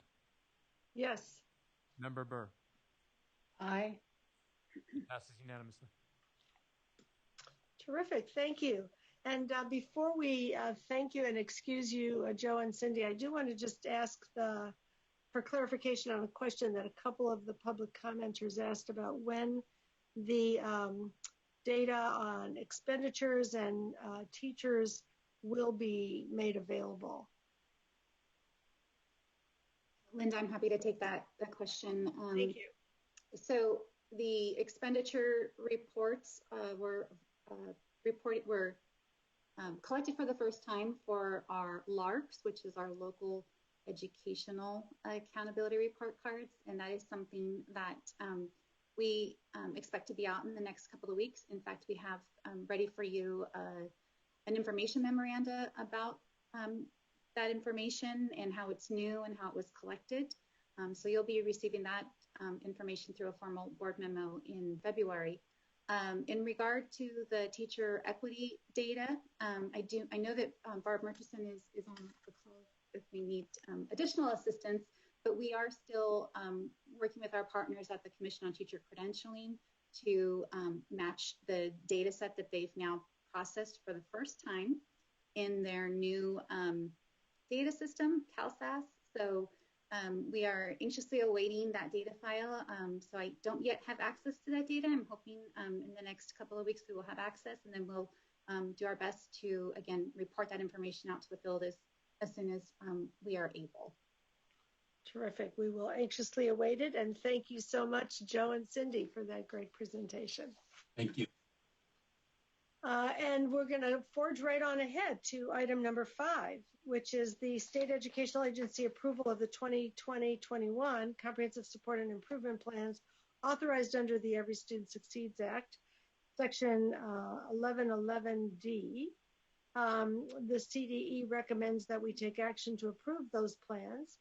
And this item will be presented by Lindsay Tomator from the CDE with Laura Trahan from the Marin County Office of Education, with Tyler Graff from the San Rafael School District, and Stephen Green and Patricia Carlin of the San Diego County Office of Education.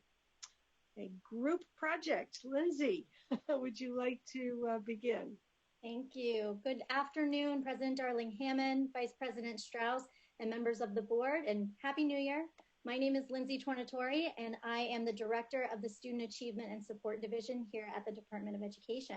I am joined by my esteemed colleagues from Marin and San Diego County Office of Education, who will be joining me a little later on during this presentation to share some stories of their work in their counties.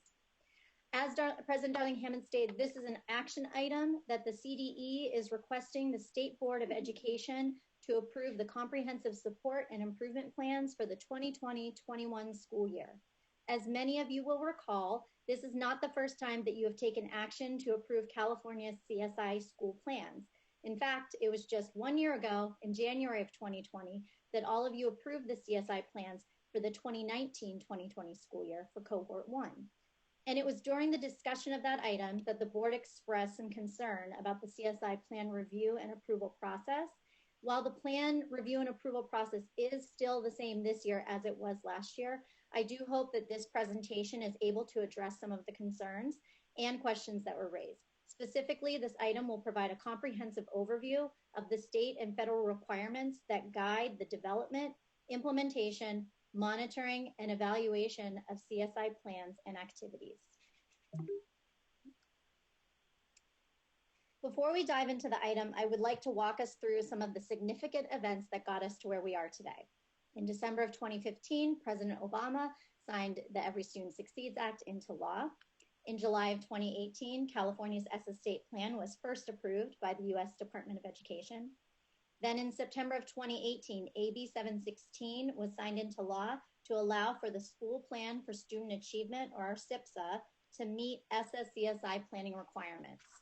In January of 2019, the State Board adopted the current CSI plan review and approval process, which included the adoption of a revised LCAP plan summary section that includes 3 CSI summary prompts. 2020, the board approved the CSI plans for the first cohort of CSI schools, which were identified using the 2018 dashboard.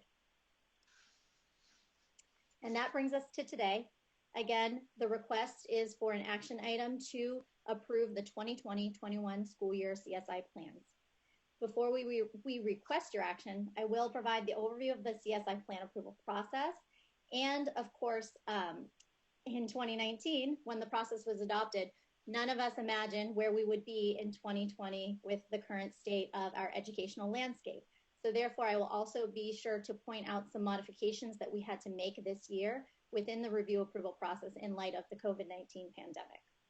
And the final part of this item, and arguably the best part, is to share 2 stories from the field that show how in Marin and San Diego County, the County Office of Education and the LEA are working together to surround their CSI schools with support that guides them through their continuous improvement journeys. So the first and most important question, of course, is who is being approved? As mentioned, the second cohort of CSI schools using the 2019 California School Dashboard. These plans have been developed by LEAs in collaboration with their schools and stakeholders. Attachment 1 and the addendum of this item include the list of LEAs with approved responses to the 2020-2021 CSI prompt. So the second question of what is being approved or what should we expect to be in the CSI plans can be addressed by reviewing what the ESSA statute requires LEAs and their CSI schools to do when developing, implementing, monitoring, and evaluating their CSI plans. ESSA statute requires that CSI plans are developed to include evidence-based interventions, strategies, and activities that match the reason for identification and with the strongest evidence to improve outcomes for each student and sustain those improvements over time. ESSA statute also requires that the LEA shall, for each identified school and in partnership with stakeholders, develop and implement a CSI plan for the school to improve that is informed by all state indicators, includes evidence-based interventions, is based on a school-level needs assessment, and identifies resource inequities, which may include a review of LEA and school-level budgeting to be addressed by the implementation of the CSI plan. So in addition to the ESSA requirement for LEAs in partnership with stakeholders and their CSI schools to develop and implement the CSI plan, also ESSA statute requires that CSI plans must be approved by the school, the LEA, and the state educational agency. So in our ESSA state plan, California has and continues to amend and write based on the commitment that we have to align state and federal educational policies to the greatest extent possible to develop an integrated local, state, and federal accountability and continuous improvement system that is grounded in the LCFF. In our original plan, California did commit to review and approve initial CSI plans, including a review of how the LEAs will address identified resource inequities. Of course, it has always been California's goal to fit the federal accountability system into the state accountability system. And so the process that was adopted in 2019 leverages 2 key pieces of our state accountability system, which are the SIPSA and the LCAP. The SIPSA, which has a template with instructions that meet all CSI planning requirements as per ESSA, is posted, and the school site council requirements associated with the SIPSA also meet the ESSA stakeholder engagement requirements. An approved SIPSA serves as the school's CSI plan. The LCAP includes 3 CSI prompts that once the school has an approved SIPSA or CSI plan, then the LEA summarizes these plans in those prompts. The purpose of the prompts in the LCAP is to report how the LEA has supported each of its identified CSI schools in the development, monitoring, and evaluation of the implementation and effectiveness of their CSI plans. So the 3 prompts that are currently in the LCAP summary section are: identify the schools within the LEA that have been identified for CSI, describe how the LEA supported the identified schools in developing CSI plans that included a school-level needs assessment, evidence, and the identification of any resource inequities to be addressed through the implementation of the CSI plan. And third, describe how the LEA will monitor and evaluate the implementation and effectiveness of the CSI plan to support student and school improvement. So to give a visual of the current review and approval process, we'll start at the top in the orange box.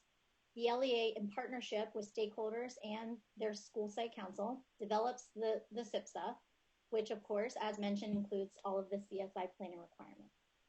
Then the LEA governing board approves the CSI plan. The LEA then summarizes its support of identified schools through the CSI planning prompts in the LCAP plan summary. The county office approves the LEA's LCAP, which includes the CSI summary plan, and then the CDE brings the list of LEAs with approved CSI prompts to the board for approval. So, of course, this year was a unique year, hopefully the only unique year that we will experience. And so in light of that, of our current landscape, we had to make a slight modification. So when Senate Bill 98 waived the requirement for LEAs to complete an LCAP for the 2020-21 school year, and the Learning Continuity Plan replaced the LCAP, the Learning Continuity Plan did not include the 3 CSI summary prompts. So therefore, the CDE created a standalone template for LEAs to complete the required CSI prompts.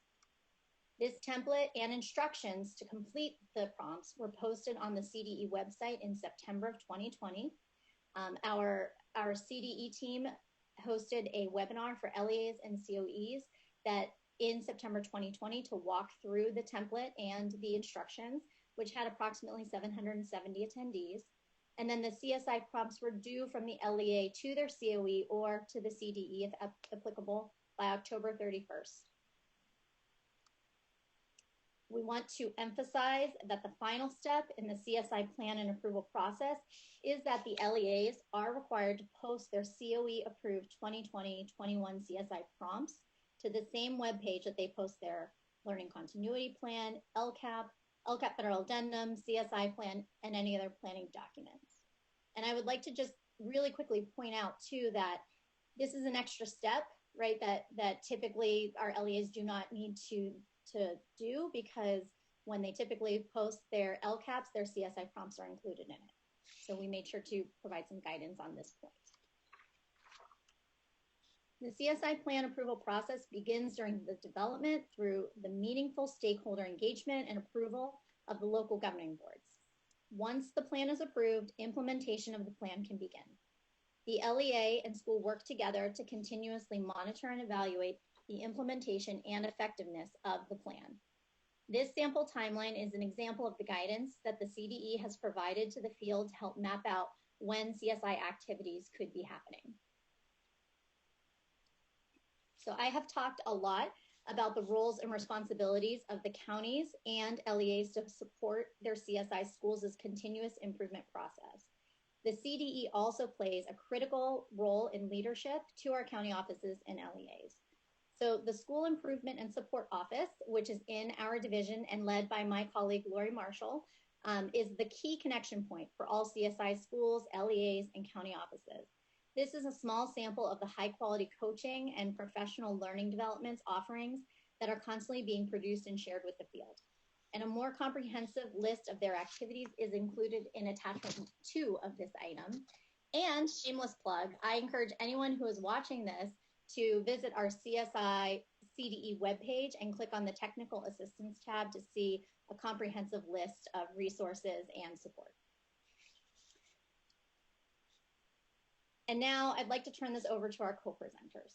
So California's educational system is founded on the belief that the LEA is the primary unit of change and plays the central role in supporting schools to implement and sustain improvement efforts. California's diversity requires more than a one-size-fits-all solution to help LEAs and schools successfully implement continuous improvement efforts and meet the needs of all learners, particularly those students most in need. Although they will be differentiated to meet local needs to the greatest extent possible, all of California's supports and interventions for schools and districts will be implemented within the larger context of our statewide system of support. So it is my pleasure to now turn this presentation over to presenters.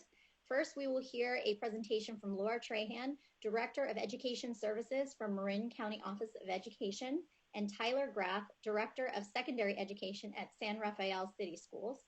And then we will hear from San Diego County Office of Education, Stephen Green, Senior Director of Assessment, Accountability, and Evaluation, and Patricia Carlin, Coordinator of State and Federal Programs. So I will now turn this over to Laura and Tyler. Good afternoon, President Darling Hammond and board members. Thank you very much for having us today. Tyler and I are pretty excited about this, helping support this item, and then also sort of showcasing the work that our county does. Lindsay, you're driving, correct? Great, go ahead, forward to the next slide. Just a little bit about Marin County. We have approximately 35,000 plus students across 18 districts with a total of about 4 charter schools. We have everything from a one-room schoolhouse to a few K-8s to a larger or a medium-sized unified school district. So we have quite a variety in there. What you're looking at here are the demographics of our county. San Rafael Schools is one of our larger districts.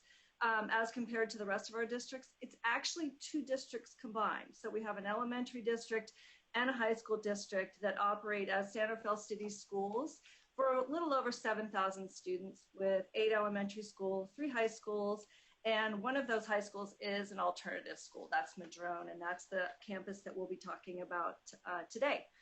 The demographics of our county are listed here. San Rafael Elementary and High School districts, they follow a similar pattern as the county, but they have a slightly higher percentage of Hispanic and Latino students in comparison to their white students. Next slide. So what you're looking at here is a graphic or a schematic that, excuse me, that we created. And it really just sort of encompasses everything that our county office is trying to do as a system of support based upon what was established with the Department of Education. So you'll see the level 1, level 2, level 3 supports over there. And then we sort of just established a way in which we try and meet and greet those as we work with the district. So everything we do right now is built upon relationships. Our teams that we put together for all of our work are multidisciplinary as much as possible. So, excuse me, they'll frequently include curriculum and instruction, business, special education as appropriate, and also sometimes our SELPA leads as well. So as Lindsay mentioned, we have Tyler here today, and he's going to co-present and give us a little bit of insight on what it feels like, I guess, to be the recipient of a support. I think as a county office, our responsibility is to use the metaphors to teach them how to fish, so that our role is extended and I guess work ourselves out of a job to a certain extent as it pertains to allowing them to be independent and doing their work. They know their kids, they know their districts. Our job is just to be there to support and provide additional wheels on their wagon, if you will. So as it's listed here, we have heavy reliance on district collaboration. We plan everything together in our comprehensive support as well as in our differentiated assistance cycle. We are, again, a provision of additional support, and we try as much as possible to use existing structures for or any work that we do together, not adding additional meetings, etc. Okay, next slide. Tyler.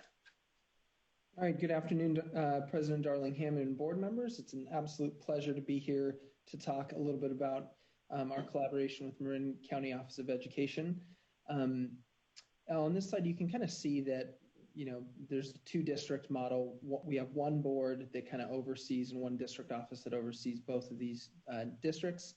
And you can see that both the elementary and high school districts had qualified for differentiated assistance in 2018-2019. And then the elementary district kind of worked itself out of differentiated assistance in that 19-20 year, where the high school district still had some work to do.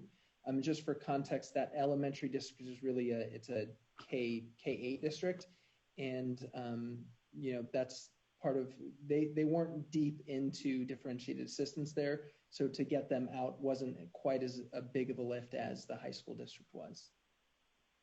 Next So just really quickly, if I could add, the whole point of starting you with differentiated assistance is, in order for you to really get an understanding about the CSI work, we had to pull way back up, because this is not siloed work. This is about looking deep at a system. And in order to look deep at a system, we really had to go all the way back and look, wow, we have some things that are definitely showing up. I almost added a slide on this particular item, which was their dashboard slide, where you're definitely seeing why they were in differentiated assistance. What you're not seeing are the edges of why they were in differentiated assistance. So there's some strong orange markers, if you will, to use the colored terminology. So we wanted to just make sure we gave you a really clear picture, not only about our work, but about the need to look at this systemically. Okay, next slide. Great, and that's kind of where I was going to talk here. The CSI and ATSI, you can see that CSI was really for our alternative program, and then ATSI for Davidson in that 18-19 year, which is our middle school, and then our two comprehensive high schools in 19-20.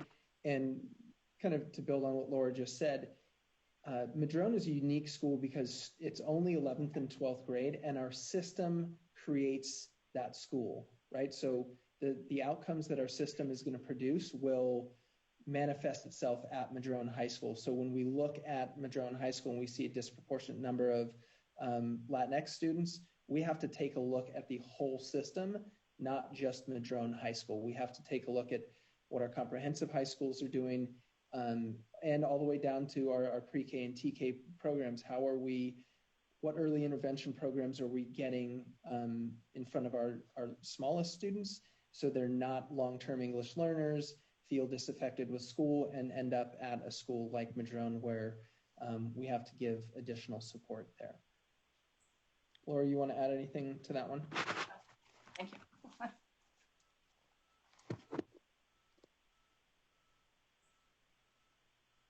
And then this slide just kind of talks a little bit about the collaboration and the roles here.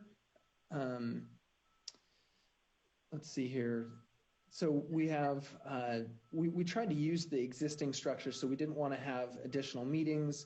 And we know a number of districts are strapped for time as it is. So we wanted to do that as you know, cohesively as possible. One of the things our board and our superintendent really value stakeholder engagement. So we did lots of equity interviews with our students. We brought in our DLAC parents. We had a lot of our CBOs from San Rafael City just kind of come in and give us feedback. And then obviously having quite a bit of support from MCOE as well. Just to add, we combined the district and to do the DA process, and deliberately the superintendent and Tyler and his amazing staff insisted on the Madrone staff as well as the high school staff being part of the differentiated assistance team, knowing that this was all going to cycle into work that was going to be at the school site. Great, and here's a little bit about the roles and responsibilities. Obviously, it's a collaborative experience working with Marin County Office of Education, and there's kind of distinct roles that each of one of us plays. So I think from a district perspective, a couple of things that were a big highlight was that I was able to kind of collaborate with an MCOE support person to design the agendas for the meetings. So that helped us with stakeholder engagement, helped us with needs assessments. So we were kind of doing the driving, but MCOE was helping on the front end for designing some of those meetings, and then on the back end for reflection. It was really helpful to learn more about kind of from a third party what we could have done better in those meetings. Yeah, and we used a strong science of improvement backbone through all of that. So while each district or school that we work with is unique, the system or the process that we follow to get them to the areas they need to go to is fairly consistent. But the district really embraced this work deeply. And then this is just a broader context of where the school district is. So we have differentiated systems going on, we have CSI going on, but then our newer superintendent is actually taking us through a Together 2023 process, which is kind of a revisioning of the school, a new strategic plan for the school, or for the district. And a big part of that is an equity audit that we did with Ed Trust West, just taking a look at how students are getting access to AP courses, how are we getting students out of EL programs when they have been able to qualify to, join the general ed program.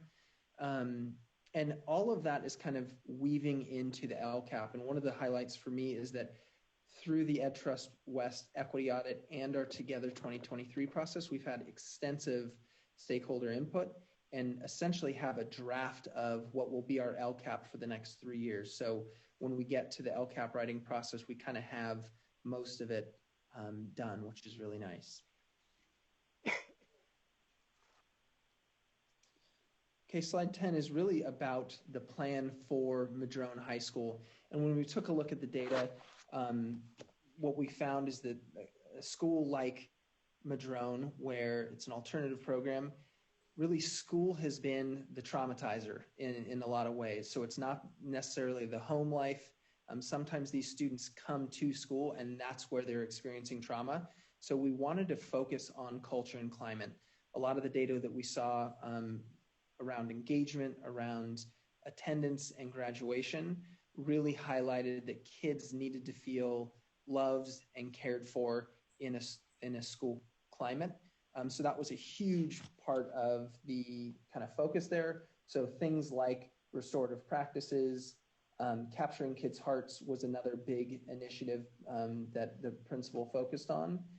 We got a school to career liaison to kind of help kids connect to postgraduate or post-graduation type work.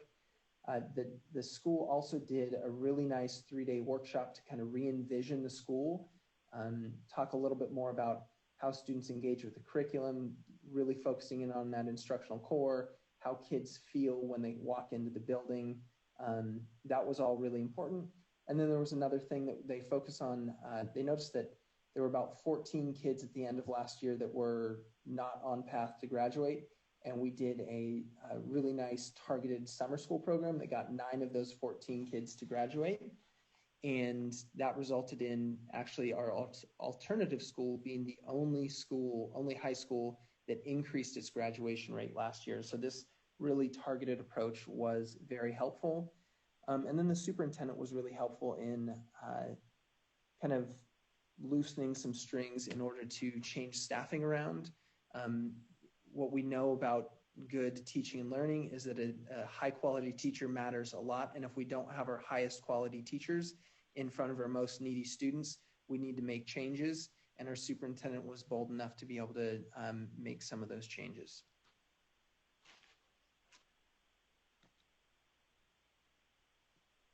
Okay, excellent. Okay, so again, our whole process in summary, this is kind of a summary slide here, is really that this is a system support process that looked at engagement at all levels. It's fully encompassing, and everything that we need to do is all, I hate to use the word equity lens because that implies that it's just kind of like this. It's more like a blanket, if you will. We really had to look at every single child with the district. They were fortunate enough to have all of those really great the equity audit, and a lot of the slides you saw were the actual data sessions that they held with us, with educators, with kids, and really, honestly, I think one of the biggest pieces they got out of this process is, number one, they're addressing the needs on the day-to-day despite COVID with Madrone, but they got to see that this is a process, and this is not necessarily a process that ends. It's a process that continues to circle on itself, and they're having to use, because of the size of the school, but also because of the time that they're in, they're having to use kind of alternative means to measure their success. So they can't necessarily rely upon, standardized test scores, et cetera. So it's a nice time for educators to really look at being flexible and really look at what student needs are. The only thing I'd add there, Laura, is it was a little unfortunate that we focused on culture and climate, and then, a handful of months later told kids you can't come back to school because you can't really focus on culture and climate when there aren't students in the building. So that was one of the things we're really eager to get students back. Our district is right on the precipice of having an MOU with our high school district to get those students back into school. And we're really hoping that we can refocus on that and continue to use those equity interviews that we did with students to understand better where we're winning and improving the school culture and where the adults need to shift to make it a more welcoming environment for those kids. Yeah, underscoring the equity interviews with the students, that's a startling process to go through. It's quite lovely and interesting. Okay, again, this is our system of support structure that we established in Marin, and thank you very much for having us. It's been a pleasure to support this presentation. Thank you, Lindsay, for having us.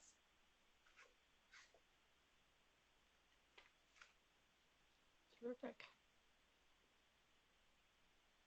And Lindsay, do you have anything else before we go? We're going to now pass on to Stephen Green and Patty Carlin from San Diego County Office of Education.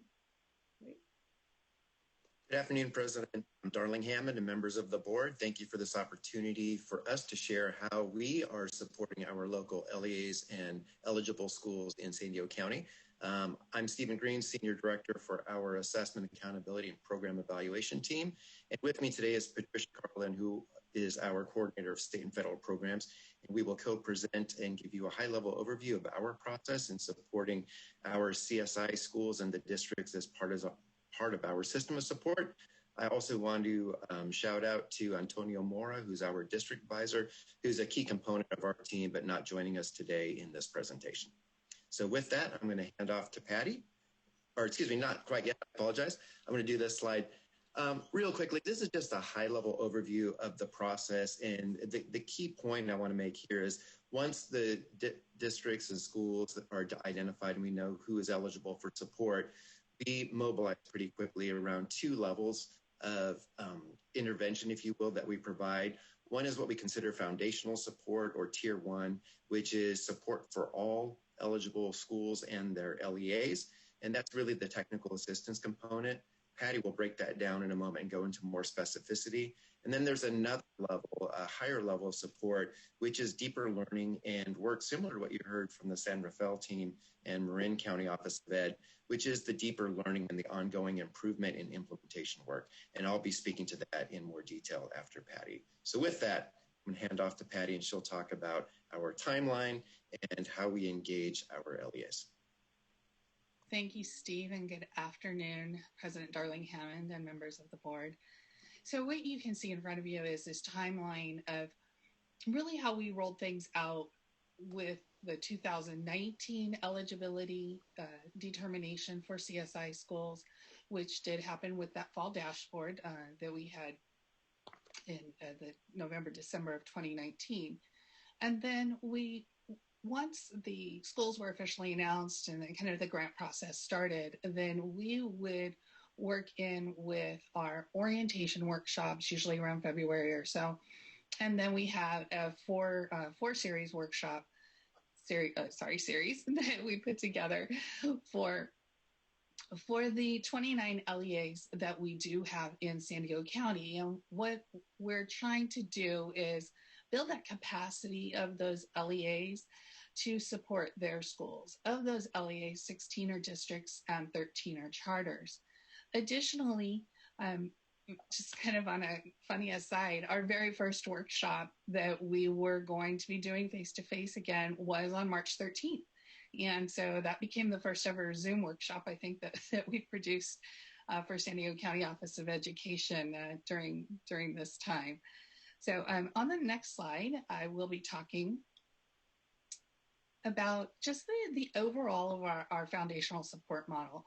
And as Lindsay had mentioned, there are the areas that are required within the CSI plan, but you're talking about needs assessment, data analysis, root cause analysis, the use of evidence-based interventions, monitoring and evaluation of the plan.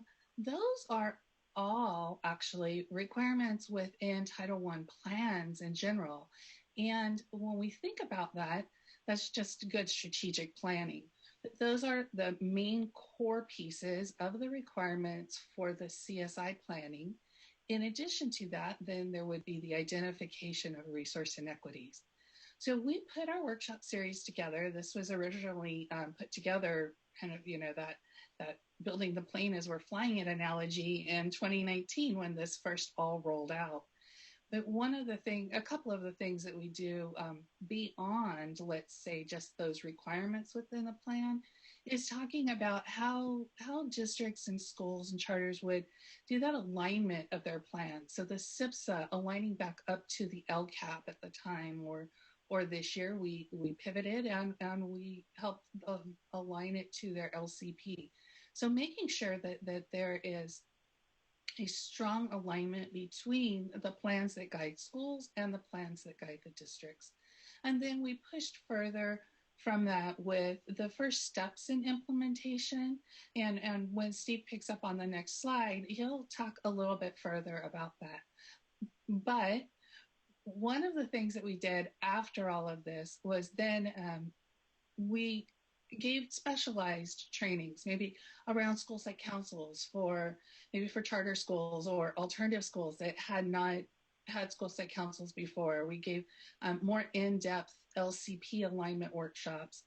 And additionally, as part of the system of support in our region and with our Southern California region, including Riverside, San Bernardino, Imperial, and Orange counties, we've been working together, all of our counties, over the past year in supporting CSI schools and then providing workshops just for, let's say, schools that are in an alternative setting to see how to make these plans and CSI work in their world. So we really have pushed further in just giving the general overview by putting things into a perspective to support the variety of schools that we have that are CSI within our county and within our region. So I will let Steve take it away from here. Thank you, Patty. And as I said in our opening, we have two levels of support. So that foundational or tier 1 is available to all. That's free of charge. That's work that we do, that we see as our role as a county office. We do offer, and we saw the need right away within schools, similar to the support offered through differentiated assistance, where oftentimes the tier 1 level of support may not be sufficient for the types of needs or the equity issues that may exist within school systems or LEAs. And what we did then is we reached out to partners in the educational space that are engaged in this work. And one example here is our partnership with West Ed. Through the San Francisco office and their improvement team, we have joined forces and provide as an option for CSI eligible schools and their central office partners ongoing 1 year or 16-month series of deep learning, and all focused on developing high quality implementation plans, which is ultimately the SPSAs, the SIPSAs, but how those are aligned to the specific needs that exist within the system and the reason for which they were eligible for CSI support. And that work is designed to build the capacity to use improvement science tools and ultimately move into deep implementation of their evidence-based interventions as it relates to their areas of needs within their local context. The model that we employ in this deeper learning work is a model around improvement cohorts. And again, the focus initially is on strategic planning, and I'll get into more specificity around that on the next slide. Our model consists of embedded professional learning as well as coaching support for continuous improvement. And then the third prong here is how do you develop the school site leadership's team's capacity and the central office together, right? And we heard in the previous presentation and even in Lindsay's opening, the notion around alignment and the importance of how the school's planning and the processes and their priorities and their initiatives, how do those nest within the LCAP and the district's overarching vision and equity focus? And so we try very hard not to have within systems multiple different plans that might be leading folks in different directions. So we really try to, throughout this deeper learning work, in all of our work, but in particular this work, to align initiatives and priorities and braid them so that they're in support of one another and not becoming obstacles. Next slide, please. So the components of this deeper learning work and ongoing continuous improvement I'm going to address 5 components here. Number 1, the structured professional learning series. This is where we do deeper work with our West Ed partners and other partners that we might engage in the professional learning. So we are teaching the principles of improvement science, bringing in implementation science notions as well, focusing on how to conduct root cause, thinking about robust needs assessment. How do we identify those resource inequities that exist within the system? And these are structured in our first cohort model when we were not in a virtual space. These would be all-day sessions where there'd be about a half day of content and then another within that day planning time for the individual school teams with their district partners. Now we transitioned into doing it in a virtual space, and we're conducting these in shorter chunks of time, more like 2 or 2.5 hour sessions with a little more frequency. Following each professional learning opportunity, there are what we call action periods. This is where the school level teams and their district partners are going back into the field and potentially maybe conducting things like empathy interviews or collecting additional data, but it's all predicated on the work that was done in the professional learning session and the action planning that occurred. And then this is where the school level work is happening, right? Those next steps, whether it's around getting more information or beginning to test out ideas, professional development that might be happening for the staff, and so on. During those action periods, we don't leave it just up to the schools or the districts. They're not on their own. We have a coaching support cycle where during the action periods, we reach out on an every other week basis and conduct a 1-hour coaching session with the school team and their district sponsor so that we're getting a sense of how it's working for them, where are they encountering challenges, where might they need some support or thought partnering, and obviously to share their successes too, right? We're not presuming that things are not going well, but we want to be there to help drive the work and ensure that their needs are met. And if needed, additional support could be leveraged on our behalf or on West Ed's behalf, depending upon what's needed in that local context. Another component is the Plan, Do, Study, Act cycle. So we've mentioned the improvement work we heard in the previous presentation, the principles of improvement science. So our schools do take on change ideas. They vet these by trying them out and testing different approaches, determining what works. And in many ways, this mirrors the differentiated assistance process. We just think about it scaled down to the school level.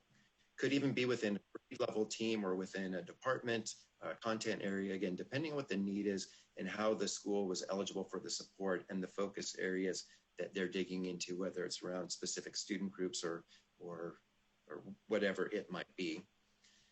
And all of that then is in service of building out a strong implementation plan so that over time, this plan, that the work that they engage in doesn't become short-term, and in the next year they move on to something else. We have a recognition that from a strategic planning and from an improvement perspective, that this needs to be deep, ongoing, sustainable work and have to build capacity for the folks to do that work. So our focus in the deeper learning is truly around not just technical assistance, but going deep and ensuring that what is taken on gets implemented over time and adjusted as needed, so that the monitoring, the evaluation of effectiveness and those other components come in during that implementation phase. And we, with our West Ed partners, are supporting the schools and the district in building their expertise and their knowledge and practice around ongoing monitoring and evaluation. So with that, I think we have one more slide. We don't have our district partners with us today, but we do have a couple of testimonials. This first one is from Brian Sheehy, who's the project director for King Chavez Neighborhood of Schools.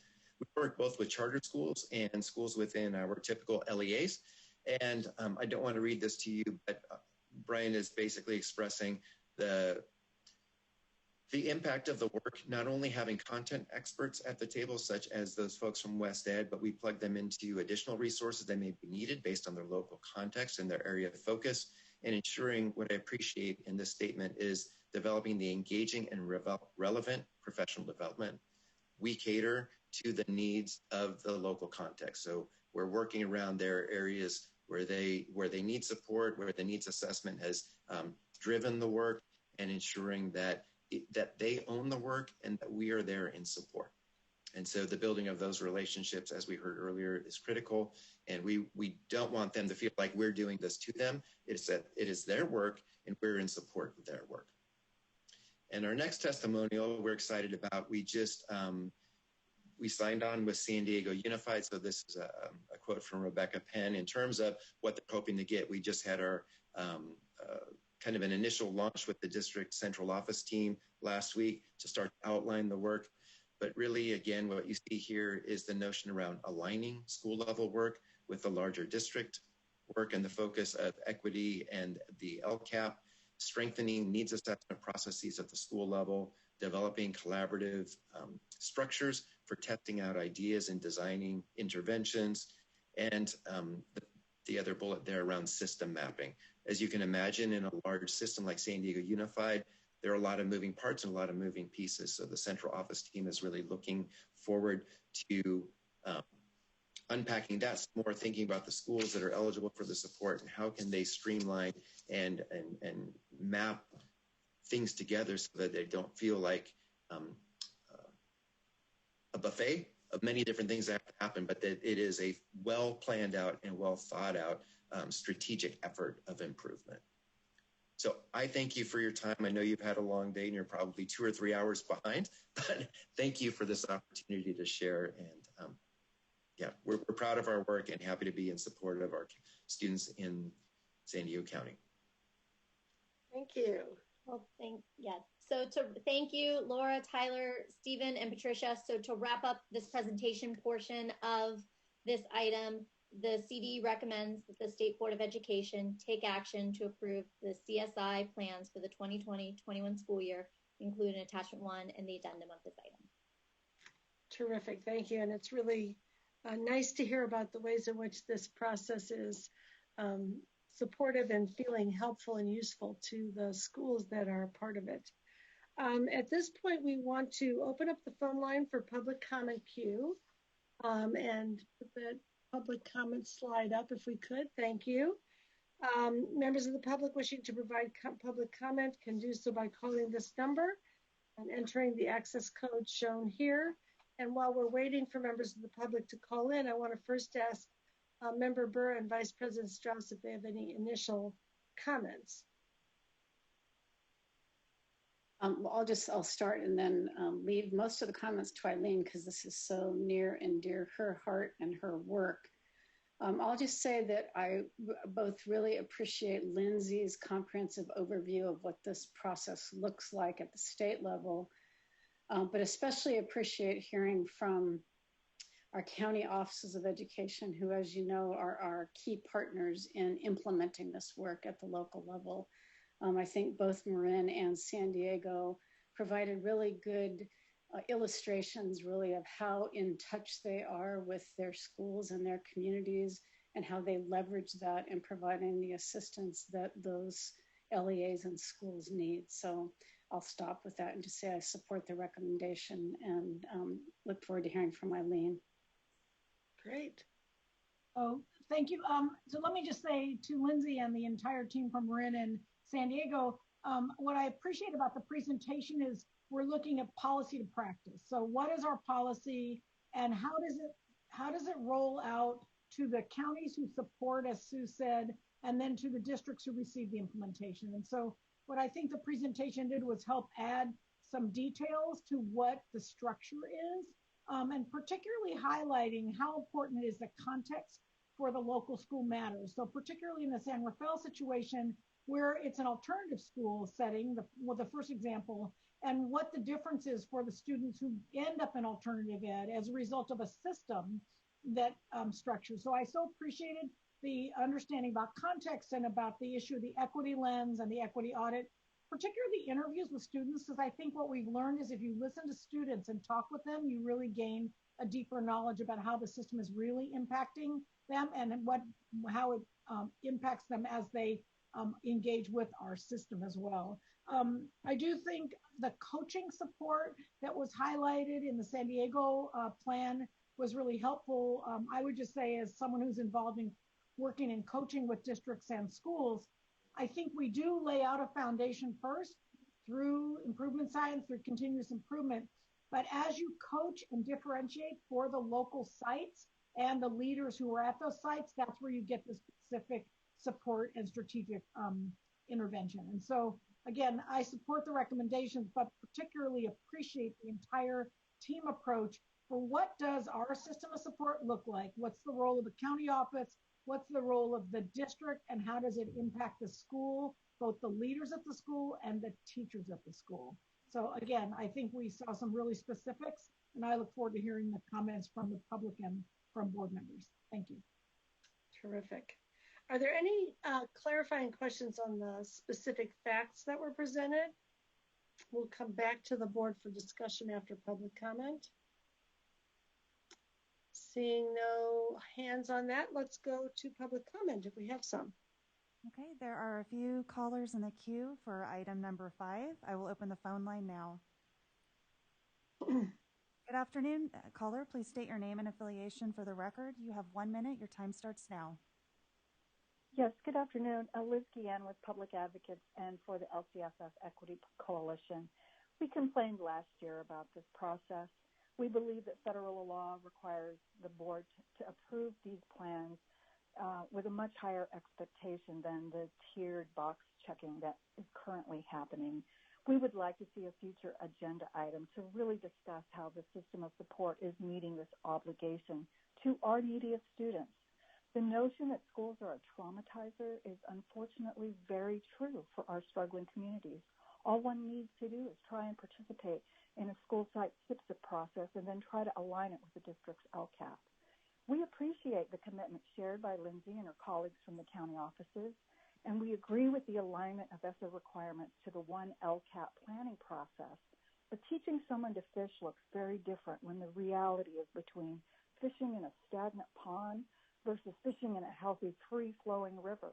And the fishing guides are committed to meaningful improvement.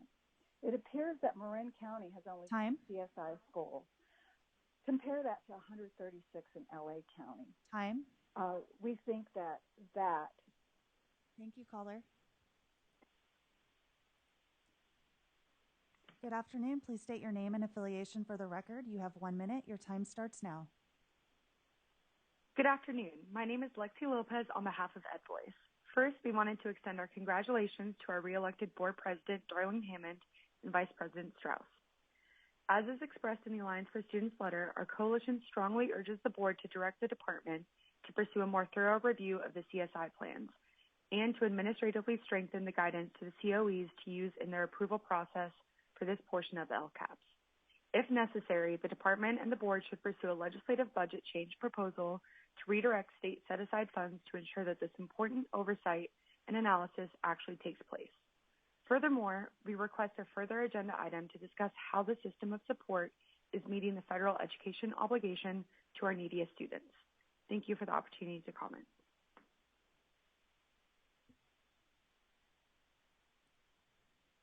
Good afternoon. Please state your name and affiliation for the record. You have 1 minute. Your time starts now. Good afternoon, Jessica Sacco on behalf of Children Now. I'm affirming our alignment with the concerns and requests outlined in the LCFF coalition letter on this item. I really appreciate the presentation today that outlined the process at the state level, as well as the two guest presentations from Marin and San Diego, which helped shed a light on this process, at least as it's taking place in 2 counties of our 58 counties. In the end, my comments are very similar to the prior speaker. We urge the board to pursue a more direct review of the CSI plans and also to administratively strengthen the guidance to county offices to use in their approval process for the CSI portion of the LCAP. And in addition, we request future agenda item to discuss how the system of support is meeting its federal obligations under ESSA in order to serve our most needy students. Thank you. Thank you. That concludes public comment for item number 5. All right, given that there's no more public comment, we will open for board discussions. Please raise your hand in the participant menu if you would like to make a comment or have a question.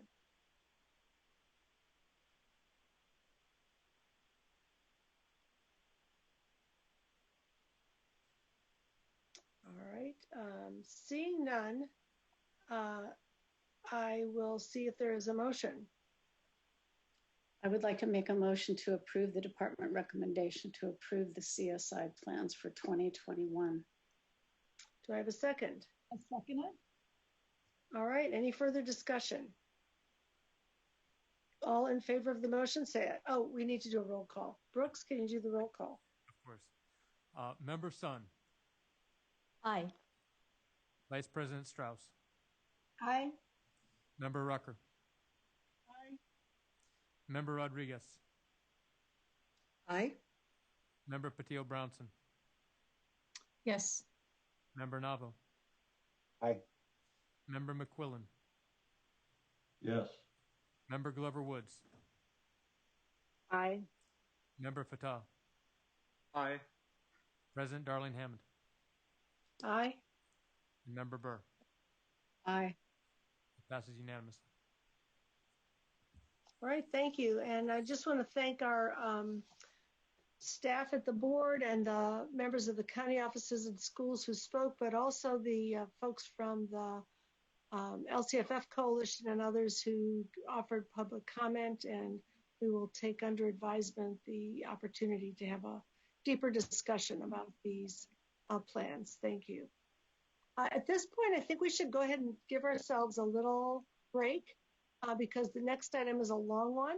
So I have 1:57. Let's give ourselves a 13-minute break and come back at 2:10. And we'll see you then. Get some coffee or whatever you need. Don't forget to turn off your sound and video, but don't leave the virtual back. We are going to move on to agenda item number 6, which is the Comprehensive Literacy State Development Grant, the State Literacy Plan Draft Review, and the CDE recommends that the State Board... I'm very sorry. We just need to reestablish a quorum. Oh, I'm sorry. Please reestablish the quorum. Yes. So, Member Sun? Here. Vice President Strauss? Here. Member Rucker? Here. Member Rodriguez? Here. Member Patil-Brownson? Here. Member Navo? Here. Member McQuillan? Here. Member Glover Woods? Here. Member Fatah? Here. President Darling Hammond? Here. And Member Burr? Here. Everyone's present. Quorum's established. All right. So we're going to move on to agenda item number 6, in which the CDE recommends the State Board review the draft state literacy plan and provide feedback. This is not an action item. It's an information item. The draft state literacy plan is available on the CDE webpage, and you have that link there. This item will be presented by Barbara Murchison of the CDE. Barbara, please begin. All right. Thanks, everyone. Good afternoon, President Darling Hammond, Chief Deputy Gregson, board members. I'm Barbara Murchison, Director of the Educator Excellence and Equity Division here at the CDE. Today, it is my pleasure to present to you for feedback a draft of California's comprehensive state literacy plan. Before I get started, I just feel like I need to recognize all of our colleagues who are in classrooms right now, because setting up this technology to be able to do this with multiple laptops and iPads and lights, it's a lot. So kudos to them who have done this since last March. And also I want to apologize in advance for leaf blowers, dog behaviors. Who knows what's going to happen during this presentation. Thanks for your patience. So, as President Darling Hammond noted, we are not asking you to approve this plan today. Today, we are seeking your feedback. I'm going to provide an overview of the plan and share some information around why and how we've developed it.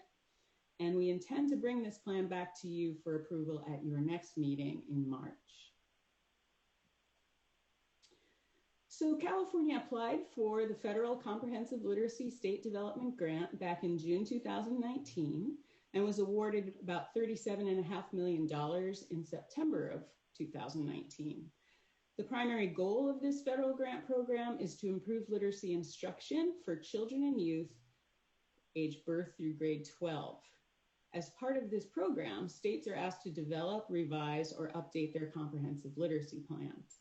The program also allows states to provide targeted subgrants to local educational agencies, or LEAs, to implement evidence-based programs to ensure high-quality literacy instruction. California's proposal was ratified by the board on consent back in July 2019, but that was a while ago, so I'll review our three main objectives in the proposal now. First, we propose to build state capacity to support evidence-based literacy instruction by establishing dedicated staff positions within the CDE to lead our coordinated effort to build state and local capacity over the life of the project. These staff have established and maintained structures to support ongoing collaboration and information sharing around many efforts to support student literacy. First, as you can imagine, there are many people at the CDE beyond the Educator Excellence and Equity Division who are working to support student literacy in offices and divisions all across the department. So we've established monthly literacy roundtables to bring all interested department staff together to share updates and identify areas of potential collaboration around the various literacy initiatives we support. We also meet monthly with our key partners to share updates and ideas around how we can advance student literacy achievement. Our partners for the purposes of this grant are the California Subject Matter Project, the California County Superintendent's Educational Services Association, the Region 15 Comprehensive Center at West Ed, and First 5 California. So I want to take a minute before I get too far ahead of myself to thank all of those CDE colleagues and our key partners who over the past year have provided feedback on drafts of the plan and helped us think through challenges, celebrate successes, and really just get the word out when the plan was available for public comment so they can engage all of their members and stakeholders. The CDE staff supporting the literacy grant work are going to have an even greater role in coordinating the work of the sub-grantees for this grant once we move to that stage of implementation later this year. Second, we propose to develop and implement an evidence-based comprehensive state literacy plan that aligns and integrates state literacy initiatives, content standards, and state guidance documents to support teachers supporting children and students from birth to grade 12. And that plan will be the focus of our time together today. Third, we propose to build local capacity to establish, align, and implement local literacy initiatives that emphasize family and community involvement to address the needs of California's most vulnerable children. 95% of these literacy grant funds will be subgranted to LEAs. I'll talk a little bit more about those subgrants and how the plan will guide them later in this presentation. But before going into additional detail about the plan itself, I'd like to acknowledge the team that helped the CDE develop the statewide comprehensive literacy needs assessment, which served as the foundation to the literacy plan. So even before this funding opportunity was announced, by the United States Department of Education, the CDE was starting to think about how we could get an assessment together that would allow us to complete and submit a competitive application for this program. And part of that is really taking stock of how literacy instruction was happening in California. So that needs assessment was developed by the CDE in consultation with the American Institutes for Research and the Region 15 Comprehensive Center. And as part of the development process, the CDE sought input from a group of stakeholders with expertise in literacy before we disseminated the assessment to LEAs in December 2019. With the help of our colleagues at the Region 15 Comprehensive Center, this group of individuals, our needs assessment team, convened formally in February 2020 to analyze the data and provide recommendations for the plan based on the results of the needs assessment. So the state literacy team, we already had a robust set of data around the status of literacy instruction and how things were going with that around the state before we even convened the state literacy team. At that same time, we were assembling a state literacy team. So this group of knowledgeable and exceptionally generous individuals has played a critical role in our work to develop this literacy plan into the document that you have before you now. In early January 2020, it's about a year ago from now, the CDE disseminated a statewide call for applications for this state literacy team. We received 130 applications, and they were scored by volunteers from the CDE literacy roundtables. The group used a very detailed rubric designed to identify a team of individuals from across all geographic areas of California with a range of literacy expertise from birth through grade 12. This process helped to ensure a diverse team with additional expertise related to special student populations, in all representing a very broad range of California's diverse student populations. Ultimately, a group of 35 individuals was selected to serve on this team. I should note that membership spans the California education system, including teachers, school district and county office leaders, and multiple representatives with deep literacy expertise from higher education. Additionally, one member each from the State Board of Education, the Commission on Teacher Credentialing, and the California Collaborative for Educational Excellence were included on the state policy, on the team, so that the state policy perspective is well represented there as well. A complete list of team members is available on the CDE State Literacy Plan Team webpage. So yes, they're a very impressive bunch. So here we are, we have this amazing state literacy team.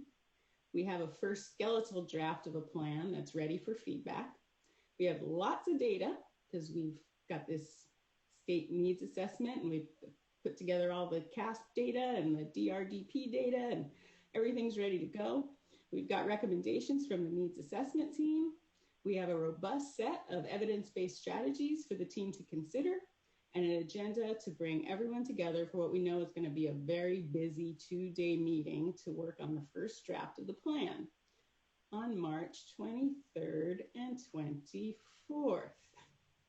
You see where this is going, right? Travel arrangements are made, the lunches are ordered, the space is reserved. So here is where I need to share my very deep gratitude to all involved for their flexibility for that first meeting. Like everyone else in the education world, around the world, CDE staff and our colleagues at the Comprehensive Center had to turn on a dime and rethink the entire meeting agenda and how we could engage in deep conversations around literacy with a relatively large group of people in a virtual space. So, you know, during the last 10 months or so, we've all become pretty accustomed, as evidenced today, having relatively large meetings in virtual spaces. But back in March 2020, that was a bit of a challenge. That was really pushing the envelope. I am pleased to say that despite all of the challenges presented, the meeting was extremely successful. As you can see from the document, the team engaged in an accelerated version of the start of a continuous improvement process back in March, discussing goals, reviewing the CASP data, the DRDP data, the needs assessment data, and evaluating evidence-based literacy strategies to determine which ones might best be applied to address the identified areas of need. And, here's a pandemic silver lining. Initially, we'd intended to bring the plan to the board for feedback in May 2020 and for approval in July 2020. When that was not possible, we negotiated with our colleagues at the United States Department of Education to revise our grant timeline, and we provided an update around that shifted timeline to you in an August 2020 memorandum. And that gift of extra time provided us with opportunities to gather and incorporate substantive stakeholder feedback and has resulted in a much stronger plan. So there's a little silver lining. Extended our timeline, and we're able to build a stronger plan with the extra time. We took all of the team's input, having had the timeline extended, and made considerable revisions to the draft. We also worked with a small group to draft the comprehensive and integrated literacy model described at the start of the document. And then in August, with our extra time, we reconvened that literacy team for another 2 days to gather feedback on the updated draft. After the second meeting of the literacy team, we made additional revisions based on their inputs, and then brought the plan to the Instructional Quality Commission to get its feedback and to open up a formal public comment period. So again, these are things that we didn't build into our first very accelerated timeline in our proposal, and being able to make this plan available to the general public and have a formal public comment period helps us to feel more comfortable that we really have gotten good feedback from many more than the people we had originally intended to share it with. In November 2020, we brought the public comment and our recommended revisions to the plan based on that comment to the IQC for approval. The IQC approved our recommendations, and we updated the draft accordingly.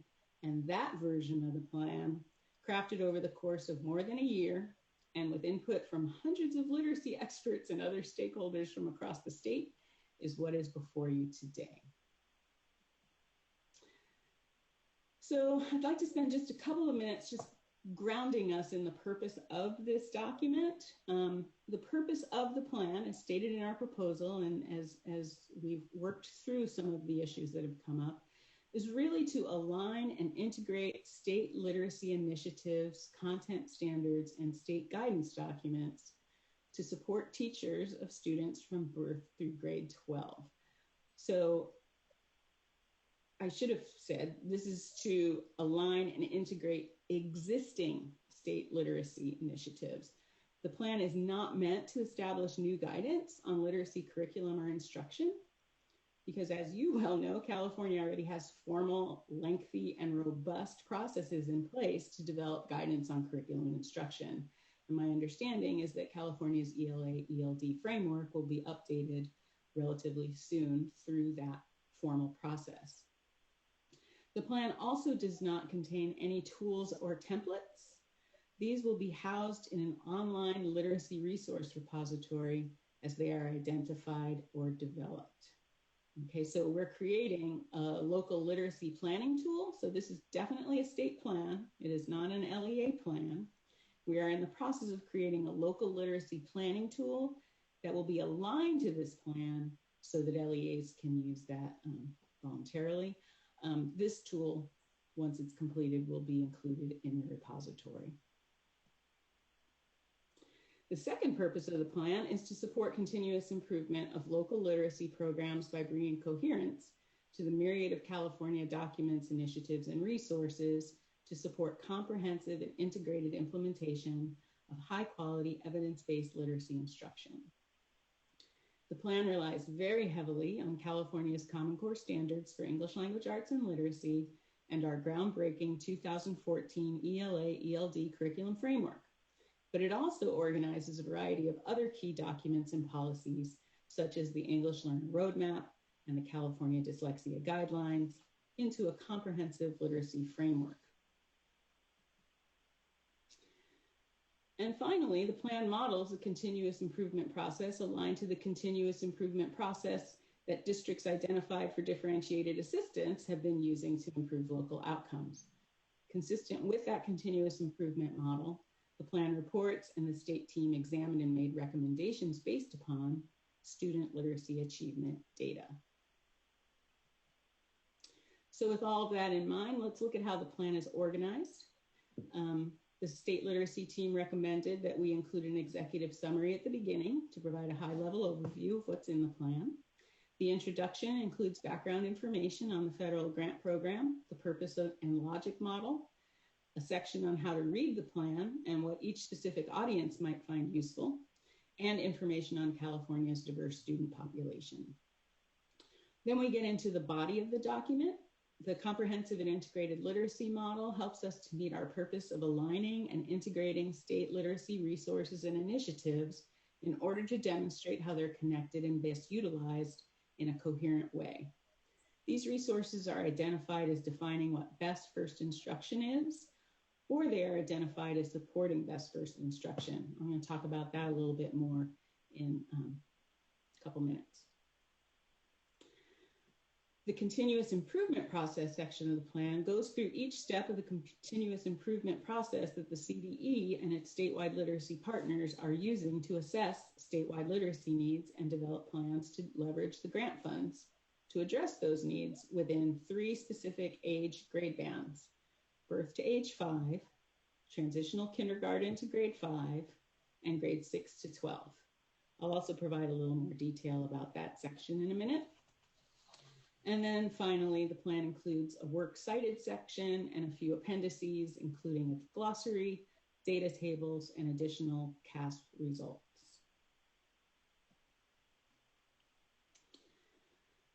So now to provide a bit more detail, I'd like to provide you with an overview of the comprehensive and integrated literacy model. As you are well aware, California has many existing policies, guidance documents, and structures designed to improve literacy for all California students. And while several investments and initiatives have really focused on the implementation of these documents, the statewide needs assessment revealed that many of our colleagues in the field are challenged to understand how these resources might complement one another. How do they all work together to really improve outcomes for kids? The state plan gave us an opportunity to align and integrate the resources in order to demonstrate how they're connected and can be used in a coherent way.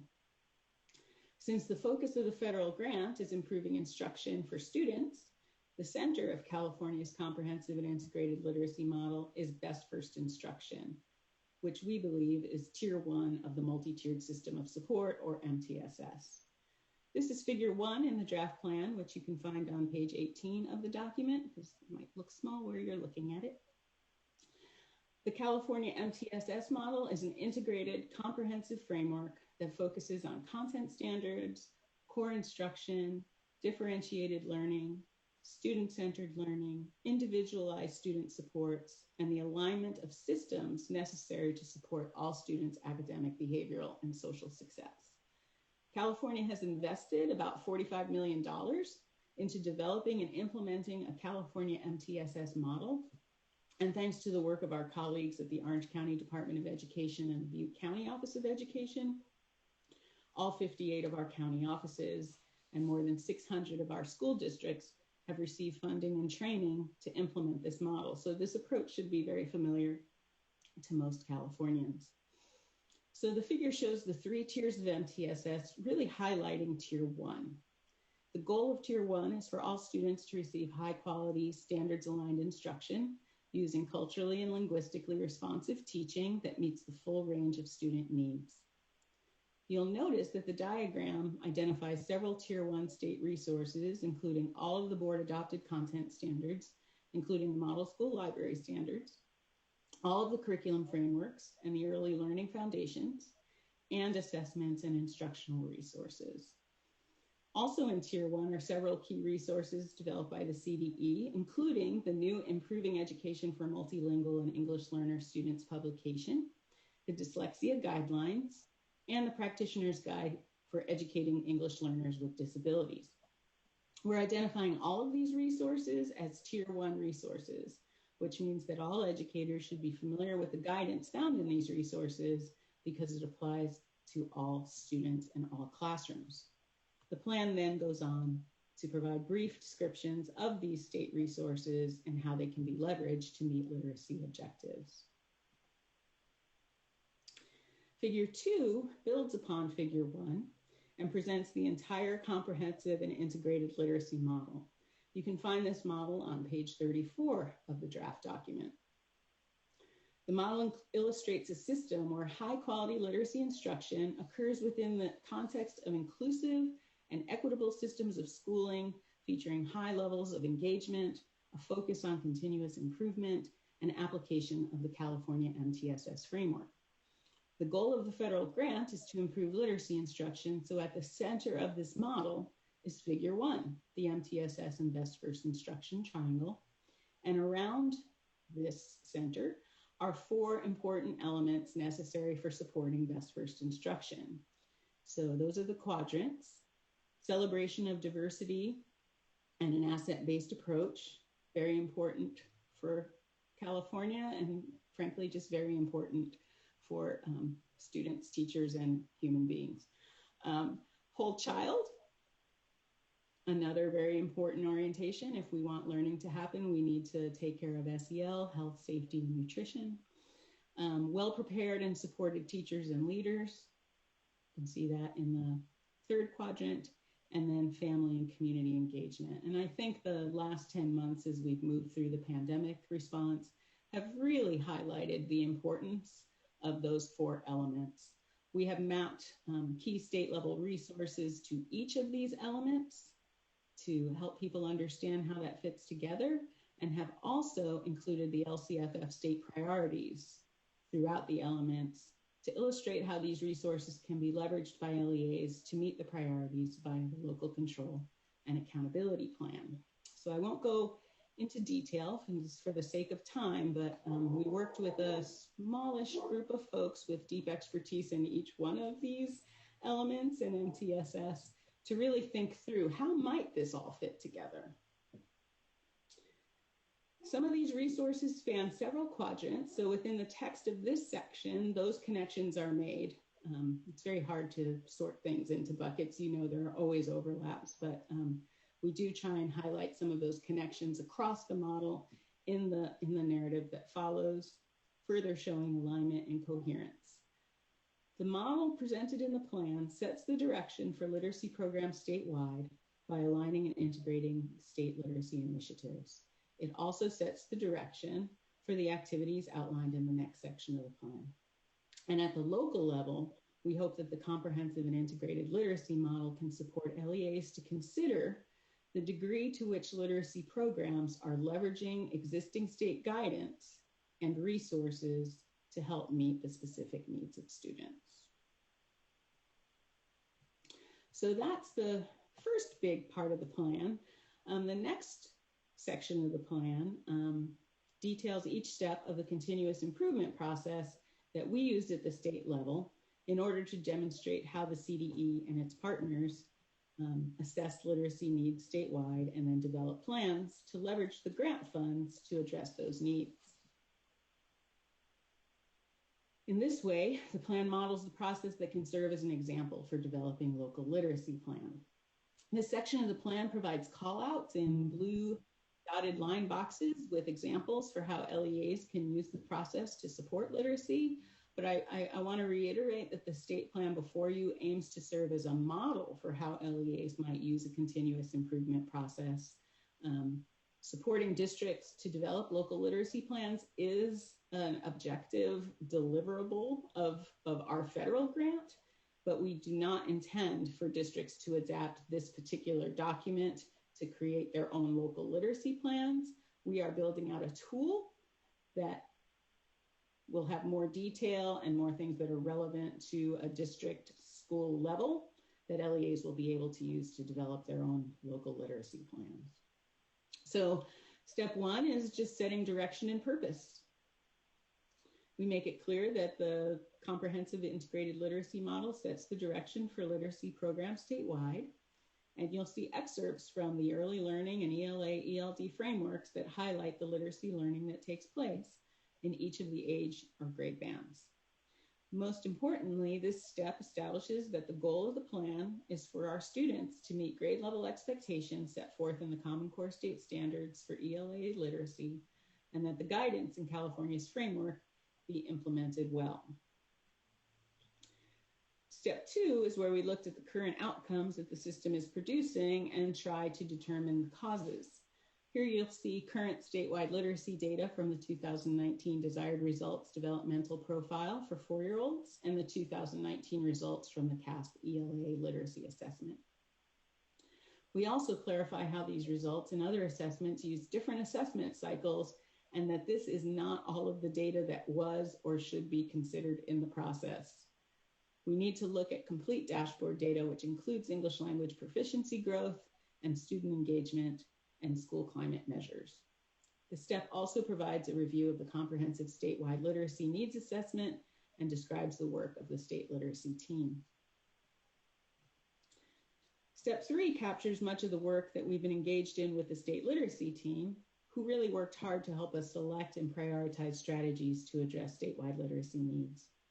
In this section of the plan, these priorities are outlined for each age or grade band with key state guidance and resources highlighted to inform state level activities that will be supported with grant funds within the context of comprehensive and integrated literacy instruction.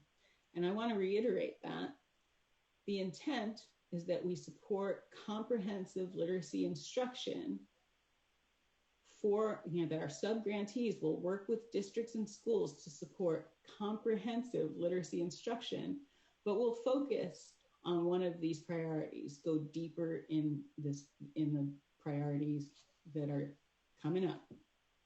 The next few slides will summarize those. So for birth through age 5, we landed on these 2 statewide literacy priorities, and 15% of the grant funds will fund one county office of education to support implementation of these priorities within the context of comprehensive literacy instruction. Support early childhood education programs to create literacy-rich environments and experiences, and support the quality of early education programs and their capacity to support early language and literacy skills.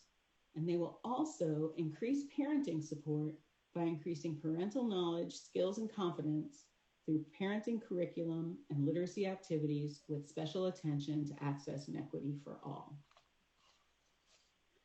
For TK, transitional kindergarten through grade 5, the priorities that were identified: build teacher capacity for Tier 1 foundational skills and reading comprehension, including best first reading and writing instruction. Build school capacity for effective literacy and English language instruction for ELs, English learners, sorry, I don't like to say ELs, including opportunities to develop biliteracy and primary language instruction wherever possible. Build school capacity to support students struggling with reading, including but not limited to students with disabilities and students with dyslexia. And increase sustainable high-quality professional learning systems, including literacy coaching models. And for students in grade 6 through grade 12, the priorities established by the state literacy team and in collaboration with the state literacy team and CDE and various other folks: build teacher capacity across disciplines for literacy instruction, increase asset-based teaching in schools, including culturally and linguistically responsive and sustaining pedagogies, build school capacity for effective content, academic content and literacy instruction for English learners, including opportunities to develop biliteracy and primary language instruction wherever possible, and build school capacity for effective literacy instruction for students with disabilities. Step 3 of the plan also lists and describes the state level activities to be funded through the grant program. Subgrants to the local literacy lead agencies will support the implementation and study of evidence-based strategies to address statewide literacy priorities and support the literacy needs of economically disadvantaged and high-need students. We're proposing to award subgrants to 7 county offices of education or consortia of county offices to implement 3-year small-scale pilots with 1 or more local districts. Consistent with federal requirements, the birth to age 5 lead will receive 15% of the funding. The kindergarten to grade 5 and transitional kindergarten to grade 5 leads, there'll be 3 of them, will receive 40% of the funding. The grade 6 to grade 12 leads will receive 40% of the funding, and those percentages are just defined in the grant program. And it's pretty exciting just to think about being able to fund that 0 to 5 grade band. Typically, you know, the opportunities that I've seen from ED, and I know our early learning and care folks have all kinds of different opportunities, but this is the first time I think our division has been asked to look at that really critical phase of literacy development. So we anticipate that the request for application for these subgrants will be released in spring of 2021, shortly after the state literacy plan is approved. I have staff starting to draft that already. Additional state level activities include developing and providing professional learning opportunities and resources to support LEAs as they build capacity and develop their local literacy plans. Right now, the CDE is building a literacy knowledge building series in collaboration with members of the state literacy team and other partners. Yeah, I don't think anyone should go to the link in this PowerPoint. I don't think that's published yet. I'm going to bring it to share with you in March, though. This series is a set of videos with guidance on a variety of topics, including, but not limited to, these are the ones that are being built out right now, but we will be working on this grant through 2024. So I anticipate that this series will be pretty impressive within the next year. But right now, I find it impressive. The topics that we're working on are supporting students with dyslexia and students who struggle to read, intervention and coaching, very important, particularly as we think about learning loss mitigation, media literacy, literacy across the disciplines, foundational skills and core literacy instruction, culturally sustaining pedagogy, using assessment to inform instruction, early education strategies, and family engagement strategies. So remember before when I said the state literacy team was exceptionally generous?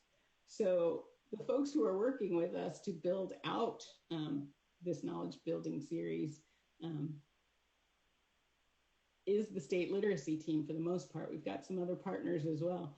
So not only did they volunteer to assist us with the development of the plan, recall they thought they were going to do a 2-day meeting with us. They've given us 4 full days of their time and are continuing to volunteer to help us build out this first set of resources. So thank you so much, State Literacy Team. You are amazing.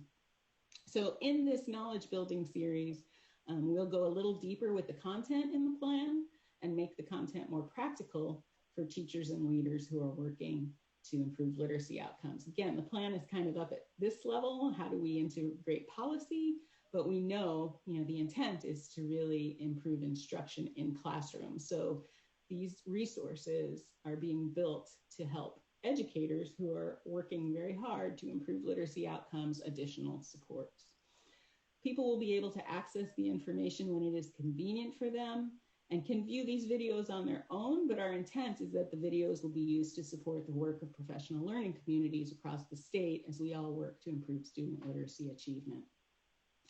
We are also building an online literacy resources repository to house these resources, other existing literacy resources, and additional resources that will be developed during the life of the grant. And yes, that group of folks that I have just thanked, the state literacy team, they are currently working with CDE staff to vet existing resources for inclusion in that repository. So yes, they are amazing. And great stuff is coming. These projects are really starting to come together, and my hope is that I'll be able to give you a bit of a tour on some of these new resources when I next see you in March at your next meeting. So back to the sections of the plan. Step 4 is about how the CDE and its partners will monitor and report on the work over the course of the grant with special attention to a variety of metrics. The United States Department of Education requires us to report on these metrics quarterly. So we are keeping close track of them, which is great to be able to have like that systematic step 4 of implementing and monitoring work and how it's going. And step 5, any good continuous improvement model. We will revisit the plan over the course of the grant, reflect on implementation and progress of the strategies, determine any necessary course corrections, and consider sustaining and expanding successful models. I mean, my deep down hope is that additional funding for this program continues to become available. And as we learn from the first set of subgrantees, we will be able to fund additional subgrantees and expand our literacy efforts. The CLSD grant program is an extension, is the next iteration of the Striving Readers grant program, which was going on for a while. So the United States Department of Education also prioritizes literacy instruction for our kids. So I'm hopeful that this is just the start of California's grant work. So as you've heard throughout this presentation, we have made an ongoing effort to ensure that we have an abundance of stakeholder engagement as we've developed a plan. It's also very important to us to provide an opportunity for the general public and advocacy organizations to provide input on the plan. So we were very thankful to be able to bring the document to the IQC for that public comment period. The public comment period also coincided with several stakeholder group meetings, which provided us an opportunity to seek additional feedback. In the last few months of 2020, we shared the draft plan with the Bilingual Coordinators Network, the state and federal program directors, and the Advisory Commission on Special Education, and encouraged them to both provide feedback and to help us get the word out so folks could participate in the public comment period. We created a survey that allowed respondents to submit comments via survey or email. And, for each one of those comments, we asked for general information around who is responding, comments on each of the sections, and asked for an overall evaluation of the plan. In addition to overall edits, the introduction, comprehensive and integrated literacy model, and steps 1 to 5 of the continuous improvement process sections of the plan were revised based on all of that public comment. Overall, we received a total of 347 unique comments. And we had a really good variety of respondents, from parents and guardians to teacher librarians to administrators, community members, and teachers in the classroom. In addition, we had many organizations representing hundreds, if not thousands, of stakeholders provide feedback on the draft plan. Based on the comments received, we highlighted several revisions to the plan and presented them to the IQC at their November meeting. And upon their recommendation, we incorporated these edits into the draft plan. For example, pretty big oversight is that we did not include the California Model School Library Standards in the draft we first presented to the IQC, which that was not good. So fortunately, we had a lot of teacher librarians who chimed in and said, hey, how are you gonna have reading without librarians and library standards? And I'm like, oh yes, thank you, sorry.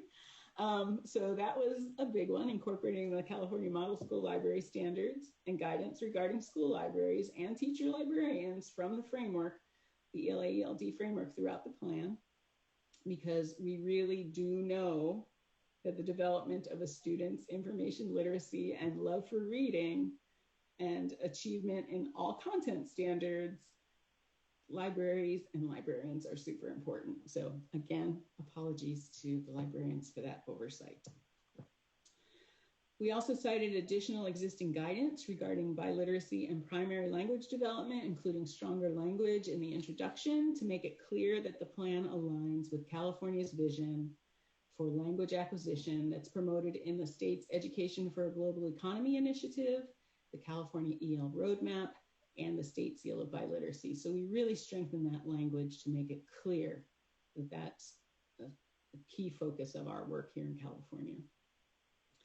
And the original comprehensive and integrated literacy model presented in the plan listed the California Dyslexia Guidelines and the California Practitioner's Guide for Educating ELs with Disabilities as additional resources, but based on the feedback we received, we moved those, we removed reference to them being additional resources to communicate their equal importance with the other listed Tier 1 resources.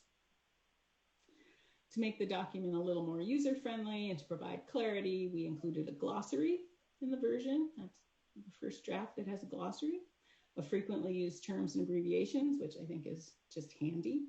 We included the Common Core in Espanol and the Spanish language development standards in this version, two essential biliteracy program resources. We also addressed the importance of collaboration between early childhood education programs and K-12 programs to provide a continuum of literacy development. And we included a broad definition of literacy to address the abundance of information, media, and technology that's embedded into our daily lives.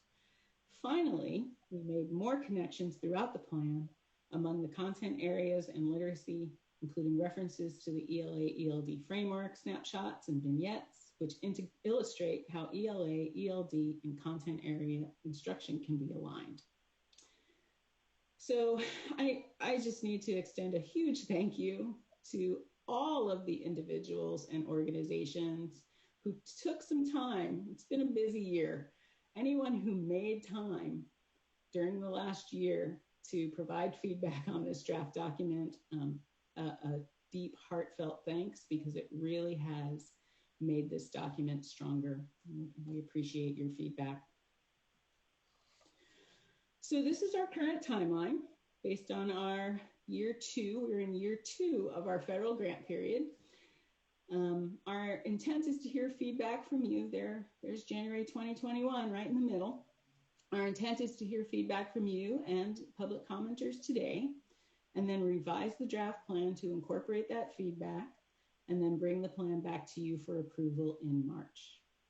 Shortly after that, we hope to release the RFA for local literacy leads and anticipate that the sub-grants will be awarded no later than September 2021. I would love to get the funding out sooner. As you can imagine, we were very excited to be awarded the grant back in 2019. And we're even more excited to be able to provide resources to LEAs to support literacy instruction, especially now as the state considers learning loss mitigation strategies. So again, as soon as we have the plan approved, we want to get the funds out for the RFA, make the RFA available as shortly after that as we can. So here's some important links for folks who want to know more about what's going on with this grant program. There is a link to the Comprehensive State Literacy Development webpage and instructions for joining our listserv and an email, clsdp@cde.ca.gov. Someone is standing by to respond to any email inquiries. So with all of that said, that was a lot. Thank you for your patience. The CDE recommends that the board review the draft state literacy plan and provide feedback. And of course, I'd be happy to take any questions that you may have. Thank you very much, both for all the work that has gone on over this last year and change, and for the very, very thorough presentation. We want to display the public comment slide. Thank you, so that people can get into the queue. Members of the public wishing to provide comment on this item may do so by calling the number on the slide and entering the access code noted there. While we are waiting for, did the slide just disappear? Yes, that was mine. Putting it back. Okay, great. Thank you. Sorry. While we're waiting for members of the public to call in, I can ask Vice President Strauss if she has any initial comments. And then if the board members have any clarifying questions, we'll take those before we go to public comment, and we'll come back for board discussion. Vice President Strauss, do you want to offer any framing comments? So let me just say to Barbara and her entire team and the West Ed support, this has been an amazing process. And I would say I was at that late March first Zoom remote planning meeting. It was a model for what to do in Zoom. But the team that gave input, this literacy team, it's an amazing team of educators that was thoughtful and comprehensive in their approach. And the plans continue to get better and more comprehensive and more integrated. So first, let me just say, the stakeholder input has made it better, and the CDE team led by Barbara has been really open and collaborative with the stakeholders. So we are developing what will be a guidance document really of what literacy is about, integrating student English learner resources, students with dyslexia. It's a wonderful document, and it's really come a long way. So a credit to the entire process. I just want to highlight a couple of things. It addresses grade bands, so birth to age 5, TK through 5, and 6 to 12. And having participated, I was actually on the secondary group. Each area really looks at the developmental needs of students and particular aligned strategies. So while we're delighted to get this grant and to look at piloting projects both at a county office and local districts, I'm really hoping this will help inform our work in literacy going forward statewide, because this is a model that the county office have to write their grants to this plan.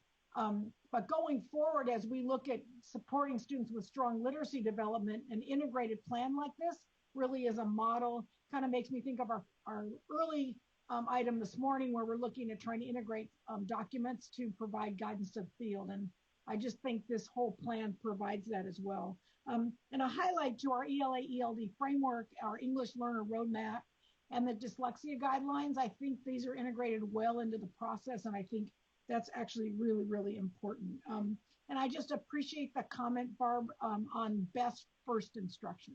That's what we're talking about, that all students get best first instruction using these tools. We know a lot more now than we did before on how to do best first instruction and how to integrate this. And so I think this plan really sets the stage. So having been at the two literacy team meetings and then at the IQC, I've just watched this get developing better. And I'm really looking forward to seeing the final plan at our March meeting and then the rollout and actually implementation of it. So thank you very much for the continued work. Thank you. All right.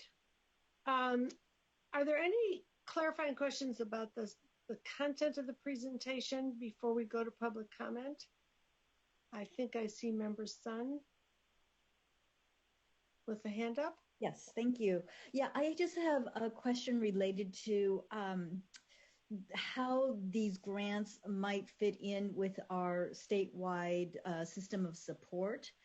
I know it's going to be related, but how do we tie it and how do we make the dotted line to these county offices that will be receiving these grants and how utilizing that in that system? Thank you for that question, because that was built into the proposal and remains a huge piece of what it is we're trying to accomplish here. So as those 7 sub-grantees work with the schools and districts that they're funded to support, our hope is that they'll be learning a lot, like going deep, not just with, literacy, comprehensive literacy, that's a given, but to be able to go deep around one of those 7 priorities and learn and create resources and learn lessons that we can then bubble up to the larger statewide system of support. A different literacy effort that California is implementing right now, the Early Literacy Support Block Grants, provides for an expert lead in literacy who also works with us in our division very closely. So we are part of the system of support. We are working with the expert lead, and between the repositories and the resources and the expert lead and our involvement in the system of support, our intent is to ensure that the learning that's happening with those 7 subgrantees bubbles up and is integrated into the larger system of support, that we'll be able to share it more widely far beyond those 7 subgrantees. So thank you for that question, because pulling all those pieces together, the challenge, as I noted early on, the CDE staff who have taken on the coordinating role have got a lot of coordinating to do, but I'm feeling very confident in our ability to share some really great stuff. Thank you. Great. Thank you. Thank you for clarifying that. And we'll go to public comment now. Is there any public comment? Yes, it looks like we have about 30 people in the queue for public comment, and this is for item 6. I will open up the phone line now. Good afternoon. Please state your name and affiliation for the record. You have 1 minute. Your time starts now. Hi, good afternoon. I'm Jennifer Deal, and I'm here on behalf of Californians Together. As a veteran educator of both primary and upper grades, I'd like to draw your attention to the TK5 portion of the SLP. As it's currently drafted, this section focuses primarily on the early literacy needs of TK1 students. However, we know students in grades 2 through 5 have unique instructional needs in order to access increasingly complex text. For example, when engaging with informational text, TK1 students gather information from provided sources to answer a question with guidance and support, whereas 4 or 5 students must draw evidence from text to support analysis, reflection, and research. My ask isn't controversial, yet it isn't small or inconsequential. Please incorporate the needs of students in 2nd through 5th grade into the TK5 portion of the SLP. Thank you so much for your work and time. Thank you. Good afternoon. Please state your name and affiliation for the record. You have 1 minute. Your time starts now. My name is Gisela O'Brien, Biliteracy and EL Education Specialist at the Center for Equity for English Learners and affiliated faculty in the Department of Educational Leadership at the LMU. I'm here to urge you to add ELD to the statewide literacy priority areas for TK through 12th grade. We know that despite new policies and take time for ELD, both designated and integrated. However, the findings from my research and that of my colleague William Saunders, as well as our review of the literature on ELs, indicate 1, focused EL instruction makes consistent and significant differences. 2, teachers that consistently instruct ELD during a designated block of time devote more time to L2 oral language and literacy activities, as well as show higher gains in those areas. Moreover, there is evidence that suggests a strong relationship between higher oral proficiency and successful acquisition of early reading and writing. Similarly, ELD instruction across the grades that provides opportunity for small group output growth and vocabulary instruction is effective in accelerating acquisition. Thank you. Good afternoon. Please state your name and affiliation for the record. You have 1 minute. Your time starts now. Good afternoon. My name is Carla Herrera, a biliteracy educator for over 45 years and former IQC member. I was vice chair of the ELA-ELD SMC in the room where it happened during the framework development of the 5 interconnected circles of implementation, expanding our teaching strategies to develop oral language and meaning making for students to become literate and fluent, including and especially English learners. I'm here to caution an overemphasis on phonics instruction and recall lessons from the past as we have repeated this discussion every 15 to 20 years.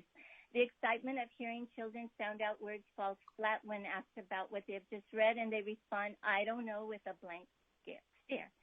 I urge you to ensure a more comprehensive focus on literacy aligned with all 5 themes of the framework and the grants awarded to implement the SLP.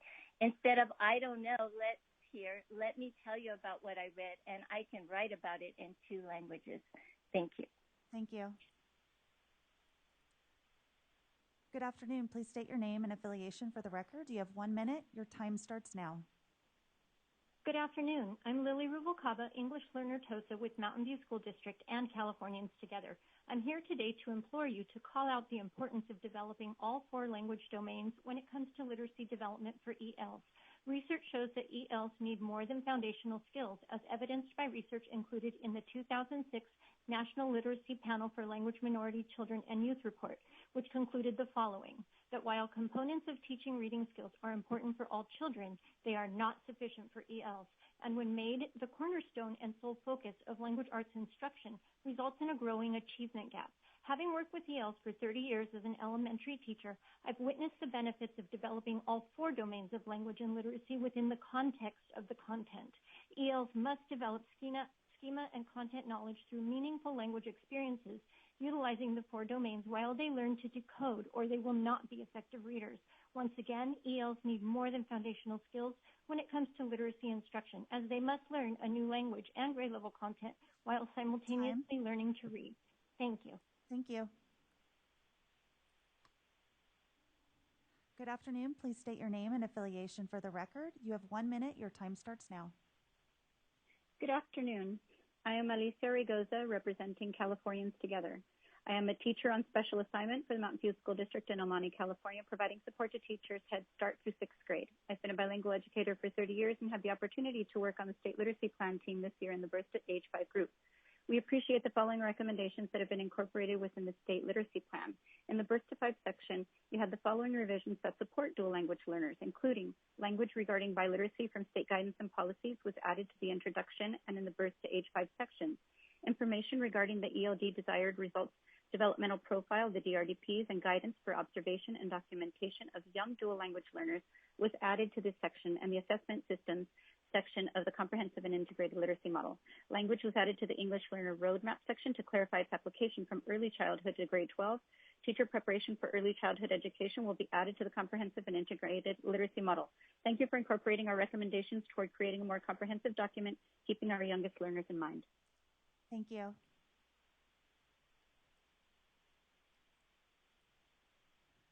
Good afternoon. Please state your name and affiliation for the record. You have 1 minute. Your time starts now.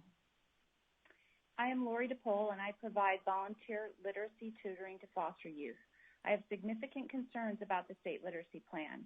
CDE, in its federal grant application, committed that it would, 1, provide educators and school administrators with a coherent literacy vision, 2, provide recommendations and a plan for state and regional leads, and 3, highlight comprehensive information regarding evidence-based strategies for literacy instruction. The current plan as drafted does not do this. It is not a coherent literacy plan. It is merely a high-level summary of existing policy, frameworks, and guidelines, many of which do not currently align. The plan literally cross-references over 5,900 pages of such policies. The plan does not address the needs identified in the statewide needs survey. We have a state literacy crisis, and this draft plan does not provide clear direction as to how to incorporate the science of reading into our state's classrooms and work towards closing our significant literacy gap. Thank you for your time. Thank you. Good afternoon. Please state your name and affiliation for the record. You have 1 minute. Your time starts now. Good afternoon. My name is Cherise Guerra, and I'm here to testify on behalf of Californians Together, and I work for the Sobrato Early Academic Language SEAL model. We are concerned about the requirement to administer universal screening for dyslexia to all kindergarten students. Screening for dyslexia is not the same as screening for supporting good literacy instruction. A universal screen for dyslexia is to identify pathology and should be based upon teachers identifying students who might be struggling with literacy. As a parent of children who were in a 90-10 Spanish dual language program, I have a major concern. Some phonemes are different in English than Spanish. If he took this screener, he may have been identified as having dyslexia, not because he's struggling in reading, but because he hasn't been taught. A universal screener could lead to over-identification, especially for students who do not speak English. For students that are making normal progress and are not struggling to read, whether in English or another language, This assessment for dyslexia is not necessary. Thank you. Thank you. Good afternoon. Please state your name and affiliation for the record. You have 1 minute. Your time starts now. Good afternoon. My name is Jorge Pacheco Jr., president of both the California Latino School Boards Association as well as the Oak Grove School District Board of Education and current elementary ethnic studies bilingual teacher. Any literacy framework must explicitly center culturally sustaining and relevant pedagogy as a priority for all TK to 12 students, not just grades 6 to 12. With over 77% of our state student population being of color and almost 20% being English language learners, literacy instruction must center our state's great ethnic, racial, and linguistic diversity, and doing so in the state literacy plan would be a vital place to start. As a mixed-race Korean, Maya Salvadoran English learner myself, I almost didn't graduate high school and spent years in community college learning the literacy that I was supposed to have been taught in my K-12 education. What I needed as a kid was a pedagogy that would have kept me engaged in education, reading about my own histories, and seeing myself as an intellectual rather than a problem. Unfortunately, stories like mine are still all too common, and many English learners are still not making it out of the school-to-prison pipeline like how I barely did. Help our kids succeed by explicitly centering culture-sustaining and relevant pedagogy into the state literacy plan for TK to 5 so that all of our state students succeed in our public schools. Thank you. Thank you. Good afternoon. Please state your name and affiliation for the record. You have 1 minute. Your time starts now. Good afternoon. My name is Karina Sapien. I work for SEAL, and I'm here to speak on behalf of Californians Together. I have been a public school educator for over 30 years, including 7 years as an elementary principal. We assert that attention must be paid to students' oral language proficiency as students are expected to read. As mentioned in the letter submitted to the State Board of Education by Professor Goldenberg, reading proficiency is a function of two sets of skills. 1, accurate and fluent word recognition, and 2, adequate language proficiency to comprehend text being read. Without both of these skills working together, just a narrow focus on one will lead to widening gaps in achievement. As principal, I saw firsthand how a narrow focus on foundational skills produced great decoders in the early grades, only to see our English learners fall behind as they progress through the grades. Why? Because intentional oral language practice, critical to building language proficiency and reading comprehension, was neglected. We've been there before with No Child Left Behind, and we all know that our English learners were in fact left behind. We urge you to include oral language as an equally essential component of literacy instruction. Thank you. Thank you. Good afternoon. Please state your name and affiliation for the record. You have 1 minute. Your time starts now.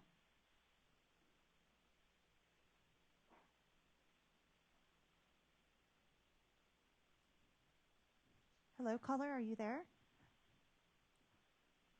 Okay, moving on to the next caller. Please state your name and affiliation for the record. You have 1 minute. Your time starts now. Good afternoon. My name is Ruth Barajas, and I'm a former elementary school principal and teacher, and I'm calling with Californians Together. We appreciate the reference to ELD in the state literacy plan that has been augmented and clarifies that designated and integrated ELD is a legal requirement, and therefore it's something that all LEAs shall provide as opposed to should do.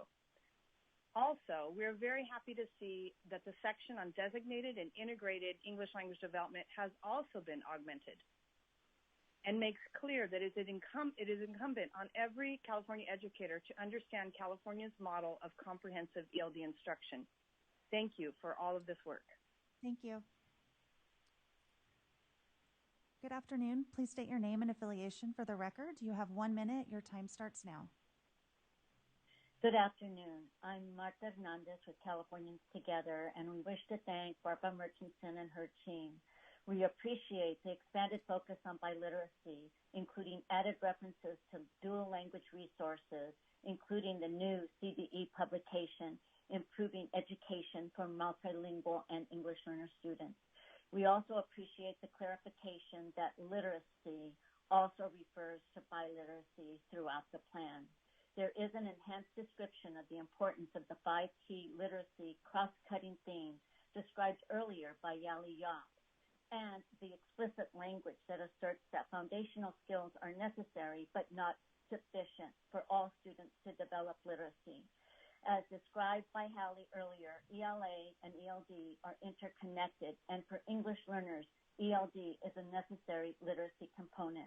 Literacy efforts should have a more comprehensive literacy focus and all 5 themes and ELD, TK-12 need to be a component of all grants awarded to implement the California Comprehensive State Literacy Plan.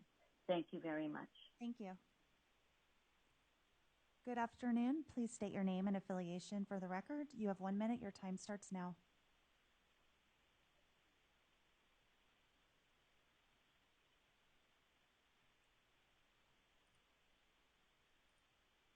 Good afternoon. Please state your name and affiliation for the record. You have 1 minute. Your time starts now. Good afternoon. This is Christy Hernandez representing the Los Angeles branch of the IDA, International Dyslexia Association. The statewide needs survey shows that school districts overwhelmingly want to understand how to incorporate a structured literacy approach and the California Dyslexia Guidelines into their general education curriculum. The draft state literacy plan doesn't provide guidance on how to do so. The only language referring to structured literacy that appeared in the draft state literacy plan is on page 89, where it provides a description from the California Education Code and then refers to the California Dyslexia Guidelines for more detailed information on dyslexia screening, assessment, and instruction. The needs assessment cited the IDA knowledge and practice standards for teachers of reading for the definition of structured literacy, and yet the state literacy plan doesn't mention the IDA standards. We ask that you consider the IDA standards as you move forward. We appreciate all the hard work you are doing. Thank you. Thank you. Good afternoon. Please state your name and affiliation for the record. You have 1 minute. Your time starts now. Hi, I'm Allison Briseño, Associate Professor at San Jose State University, here on behalf of Californians Together. Thank you to the committee for your wonderful work. While foundational skills are essential, the TK through 5th grade section of the framework currently disproportionately focuses on foundational skills in relationship to the other 4 themes of the ELD framework, which are meaning-making, language development, effective expression, and content knowledge. New research by California's own P. David Pearson and others demonstrates the importance of these other 4 themes in addition to foundational skills. Just as foundational skills are a precursor to literacy, so is language. California's ELA-ELD framework is admired across the country because it explicitly calls out that literacy is built on a foundation of language. The framework's over-reliance on foundational skills could move the state backwards in our attempt to ensure English learners have access to 21st century education. Thank you. Thank you. Good afternoon. Please state your name and affiliation for the record. You have 1 minute. Your time starts now. I am Lucy Edwards from Napa County Office of Education, representing CSESA and its Curriculum and Instruction Steering Committee. CISC submitted a detailed letter of feedback to the State Board of Education regarding this action item. CISC wants to acknowledge the effort by CDE and various state agencies that went into the development of the state literacy plan. We believe the document is well balanced regarding attention to English learners and students with disabilities. There are ample resources included for both these student groups. We recommend more guidance be added for supporting African American students, though. This student group has some of the lowest performances across grade levels on the CAPS and yet have been largely excluded from the plan's narrative. In addition, as currently written, CISC believes that the state literacy plan reads as a synopsis of the various state documents related to literacy. CISC is concerned that the document is not yet a model of an executable plan for school districts to follow. We have heard that a companion tool is being created to help districts develop their own plans. In the meantime, CISC recommends that the state literacy plan be renamed California State Literacy Initiatives, a synopsis of guiding documents to better reflect its current content. Thank you. Thank you. Good afternoon. Please state your name and affiliation for the record. You have 1 minute. Your time starts now. I am Toby Meyer, and I have a son with dyslexia. My son would never have learned how to read without using a structured literacy approach. Structured literacy benefits all and is critical to some. Our school districts are begging for more information on how to incorporate structured literacy into the Gen Ed curriculum. Respondents to the statewide needs survey overwhelmingly stated their concerns about the lack of sustained quality professional learning to support students with disabilities. They noted that their current curriculum does not align with the California Dyslexia Guidelines and that the LEAs need more professional learning on the guidelines and the ELA-ELD framework. Yet structured literacy is only mentioned once in the entire state literacy plan, and it refers readers back to the Dyslexia Guidelines. If the guidelines, which have been out for several years, have not provided the professional learning that the school districts so desperately need, merely cross-referencing them is not going to address this need. California's grant application stated that it would highlight comprehensive, evidence-based strategies for improving literacy outcomes. The draft as written is our kids down. Thank you. Thank you. Good afternoon. Please state your name and affiliation for the record. You have 1 minute. Your time starts now. Hello, my name is Alita Fisher. I am the advocacy chair for the San Francisco Unified School District Community Advisory Committee for Special Education. I have to say I'm thank you so much for all the work that's gone into everything that's happening here. And in particular, I'm excited to see the California Dyslexia Guidelines and California Practitioner's Guide for Educating ELLs with Disability referenced. But as mentioned by many previous callers, the reference isn't enough and doesn't go far enough. I am excited to see that Best First Instruction, MTSS, and UDL are all called out here. But as a parent of 4 students with disabilities and as a special education advocate, I unfortunately very often find myself in the unenviable situation of having to explain terms like structured literacy, UDL, MTSS to not only fellow parents, but to educators.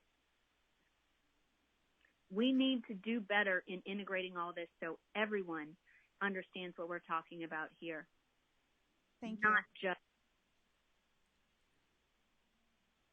Good afternoon. Please state your name and affiliation for the record. You have 1 minute. Your time starts now. Good afternoon. This is Sarah Lillis with Teach Plus. We appreciate the hard work that the staff and the state literacy team and the IQC and everyone else put into drawing together the many pieces of this literacy plan. Our teacher leaders appreciate the opportunity to review and provide feedback during the process and the edits that have been made. We understand the purpose of this as a plan to align existing initiatives, and it does a good job of that, and it's an important first step. But as our teachers reviewed the plan and reflected on their own experiences in the classroom, they noted that it also helps highlight what's missing and where there may be need for state-level change or investment to advance the vision of statewide literacy. Moving forward, we hope that elevating statewide needs also be an explicit part of the continuous improvement process, and the impact of subsequent grants focus on that. One quick example, we appreciate the priority to build teacher capacity across disciplines for literacy instruction, but our teachers believe it's really important to do so, but noted that some existing standards like CTE do not reflect that focus. We also really appreciate the priorities of building teacher capacity for foundational skills, and that's really where the rubber hits the road and meets the road, and we hope to be able to help figure out what that looks like. Thank you. Thank you.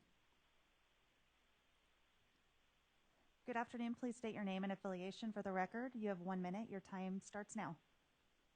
My name is Megan Potente, and I'm Co-State Director for Decoding Dyslexia California. DDCA has submitted specific written comments to the SBE, but I will now speak to our larger concerns. 20 years of experience as an educator has taught me the importance of a coherent plan. School leaders deserve a literacy plan that defines clear steps toward implementation of evidence-based practices that will close opportunity gaps for disadvantaged students.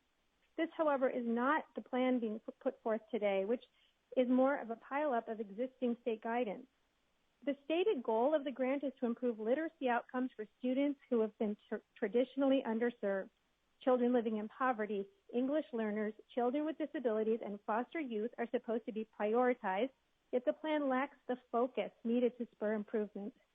Alignment and integration are cited as the goals, yet the plan is a disjointed compilation of excerpts and references to approximately 30 different guidelines, policy documents, and frameworks. Time. We can do better. Thank you very much. Thank you. Good afternoon. Please state your name and affiliation for the record. You have 1 minute. Your time starts now. Yes, good afternoon. Leticia Garcia on behalf of the Riverside County Superintendent of Schools. We appreciate staff's work with stakeholders and field experts to develop the draft plan before you today. I'm going to offer 2 suggestions. We ask that the final plan include additional information regarding the effective use of the TK to second grade reading assessments. in order to monitor and ensure students are mastering standards in primary grades. This is critical for early prevention and intervention. We also ask that the final plan address all student groups that have been traditionally underserved per the data included on page 54. This is important not only to ensure for the success of all students, but also to better align the plan with the purpose of the grant. Again, thank you for the opportunity to comment. Thank you. Good afternoon. Please state your name and affiliation for the record. You have 1 minute. Your time starts now.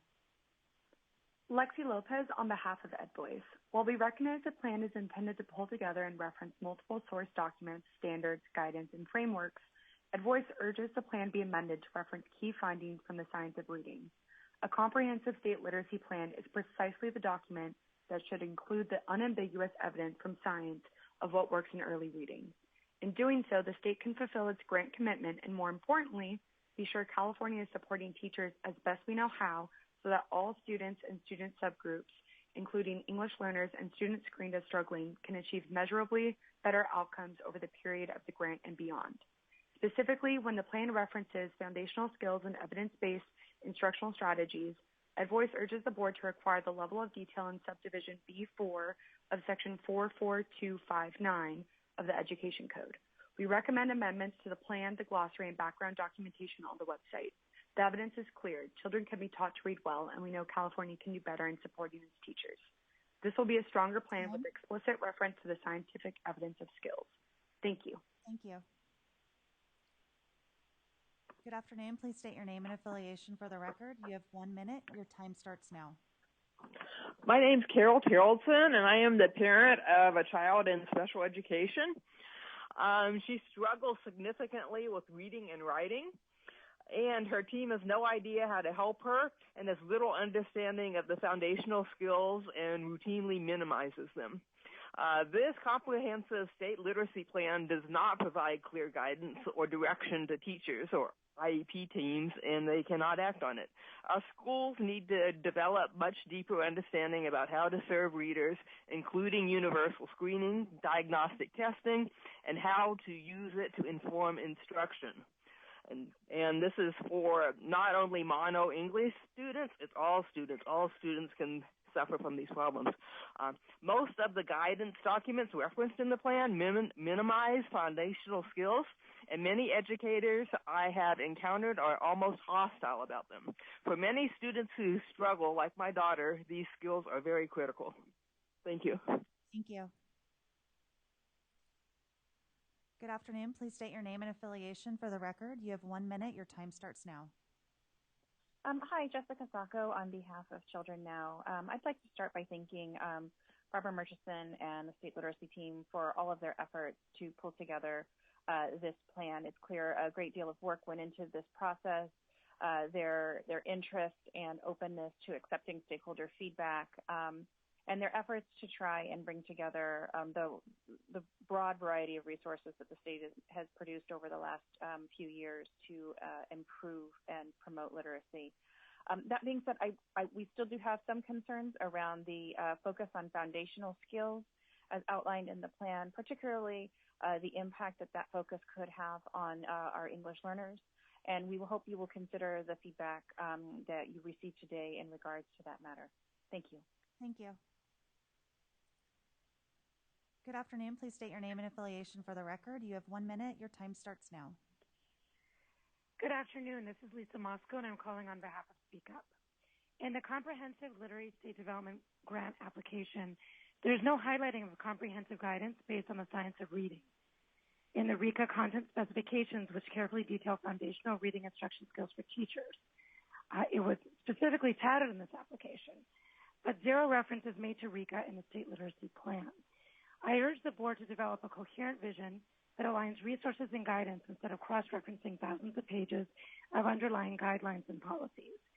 LEAs need clear guidance to inform their approaches so they can choose the evidence-based practices. Most of all, we need underserved kids, English learners, standard English learners, foster youth, and students with disabilities to be able to access a comprehensive science of reading-based plan that offers them access to literacy across the board. Thank you. Thank you. Good afternoon. Please state your name and affiliation for the record. You have 1 minute. Your time starts now. Yes, this is Dr. Catherine Cristo, Professor Emeritus at California State University, Sacramento, and I wish to address teacher preparation. In its grant application, CDE states that the Commission on Teacher Credentialing works to ensure that pre-service candidates have the knowledge and skills to provide reading instruction and literacy development. The grant application specifically cited as a strength and as reason for federal grant consideration that teacher preparation programs are required to align their coursework with the Reading Instruction Competence Assessment, or RICA, content specifications. However, the draft California State Literacy Plan is silent as to RICA content specifications. The RICA content specifications contain critical information regarding evidence-based foundational reading instruction standards for teacher preparation programs and need to be at minimum cross-referenced as a resource in teacher preparation in the CSLP. Adherence to these content specifications will help ensure that our teachers know critical information regarding the science of reading. Thank you very much. Thank you. Good afternoon. Please state your name and affiliation for the record. You have 1 minute. Your time starts now.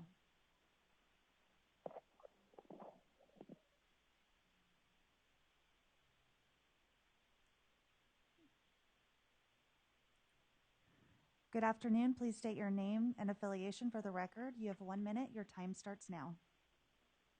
Hi, this is Robert Mullinger, and I'm a parent in the Mountain View Richmond School District. The federal grant requires California to advance literacy skills through the use of evidence-based practices, activities, and interventions, including pre-literacy skills, reading and writing for children from birth through grade 12, with an emphasis on disadvantaged children, including children living in poverty, English learners, and children with disabilities.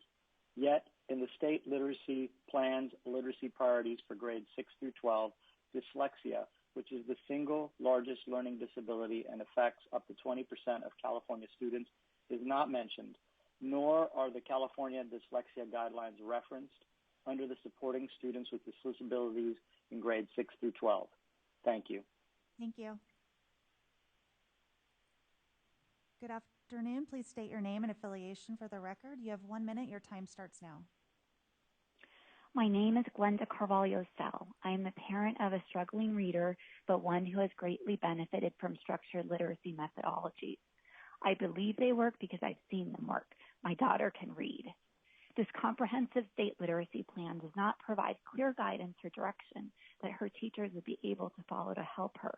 I have found that most teachers do not have a solid understanding of how to teach foundational reading skills, even when students are identified for intervention or resource services. I know there is more to reading than decoding, but if a child cannot decode, they will continue to struggle with reading. I thank everyone for their efforts on this project. Thank you. Good afternoon. Please state your name and affiliation for the record. You have 1 minute. Your time starts now. My name is Ronit Glickman, and I'm a public school teacher with the Santa Rosa City Schools, and I'm also the mother of a student with dyslexia. And my daughter would not be able to read without her tutor, who is trained in the science of reading. I spent my own money and my own time to get additional professional development and training in multisensory structured literacy. It is powerful and it is empowering to know that I can support all my students as well as students with learning disabilities. This current draft plan does not provide the guidance aligned with the science of reading, and it does not help our school leaders implement evidence-based reading and writing instruction. In a recent publication from the University of California, San Francisco Dyslexia Center, it says investing in early screening and teacher training would provide an astonishing 800 to 2,000% return. There needs to be a strong emphasis on early universal screening for children at risk for reading failure, as well as provide structured literacy across all tiers. Every teacher deserves to know the science of reading, and every child deserves a teacher who knows it. Thank you for your work and time. Thank you. Good afternoon. Please state your name and affiliation. Martha Zaragoza Diaz, representing the California Association for Bilingual Education and Californians Together. The foundational reading skills approach to literacy development limit and minimize the full literacy and biliteracy development for English learners. The California Common Core Standards for ELA and ELD calls for a curriculum that reflects an integrated model of literacy, not just foundational skills, one in which the integrated communication processes of reading, writing, speaking, listening, and language development are closely connected and support the development of one another. We must go beyond foundational skills for our English learners by including all 5 literacy themes as identified in the ELA-ELD framework in order to provide English learner students a rich, robust, and comprehensive learning approach for true literacy and biliteracy success from TK through 12th grade. Thank you. Thank you. Good afternoon. Please state your name and affiliation for the record. You have 1 minute. Your time starts now. My name is Nancy Rudding, and I am a teacher trainer of structured literacy throughout the state of California. I have spent 40 years teaching and trying to help teachers gain access to the science of reading.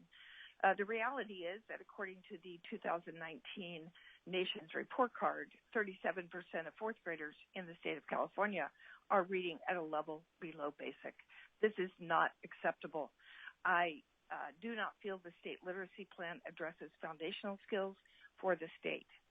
I am all in favor of good literature. I am all in favor of oral language. Everything has to be included. I totally agree. But we cannot turn our backs on the kids, whether they're ELL kids, English language learners, struggling readers, or kids that come from a low language background. Thank you very much. Thank you. Good afternoon. Please state your name and affiliation for the record. Your time starts now. Hello, my name is Dr. Marlene Batista, and I'm the Director of State and Legislative Affairs for CABE. We're concerned about the requirement to administer universal screening for dyslexia to all kindergarten students. There's already a trend of over-identifying our English learner students as special education students, and if we begin to assess students prior to an opportunity to participate in instruction, we will continue to expand on this trend. Therefore, it should not be considered a full battery of assessments and should absolutely take place after instruction has begun on the later part of the kindergarten year. Additionally, screening must be strategic and efficient and part of an instructional program aimed at promoting literacy growth and development. As part of that, teachers need to be on the lookout for signs of a possible disability and have input as to students who may need to be screened versus students who are English learners. Prior to making a decision on this, much more discussion needs to occur as to for which students and for which age the screening is appropriate, and definitely that it should not be given until late kindergarten at earliest. Thank you very much. Thank you. Good afternoon. Please state your name and affiliation for the record. You have 1 minute. Your time starts now. Hello, my name is Jennifer Reynoso. I'm a parent of a special education student in Burbank, California. I would like to give feedback on item number 6. The SLP draft fails to show meaningful support for students. School needs evidence-based reading and writing instructions, examples, the science of reading, that adheres to the California guidelines of dyslexia. It is also critical that schools have early identification screening, universal screening in all schools.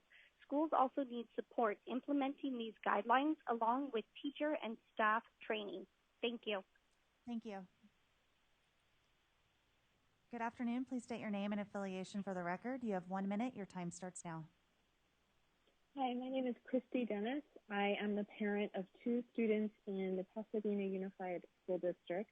They are both English language learners, and I first just want to respond to the comment that just preceded the last one about screening for dyslexia. Both of my children have dyslexia, and both of them are English language learners, and there's absolutely no reason why a screening for dyslexia would in any way negatively impact English language learners. If only my children had been identified earlier, so much heartache and education loss could have been avoided. You know, I look at the NAEP reading scores for the state of California, and more than half of our students are basic or below basic. So clearly what we have been doing is not working. And I just cannot understand why our legislators don't have the courage to try a different approach, particularly when we have decades upon decades of research about how to teach children to read. It works. It works for children across the spectrum, and it's very simple. Thank you. Thank you. Good afternoon. Please state your name and affiliation for the record. You have 1 minute. Your time starts now. Hello, my name is Rachel Hurd, and I'm a school board member in a mid-sized unified school district in the California East Bay. The ELA frameworks and many of the guidance documents compiled in this document seem to minimize or bury the foundational skills. And the concerns expressed by some of the commenters before me about foundational skills and universal screening reveal how desperately guidance and alignment is needed. I really hate to see the state waste this opportunity to finally create an overall comprehensive literacy plan that addresses all of these factions and puts the reading awards to bed. Thank you. Thank you. Good afternoon. Please state your name and affiliation for the record. You have 1 minute. Your time starts now. Diana Weir, Reading Specialist and Consultant. The most fundamental responsibility of a school is to teach children to read. My concern is that without explicit details of how to support educators, our grant money will be spent on misguided assessment and instruction, and the needs of our struggling readers, second language learners, and children of color and poverty will not be met. I am asking the team to establish criteria norms in 3 core areas: teacher knowledge, universal assessments, and effective instructional materials. In the area of teacher knowledge, use the standards provided by the International Dyslexia Association to evaluate and provide professional opportunities. Secondly, establish reliable universal statewide assessments that identify students at risk. This consistency within our large state is a necessity when providing systematic instruction for transient children. Thirdly, follow the lead of Colorado and Arkansas in providing districts with a list of approved reading programs that have passed a rigorous review. Thank you. Thank you. That concludes public comment for item number 6. Thank you very much. Let me make sure I'm not on mute. Appreciate all of the public comment, and we're now ready to engage in discussion with the board. Are there comments or questions from board members? And remember, this is not an item for action, it's an item for information. Member Rucker. Thank you. First of all, I wanted to make sure I said and acknowledged all of the people and stakeholders who took the time to call in for today's public comment and discussion of this item. I recognize that when you only have 1 minute, it's frustrating to feel whether or not you're making an impact in giving your feedback and your opinion. You were heard, but I can tell you that we pay attention and listen very closely to the concerns. I agree that we have this draft document has come a long way since we started the drafting, and the teams have worked very, very well together. What I heard again from the stakeholders falls into multiple buckets. I think it's probably a good idea to take a look at what is the difference in creating a state level plan and the work that was clearly laid out by department staff in doing the implementation and additional planning and work that would be done among the agencies that would be funded to implement this literacy plan in working with the LEAs they will work with. I think in the feedback I heard, there's a difference between some very explicit concerns about how the plan should be implemented and what the plan should direct or mandate that LEAs do. And so that falls into a couple of different buckets. Our goal is to make sure at this level, I feel, that the plan clearly outlines the intent, the purpose, the functions, and most importantly, the overall outcomes for the funded LEAs and entities that will be working to implement the plan. The specificity, the level of specificity about reading science and about instruction, that becomes more of a more granular discussion among those entities that will actually be doing this literacy work. And how much work we do to amend the plan further really comes down to, A, how many masters do you want to serve? And really, how much more content do you want to add that will increase the complexity of the plan without actually getting to the meat of what it is we're trying to do with create this literacy plan. I do agree that there's a concern about who is named or identified as the students in this plan. That's the reason why my favorite fairy tale is Sleeping Beauty. While there is this great attention or this great desire to name the all and to identify every single person and every single student that should be involved and served by the plan, I think the plan's goals clearly state that you're going to serve as a priority the students who are underperforming.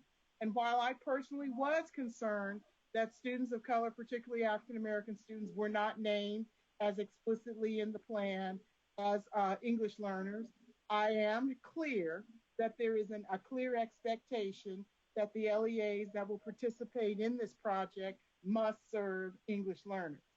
So I think that there is a way to address the concerns that have been raised by stakeholders about how do you balance the desire to see some very explicit specificity and granularity about what the plan should do, what teachers should be learning, as well as meeting the purposes of the overall arc of what this plan is to do to implement the grant. And I think that the staff have heard some feedback and ways to address it. I would caution against doing a drill down to create directives that already fall under legislative mandate or already fall under clear intent of the implementation of the plan, but to make sure that LEAs are in some ways and explicitly accountable. So my one piece of feedback is, and what I was hoping to see in the plan is not the specificity that may be getting called for here, but a clear outline of how the LEAs that are funded and participating will be held accountable. That goes back to what Dr. Darling Hammond said at the beginning of the day.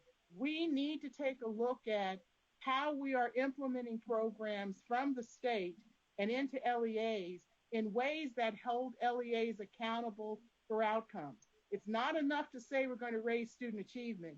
We really have to address disparities. And this plan and this literacy grant is a perfect example of a program that's intended to address disparities. But what I find is missing, and that may actually satisfy some of the concerns being raised by stakeholders, is how are you going to expect the participating LEAs to be accountable for the outcomes and what they report? It will not be enough to just simply report whether student achievement was improved, but whether or not they actually address the disparities in the quality of instruction, the quality of professional learning afforded to the educators who will be doing this program, and whether or not there was actually an improvement in the disparities that have led to literacy issues in the first place. I think taking the time to pull out that thread and to address that issue and focus on disparities, as our board president said at the beginning of the day, may be the way to address a lot of the buckets of concerns we heard among the stakeholders. Thank you. Thank you very much. I think next in the queue is Member Glover Woods and then Member Patil Brownson. Thank you very much.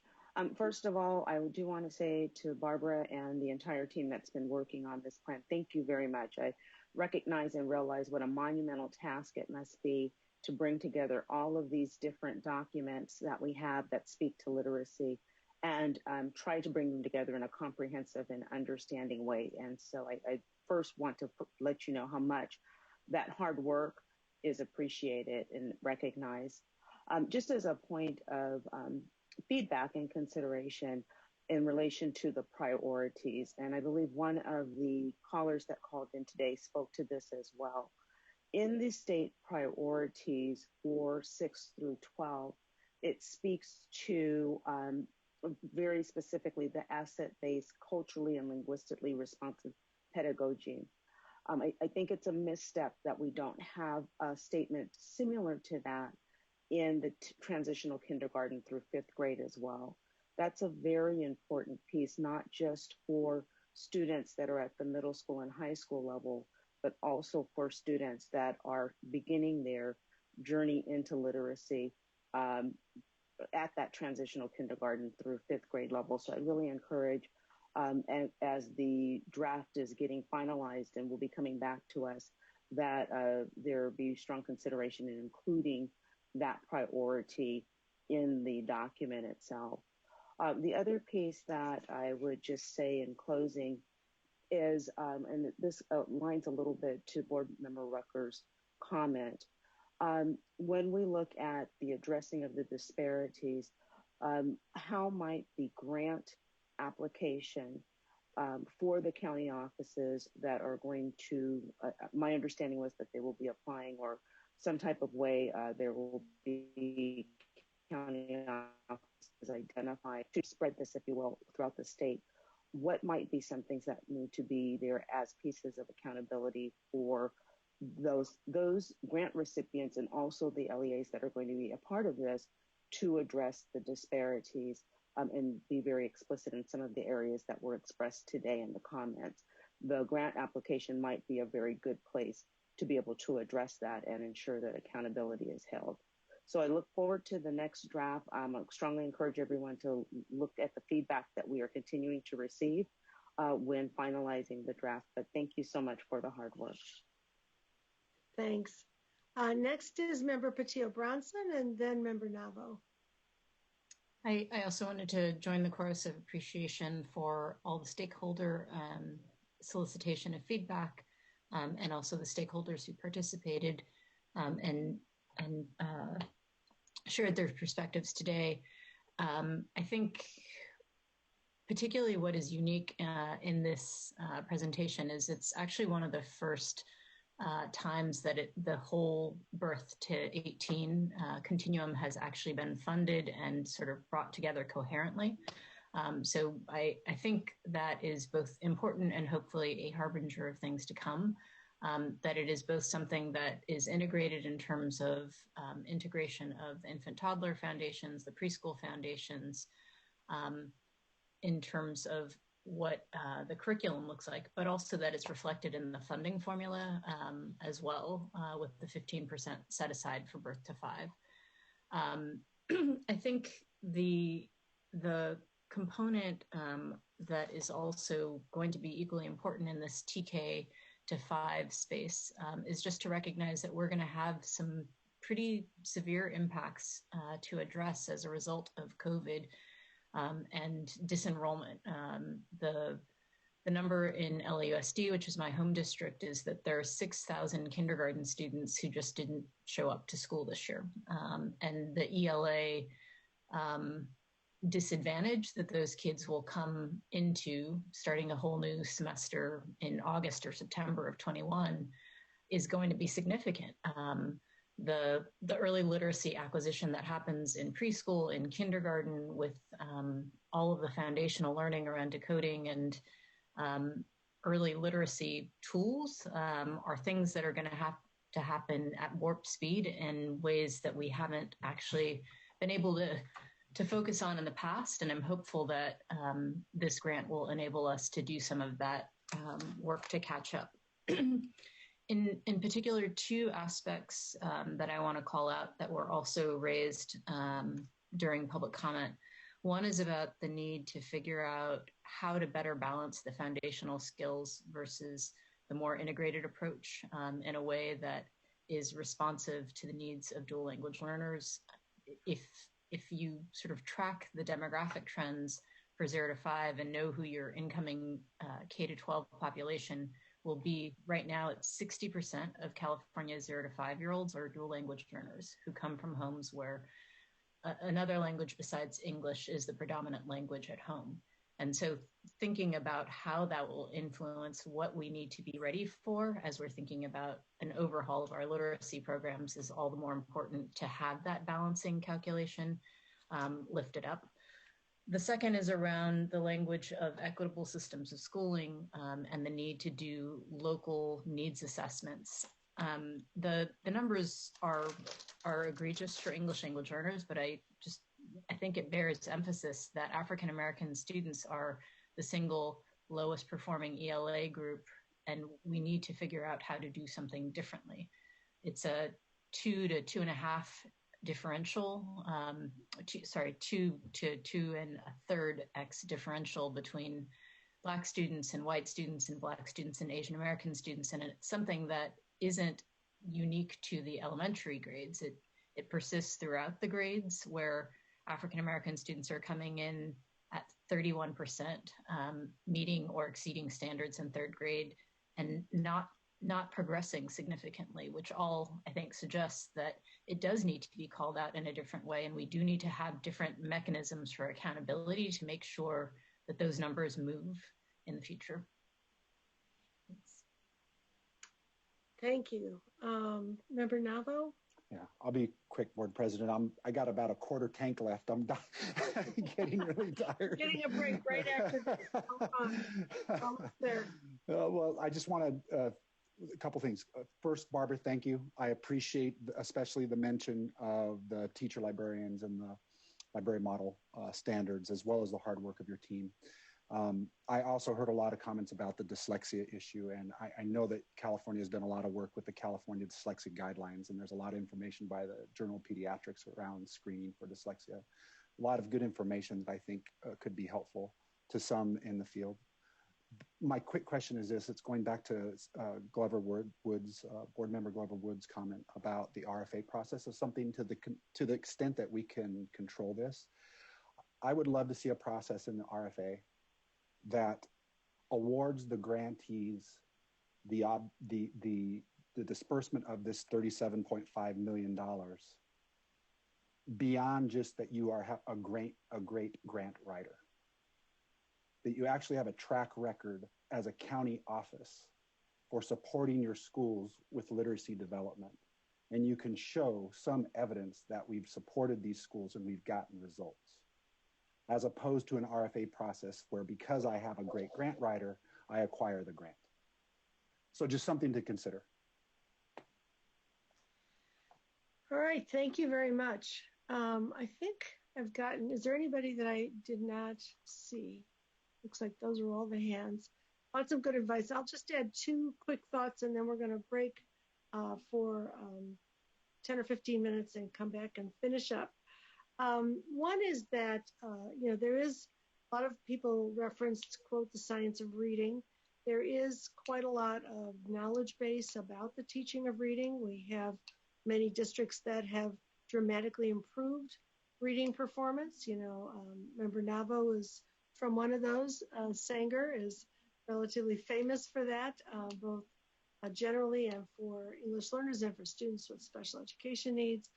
San Diego, which is one of now the highest performing urban districts in the country on the NAEP and so on. So I think, and there's a research literature about effective programs. So it may be useful to put together some synthesis and summary of that understanding, so that districts can, refer to what may work for them in their context, but may be informed by what is known. Certainly we should be asking for that kind of evidence when people are writing their grants. The second thing I'll just point out is that part of the problem is not necessarily always the training that teachers receive. It's the fact that many teachers don't receive training. So we have been in a situation of severe shortage for at least 5 years now. And looking at the challenges for African American students, I did an analysis of where those students are. African American students in California are located, most of them in only 25 districts. And in those districts, they're disproportionately in the highest poverty schools. And in those schools is the highest proportion of teachers without credentials, without training at all. And in many of those districts and schools, 70 or 80% of the incoming teachers over recent years have come in without preparation to teach. And so if we want to solve this problem, it's not only about upgrading the training that some teachers get, but making it possible for all teachers to get training and putting the incentives and supports in place where students are getting a revolving door of teachers who haven't had the opportunity to get good training. And that gets to a whole nother part of the, sort of policy framework that we need to have to get to a place where all students are, in fact, getting the kind of instruction in reading and literacy that will benefit them. So I want to just add my appreciation for all of the work that's gone into the plan.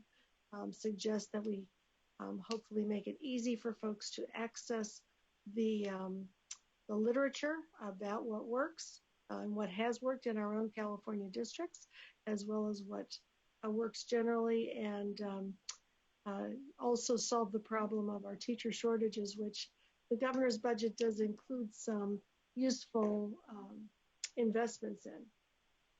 With that, Barbara, thank you very much. We really appreciate you. We hope you got a lot out of the input, all of the additional input on the plan.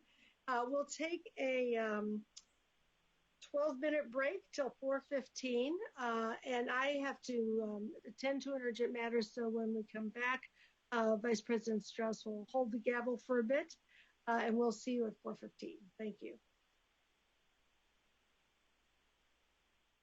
We can reestablish a quorum if you'd like. Yes, okay, board members, we're going to do a roll call vote to reestablish the quorum. So Brooks, would you please do the roll call vote? Of course. Member Sun. Here. Member Strauss. Here. Member Rucker. Here. Member Rodriguez. Here. Member Patil-Brownson. Here. Member Navo. Here. Member McQuillan. Here. Member Glover Woods. Here. Member Fatah. Here. Member Burr. Here. All right, we have a quorum. Thank you. I'd like to take up our waiver consent calendar, which includes waiver items W01 through W04. So we'll now open the phone line for public comment queue. The slide is up, so members of the public wishing to provide comment on any of the items may do so by calling now into 712-432-00. Oh, I guess it's the number's different. 770-4906, access code 1166083#. Are there any public comments on waiver items W01 through W04? We do have one speaker signed up in the queue. I will open the phone lines now. This is for W1 through W4. We encourage you to state your name and affiliation for the record on the waiver items W01 to W04 and the district name to which you are speaking. Thank you. My name is Gary Bray. I am a management consultant for the county superintendent. This is in regard to the waiver for Bellridge School District. Go ahead. You have 1 minute. Very good. My name is Gary Bray. I am a management consultant for the Kern County Superintendent of Schools. I've been appointed as fiscal advisor to Bellridge School District. This public comment is submitted in support of Bellridge's waiver request. Excuse me, Mr. Bray. If you don't mind calling back in just a moment, we are taking up W1 through W4 right now, and then afterwards we will be taking up W5. Oh, that's W5. Okay, just hang on the line, please. Thank you. Thank you. Okay, it looks like that concludes public comment for W1 through W4. Okay, thank you. Since there's no other public comment, I'll now ask for a motion on waivers W1 through W4. Do I have a motion? I will move. This is Ting. Go ahead, Ting. I'll second. Okay, I move. So we have a motion by Member Sung and seconded by Member Navo. Now we'll call a roll call vote. So Brooks, would you please call the roll? Member Sun. Aye. Vice President Strauss. Yes. Member Rucker. Yes. Member Rodriguez. Yes. Member Patil-Brownson. Yes. Member Navo. Yes. Member McQuillan. Yes. Member Glover Woods.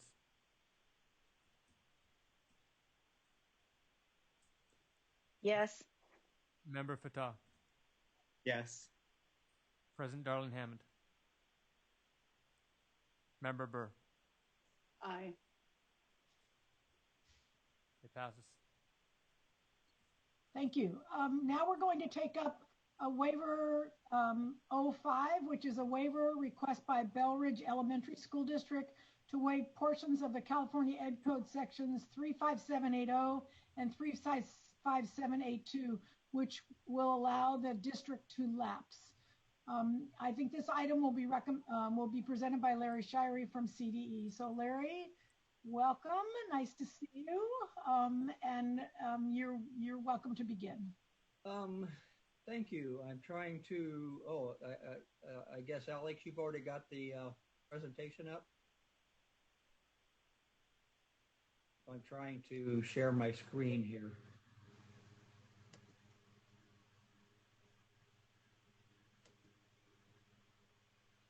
I can't share while another participant is sharing. We can see it now. Oh no, now it's off.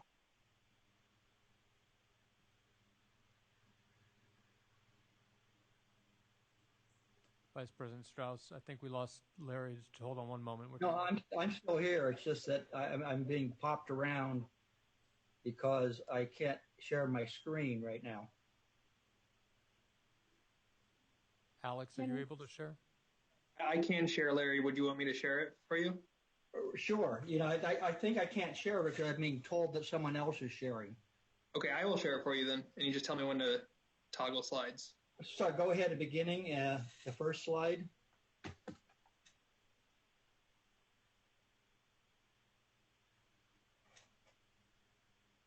Can you go to the title slide?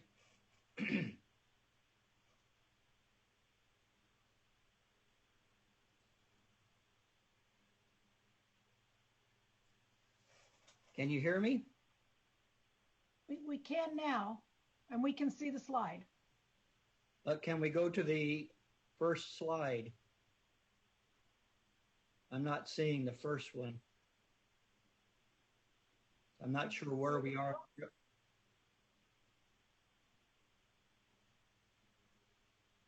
The slide says lapsation statute. That's not the one I have, and that's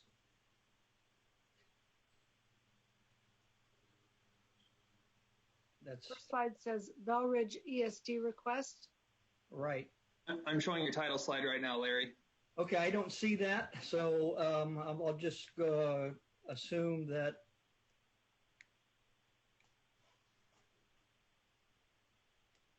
Okay, this is a waiver request from the Belridge Elementary School District in Kern County. It is asking you to waive the threshold for lapsing the district. Next slide, please, and allow it to be annexed into an adjacent district. The Education Code requires an elementary district to be lapsed if ADA in grades A through 8, grades 1 through 8 falls below 6. Belridge Elementary has 35 students in it. And it's asking the state board to waive that 6 ADA requirement so that it would be required to lapse regardless of enrollment. Next slide. The reasons for the request are twofold. One is that the district has had great difficulty attracting residents from the community to serve on the governing board. Currently, all members of the district board are appointed County Board of Education members because a sufficient number of community members have not filed for the governing board elections or have not responded to requests for appointment to vacancies on the board. You don't see many districts where the number of students in the district is twice the number of registered voters, which is the case here.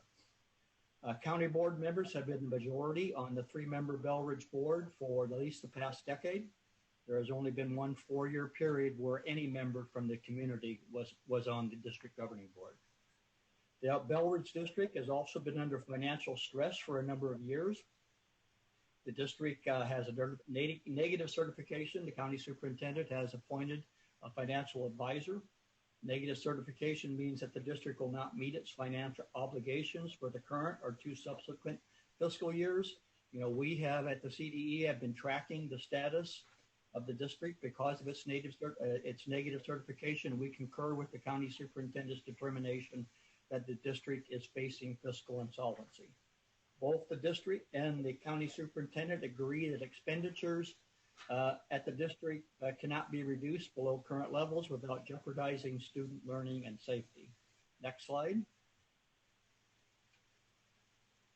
State board approval of this waiver will trigger Kern County actions to lapse or dissolve Bell Ridge District and annex it to an adjacent district. You've dealt with these waivers before. You've had 12 similar waivers over the past decade. We haven't talked about them much because prior to the waiver coming in, they've been able to work out a local resolution in terms of which district will be annexing the lapsing district. That's not the case here, despite the county superintendent working with the districts for at least the past year that I've been in contact with her. They have opposition. The McKittrick Elementary School District is the most likely recipient of a lapsed Bell Ridge District. They are opposed, and it's our understanding that McKittrick will be addressing you today. Given that, we thought that we should probably talk just a little bit about the lapsation process. And I'm going to provide some very brief background information on the affected districts and things that the County Committee on School District Organization will be considering may be considering when they determine where to annex the district should you approve the waiver. Again, I'm only providing this information for background. What you're doing today is simply moving the county forward to begin the lapsation process. You do not have a role to play in determining which district will annex a territory. That's the county. The Education Code gives that responsibility to the county committee. Next slide, please. This table contains Bell Ridge District and the 4 potential districts that would annex it if it were to lapse. A little bit of background information, but the most important piece here is the Union High School District, in which the districts are components. Bell Ridge is a component of Taft. McKittrick is also a component of Taft, whereas the other 3 districts are components of other high school districts. What that means is if Bell Ridge lapses into one of the 3 districts in the bottom of the table, then there's also a boundary change with the high school district and relocation of or redesignation of residency for a few high school students, something that the county committee might take into consideration. Next slide, please. The county committee likely will also take into effect educational program effects. In this case, Bell Ridge has, and one of the things they might look at is the numbers of English language EL students in the districts, and the change in program that might come into play if student composition is changed in McKittrick. As you can see, Bell Ridge is over 30% EL students. If you recall from the previous table, the other 3 districts that aren't in this table here are all well over 50% EL. McKittrick has no EL students. That's one thing that the county committee may take into account, this educational program effect when they decide where to annex the lapsed Bell Ridge district. Another consideration may be the fact that McKittrick is a district of choice. About 2/3 of its students are from out of district, attending school through the district's district of choice program. Next slide, please. The most important thing that the county committee is going to take a look at is the fiscal effect of annexing Bell Ridge upon lapsation. Bell Ridge and both Bell Ridge and McKittrick are basic aid districts. You can kind of see the difference in the revenue per ADA in the far right column. Basic aid districts tend to have higher numbers there. Bell Ridge isn't listed, but their revenue limit is over $15,000 per student. The second column is the county superintendent's projected effect the first year of lapsation in terms of looking at revenue minus expenditures after annexation. Again, as basic aid districts, McKittrick is the only district here that would benefit from the property tax revenue from Bell Ridge. The other 3 districts are LCFF funded. Next slide, please. Again, the county committee is going to be looking at all of these issues, fiscal, educational program, and other administrative issues that could be affected by annexation when it makes its determination where to annex the lapsed territory of the Bell Ridge School District. And annexation includes not just the territory, but all the fund balances and obligations, students, property, and staff. Again, that's the county committee's responsibility to do that, and it's not a role that the state has any say into. Next slide, please. One of the key players, obviously, is the county superintendent of schools. County superintendent has fiscal oversight responsibility for all the districts in her county. Mary Barlow, the current county superintendent, recognizes that there may be some negative fiscal effects on any district that's annexing Bell Ridge, so she's taken some pretty extraordinary steps to try to make the annexation process a little more positive. Bell Ridge, before this school year, had 6 employees, not counting the principal superintendent, who will be retiring at the end of this year. As part of budget cutting moves, the district laid off 3 of these, half of their employees, for the current school year. The county superintendent, in turn, hired those employees and has assigned them back to the Bell Ridge School District. What that means is that Bell Ridge is not having that cost, and therefore they're not draining their reserves, their funds, as fast as they might be, and therefore there'll be more money available for the district that annexes the Bell Ridge should it be lapsed. The county superintendent also had a offer on the table to reimburse whatever district annexes Bell Ridge for the remaining 3 employees. I don't believe that offer still is on the table, but the county superintendent has given assurances that she will take care of the 3 remaining employees, either through a new agreement, similar agreement, or the county superintendent may hire the employees herself.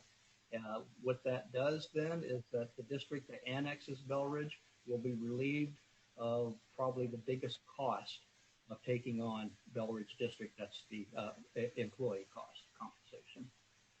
Next slide, please. So in summary, we've got a local determination that Bell Ridge Elementary School District is not a viable entity for the 2 reasons that I've already gone through. CDE agrees with that local determination. The Bell Ridge District is requesting that the state board approve a waiver so that the county actions to lapse the district can begin. Lapsation and the subsequent annexation of Bell Ridge are county responsibilities. State board approval of the waiver does not include direction regarding these responsibilities. The department's recommendation is that the State Board of Education approve the Bell Ridge ESD's request for waiver. I can respond to any technical questions or clarifying questions now, and certainly after public comment, I'll be available for any other questions. Thank you.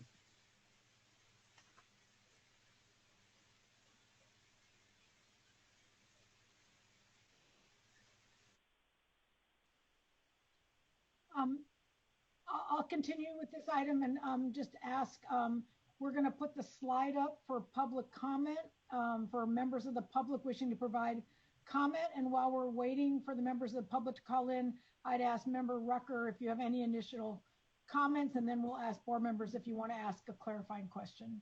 Sure. And I want to thank the staff. Larry Shirey is very, very technically advanced on dealing with these lapsation issues. And he is correct. We have dealt with lapsations in the past, and it usually hasn't percolated up to this level of attention, but there is a great deal of controversy at the local level around many of the concerns that he's laid out.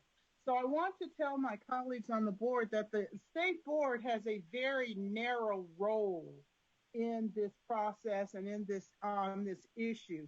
And it simply is to approve or consider approving the waiver request from the Bell Ridge District. if the board approves the Bell Ridge Elementary School District waiver request, the county committee will consider the superintendent's county fiscal analysis along with other relevant information to make decisions that will go forward on the process regarding which districts will annex Bell Ridge. I want to emphasize what Larry explained. The board's approval of the waiver request does not include a determination by this board of which district will annex the lapsed territory of Bell Ridge. The waiver approval would require the county committee to do the lapsation and order that the district's territory be annexed to one or more adjoining districts, as it seems to the county committee to be in the best interest of adjoining districts and the residents of the lapsed district. I took time and really looked at and studied Ed Code section 357.8 to make sure I understood and was very clear. Our only role in dealing with this waiver is to approve or consider approving the waiver request. I do recommend we approve it because it gives the actions for the county superintendent to recognize the annexation and as a result to do the work to take a look at and move forward on the considerable amount of time and resources and efforts she's already done to inform the process that's taking place at the county level. Thank you, Member Rucker, for your comments. Do we have any board clarifying questions? I'm just looking to see if I see any hands raised. Anybody? So I don't see any hands raised right now. So are there any public comments?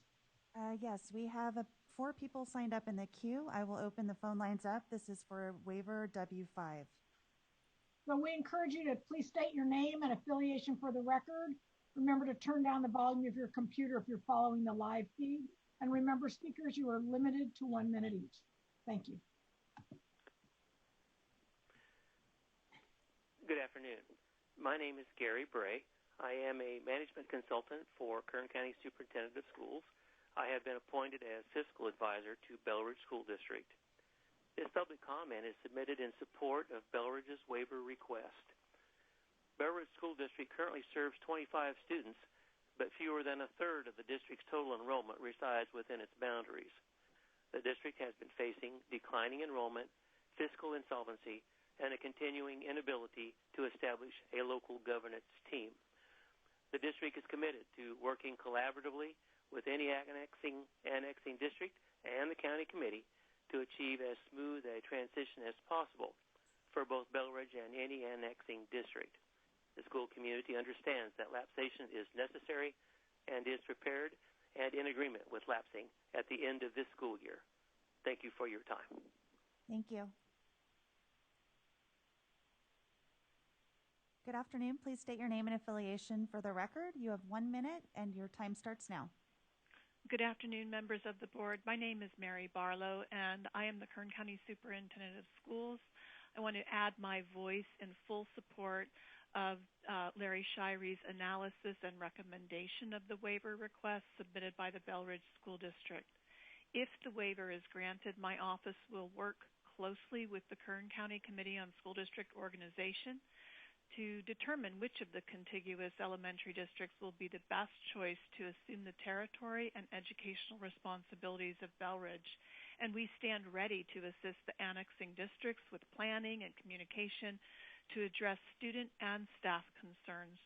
But most importantly, we'll work to ensure that the students of Bell Ridge receive an equitable educational opportunity.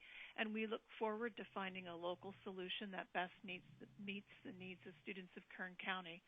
I also stand ready to answer any of questions that the SBE may have related to our work to date in this process. Thank you for your consideration of this waiver request. Thank you. Good afternoon. Please state your name and affiliation for the record. You have 1 minute and your time starts now.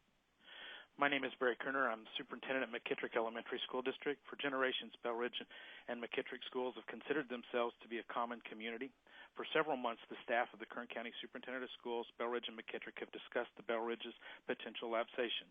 However, a lack of clarity regarding the long-term fiscal impact of merging the two districts spurred McKittrick to initiate a neutral third-party budget review conducted by School Services of California. This revealed that the lapsation would add a significant financial burden to McKittrick and accelerate deficit spending. We hope that this board and the county committee will consider the negative impact on the district's students, staff, and communities.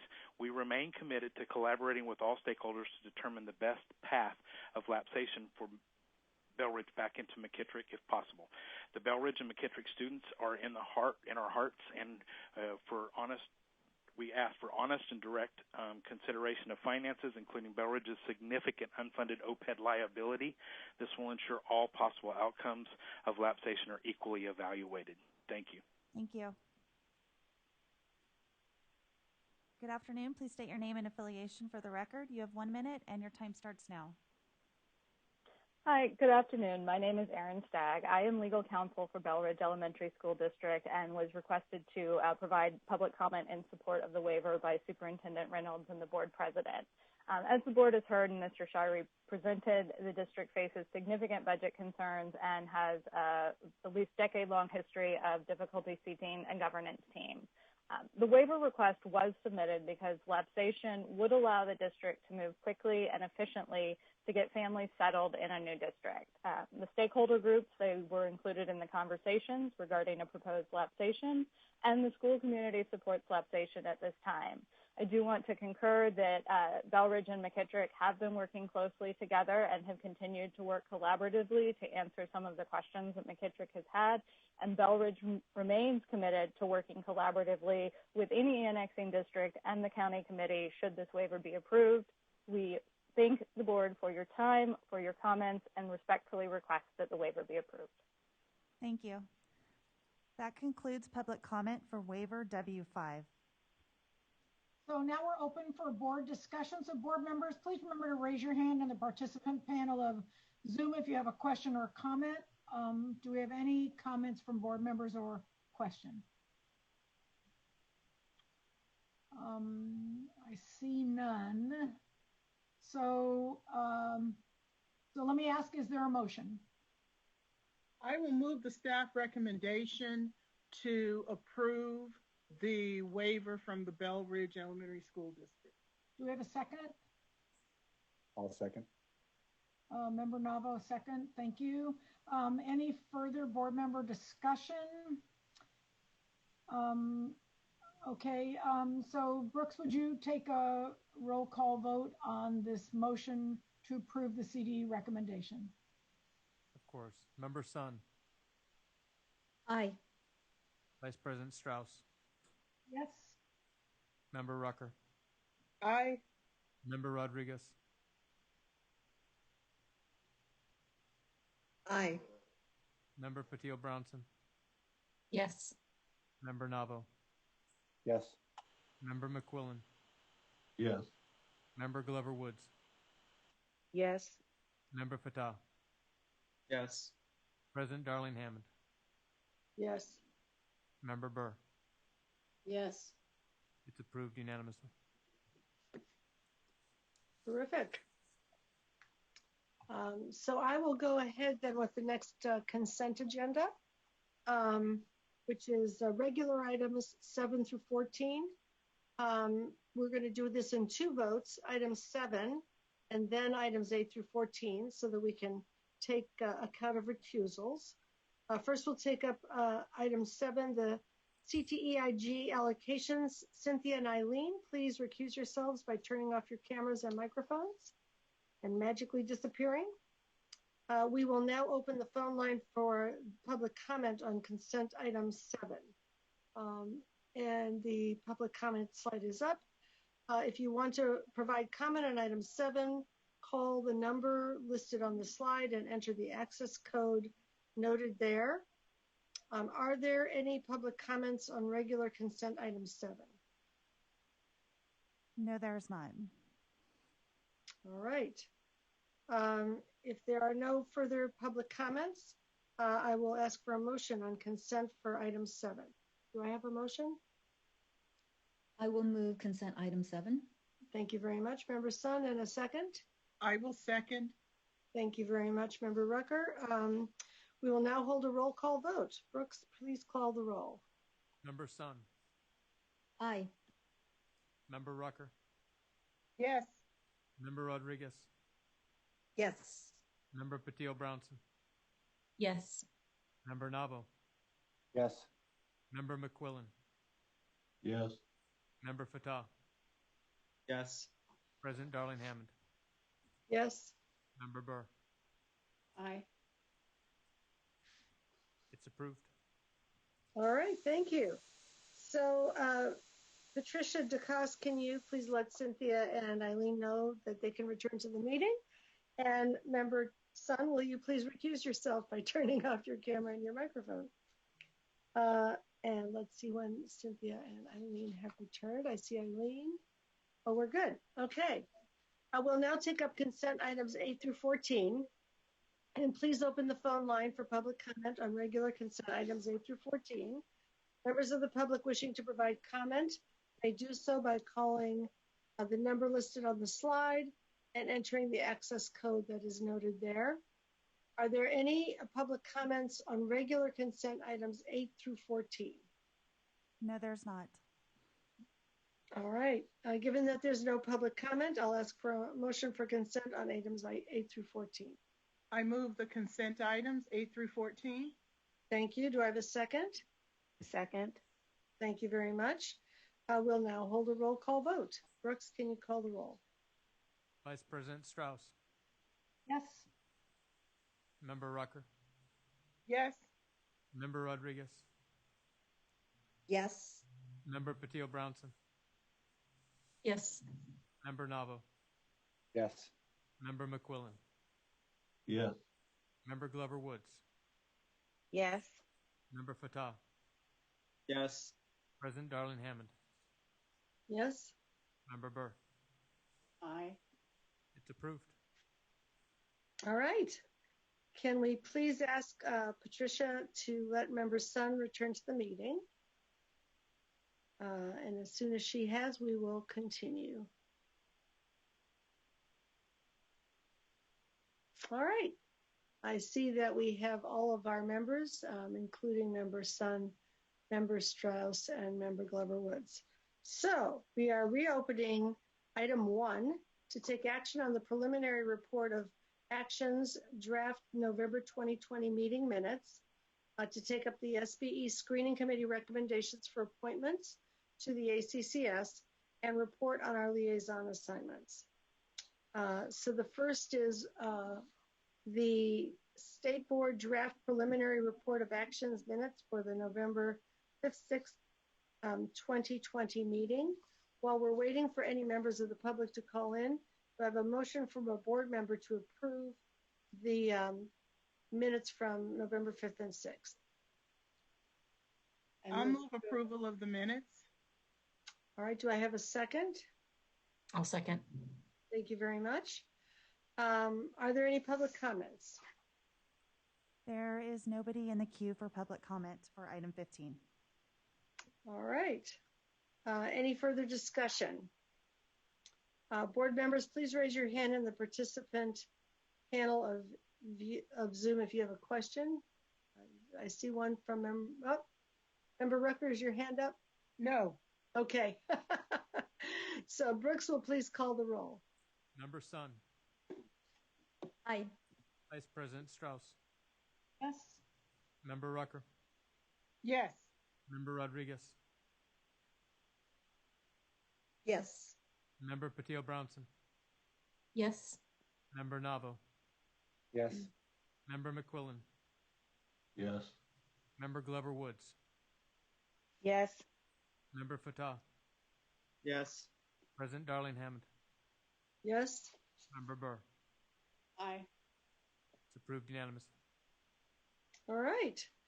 I'm now going to ask Vice President Strauss, as chair of the State Board Screening Committee, to present the committee's recommendations for service on the Advisory Commission on Charter Schools. And while we are waiting for any members of the public to call in, I have a motion from a board member to approve the screening committee recommendations for appointments to the ACCS.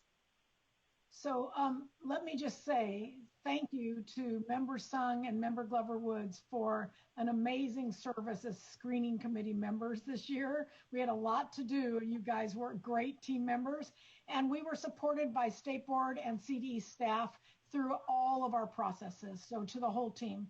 So we met to screen for a member to ACCS for representing charter schools. So the screening committee is recommending Matt Taylor, currently is superintendent of River Charter Schools, and this will be for a 2-year term from January 2021 to end of December 2022. We are also recommending a new chair of ACCS. We are recommending Mike Walsh, who is a trustee for Butte County Office of Education, and he represents the governing boards of school districts, and we're recommending him as our new chair. Thank you. And do we have any public comment? No, there's nobody signed up for public comment. All right. Do we have a motion on the recommendations? I'll move. Thank you. Do we have a second? I'll second. Thank you very much. Is there any further discussion? All right. I don't see any hands raised. So, Brooks, you may call the roll. Member Sun. Aye. Vice President Strauss. Yes. Member Rucker. Aye. Member Rodriguez. Yes. Member Patil-Brownson. Yes. Member Nabo. Yes. Member McQuillan. Yes. Member Glover Woods. Yes. Member Fatah. Yes. President Darlene Hammond. Yes. Member Burr. Aye. Carries unanimously. All right. So we're going to go to the board member liaison reports. And I want to ask board members to report out succinctly on any liaison activities that are not related to any items on our January agenda. And because we're doing everything in reverse alphabetical order today, I'm going to start with Member Sun. Okay. You must be liking getting used to being the first in line. Yeah, I have to pay attention. I know. So thank you very much. It's the California Workforce Pathways Joint Advisory Committee is meeting later this month on the 29th of January. And we just continue our work in the implementation of the Perkins Plan and lots of conversations around a state plan for career technical education and the measurements for how we look at quality career technical education programs in the state. That's it. Great. That was very succinct, well modeled. Vice President Strauss. High standard. So I'm a member of the advisory board for the Center for Advancement of Instruction and Quantitative Reasoning. It's a CSU, it's based at CSU to collaborate with school districts to look at a 4th year of math that would help students be ready for math in college. And I just have to say they're very thoughtful about the quantitative reasoning. They have a collaboration with a lot of leaders and continue to look at pilot projects that are actually preparing students after Algebra 2 or Integrated 3 for a 4th year, not necessarily calculus or pre-calculus, to get kids ready for college. We'll hear more about this, I'm sure, in the math framework discussion about how to prepare students, but I just want to thank them for continuing to collaborate with districts to try to give students the support in mathematics. And the IQC met on November 18th and 19th on ethnic studies. Member Glover Woods and Member Rucker were with us for 2 days on this process, and the draft is now, the ethnic studies model curriculum is out for a 45-day public comment period. It's almost over. There were 57,000 public comments during the process, and it resulted in more than 240 edits. So very thoughtful public comment and work by the Instructional Quality Commission, and I believe my colleagues may have a little bit more to say about that process. That'll be coming to us in March. The California Collaborative for District Reform, which is a group of districts and state leaders and researchers who meet 3 times a year, met December 2nd and 3rd on the issue of race, equity, and COVID-19, navigating the crisis and building for the future. Highly relevant. I have to say, we heard student voice as a panel to help inform our practice. And I can't say enough about how important it is that we listen to what students are telling us about their experiences during remote learning. It was impactful and really helped to, we had a panel for parents and community on priorities, and then also district leaders just talking about the urgency and listening. So I think we all talked about what Member Darling Hammond started today's conversation at the board about, which is we have to improve the outcomes in our system, and we can't go back the way we were before we left to remote learning. So anyway, to the districts that are continuing to advise and impact this work was really impactful. And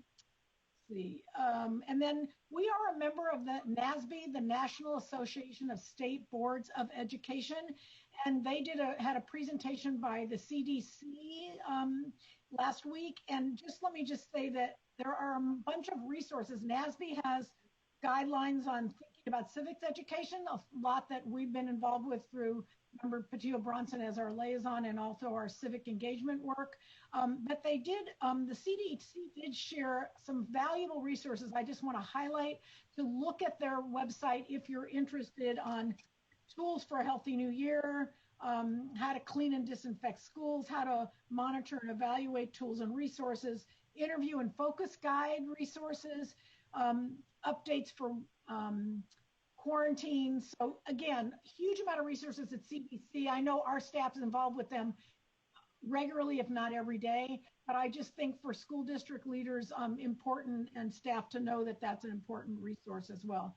And then our concurrence commission is my last comment, as our subject matter project is going to meet later this month to talk about an update on where the subject matter projects are working. As you heard, they're informing the project that we started with earlier in the day. They are important partners in our work. So that'll be coming up later this month. So thank you very much. Great. Member Fatah. I'm sorry, I got out of order. Member Ruckers next in the reverse alphabetical order. Oh, okay, thank you. First of all, I'd like to begin by thanking Board Member Sun for reporting on the work that's being undertaken by the California Workforce Joint Advisory Pathways. I'm sure I got that acronym all wrong, but you know which one I'm talking about, Board Member Sun.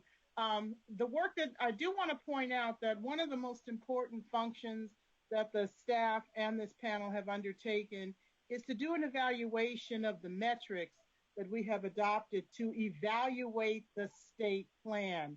And I think that the learning pains and the growing pains that they have dealt with in trying to do this work is something that could be helpful to us in the matters that we spoke about concerning the state literacy plan, because we really are tasking ourselves to ask, are the metrics we've chosen to giving us information about the function of the program in the way we intended? I want to thank Board Member Strauss for her reporting about the work of the IQC. The IQC has undertaken a lot of very controversial and important work, and we'll continue supporting them through that work.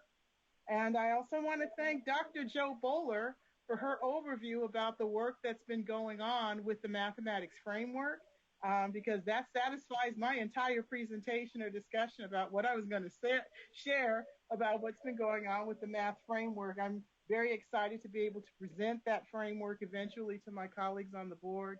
Finally, I would like to close by saying I'm also a part of a study group that's being sponsored by NASB, the National Association of State Boards of Education, concerning educating the whole child.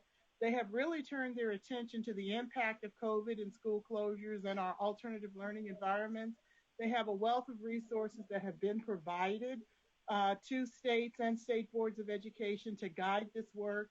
And I believe a lot of what they have done has informed the conversations that we saw presented to us today during the discussions about the distance learning framework. But I also would like to encourage my colleagues to also take a look at the other resources that they are providing.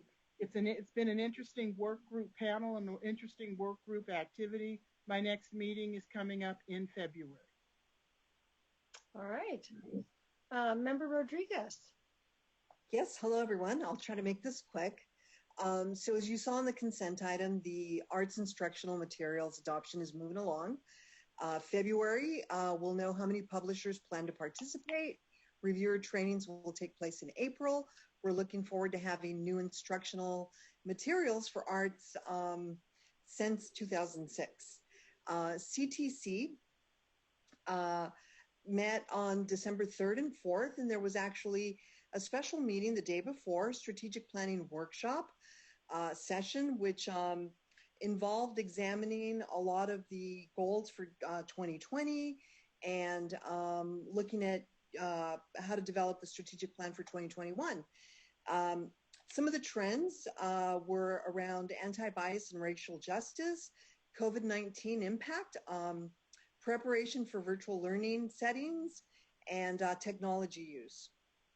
And so there was a lot of constructive feedback, and it's important to note that the CTC has, its purview established, and a lot of the comments were actually not related to the responsibilities of the CTC. Those were addressed, but definitely very favorable. The stakeholders really appreciated the direction. So moving on to the regular meeting, as you know, schools remained closed. One of the concerns is that teacher candidates and educator prep programs who began their clinical practice this year in a distance learning model might not have the opportunity to do the supervised clinical practice in a face-to-face setting. There exists some concern that they may not develop certain skills that are key to good teaching, like the strong classroom management skills or positive student engagement.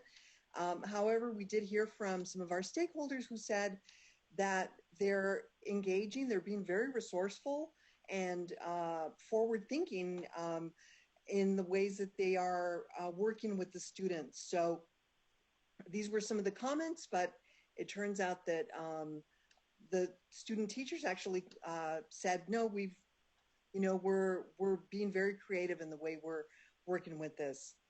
The critical role of induction, providing teachers with support and coaching, including a focus on teaching in the classroom.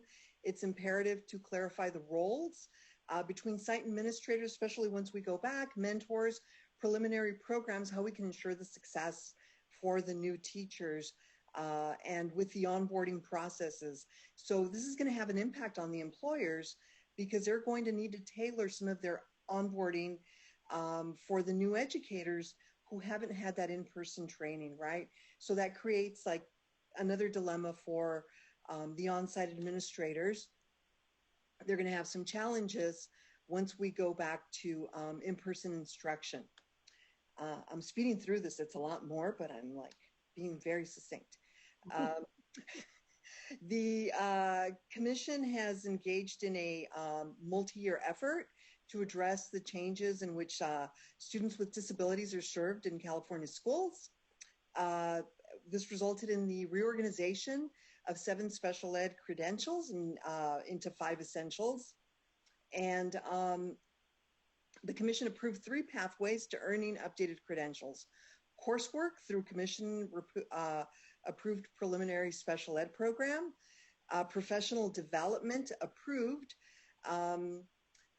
by the local planning area or educational agencies, and demonstration of prior knowledge via observational data, a portfolio submission, video demonstration.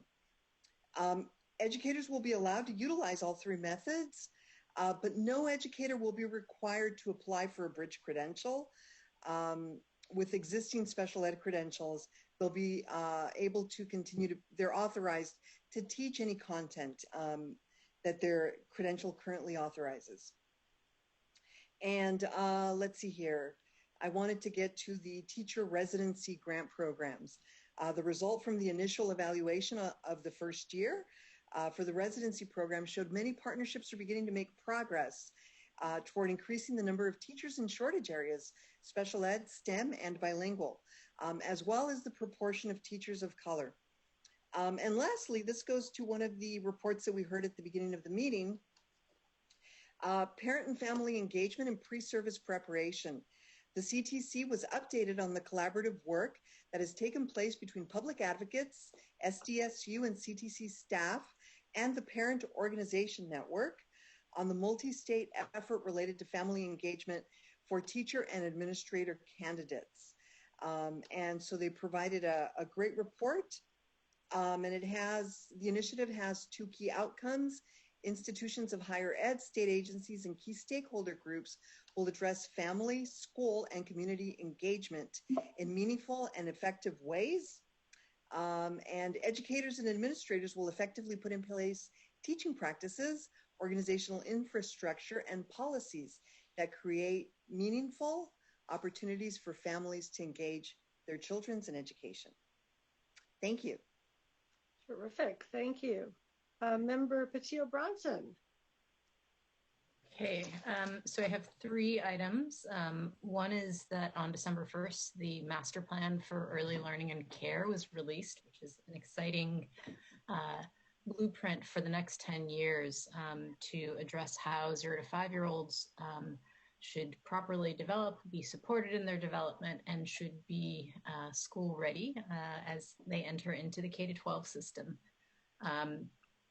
Of relevance, particularly for this board, there is a recommendation around growing the transitional kindergarten program, which is already administered and overseen by LEAs, as well as the idea of having at least 2 years of preschool for low-income 3- and 4-year-olds.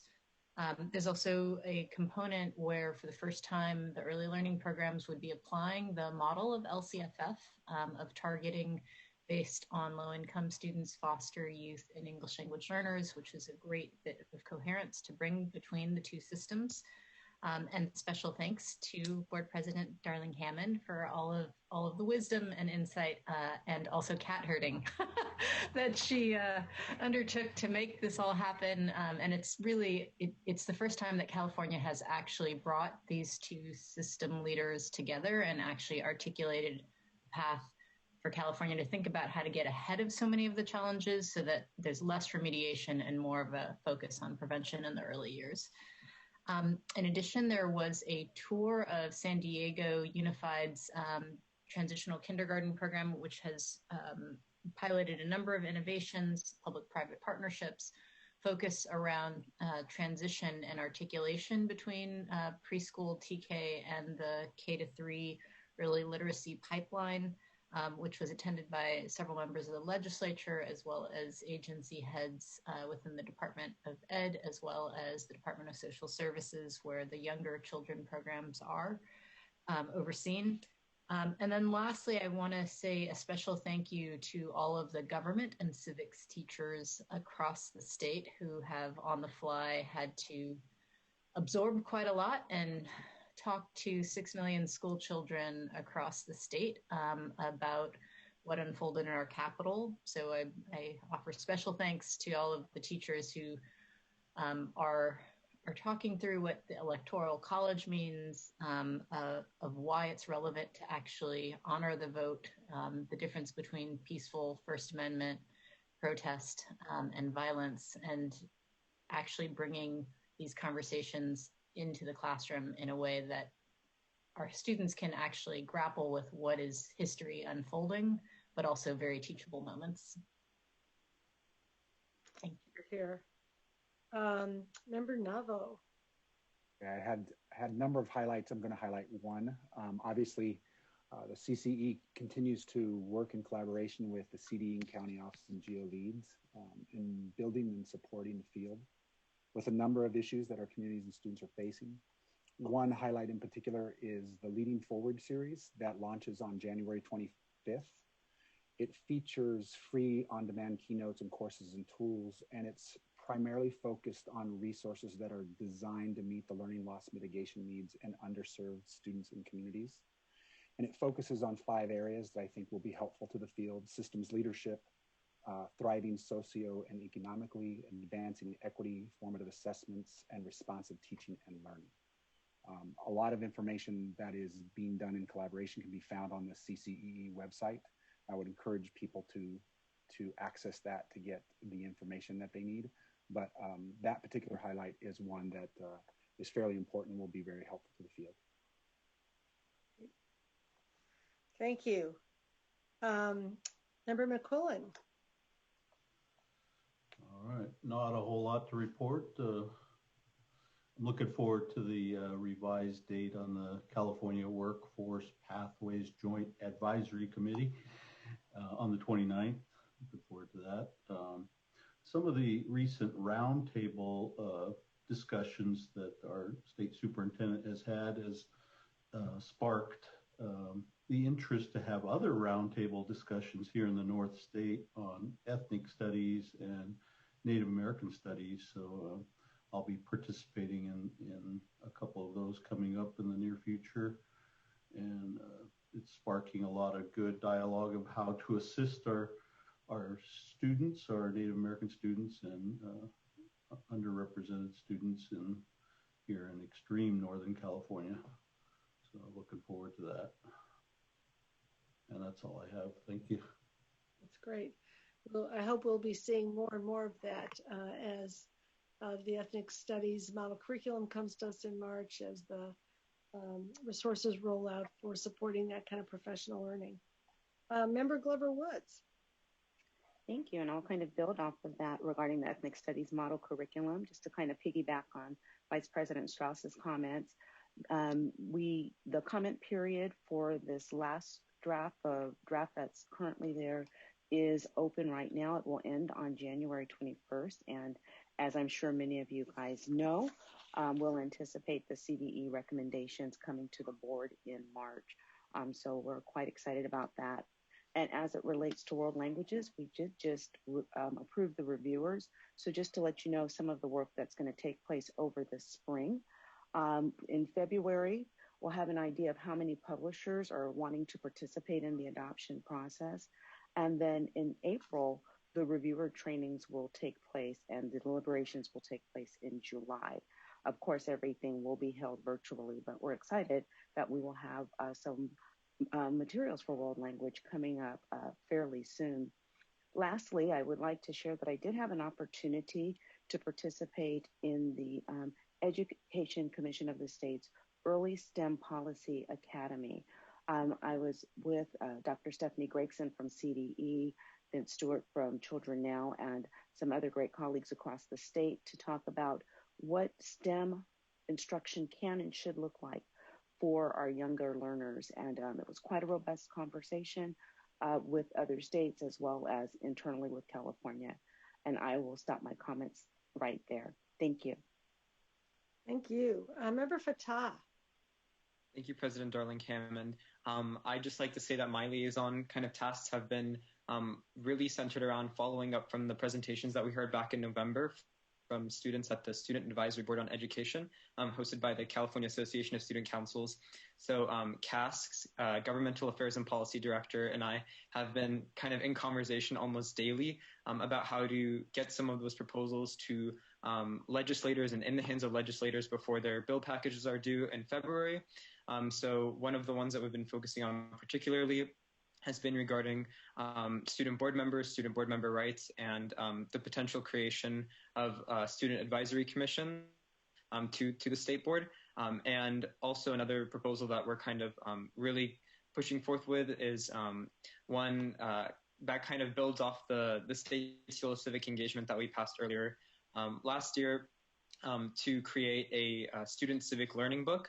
And so next week I'm actually meeting with board members Navo and Executive Director Allen to discuss that. And I guess my final thing is that I recently joined the Cradle to Career Data Systems Community Engagement Subcommittee. And so that has its first meeting next week, and I'm really excited about it. Great. I am next in the list, and most of the things I've been working on have been discussed in this meeting, but I will just piggyback on the comments that Member Patillo Bronson made about the master plan and early learning, that that will set up, I think, a process that will bring much more to this board around the ways in which we think about universal pre-K and the ways in which those elements of the program unfold, in our state. So that's something to look forward to. And I will pass the baton to Member Burr. Thank you. So two of my assignments are accountability and charter schools. You heard the accountability items this morning. Board Member Ting and our son and I have been spending a lot of time on charter school regulations, which, as you know, will be deferred to a later date, but stay tuned. Thank you. You leave us in suspense. Well, we're going to move on to agenda item 15. We need the public comment slide to go up again, which is the moment for general public comment. I'm looking for that slide, and it's looking like it's coming. Here it goes. Public comment is invited on any matter that was not included on the printed agenda, and we will open the phone line for the public comment queue. Members of the public wishing to provide comment on this item may do so by calling the number on this slide and entering the access code. Are there any public comments? We do not have anybody signed up for public comment for item 15. Okay. I hereby end today's session at 5:16 p.m. and look forward to seeing you again at 8:30 tomorrow morning. Have a good evening, everyone. Thank you all.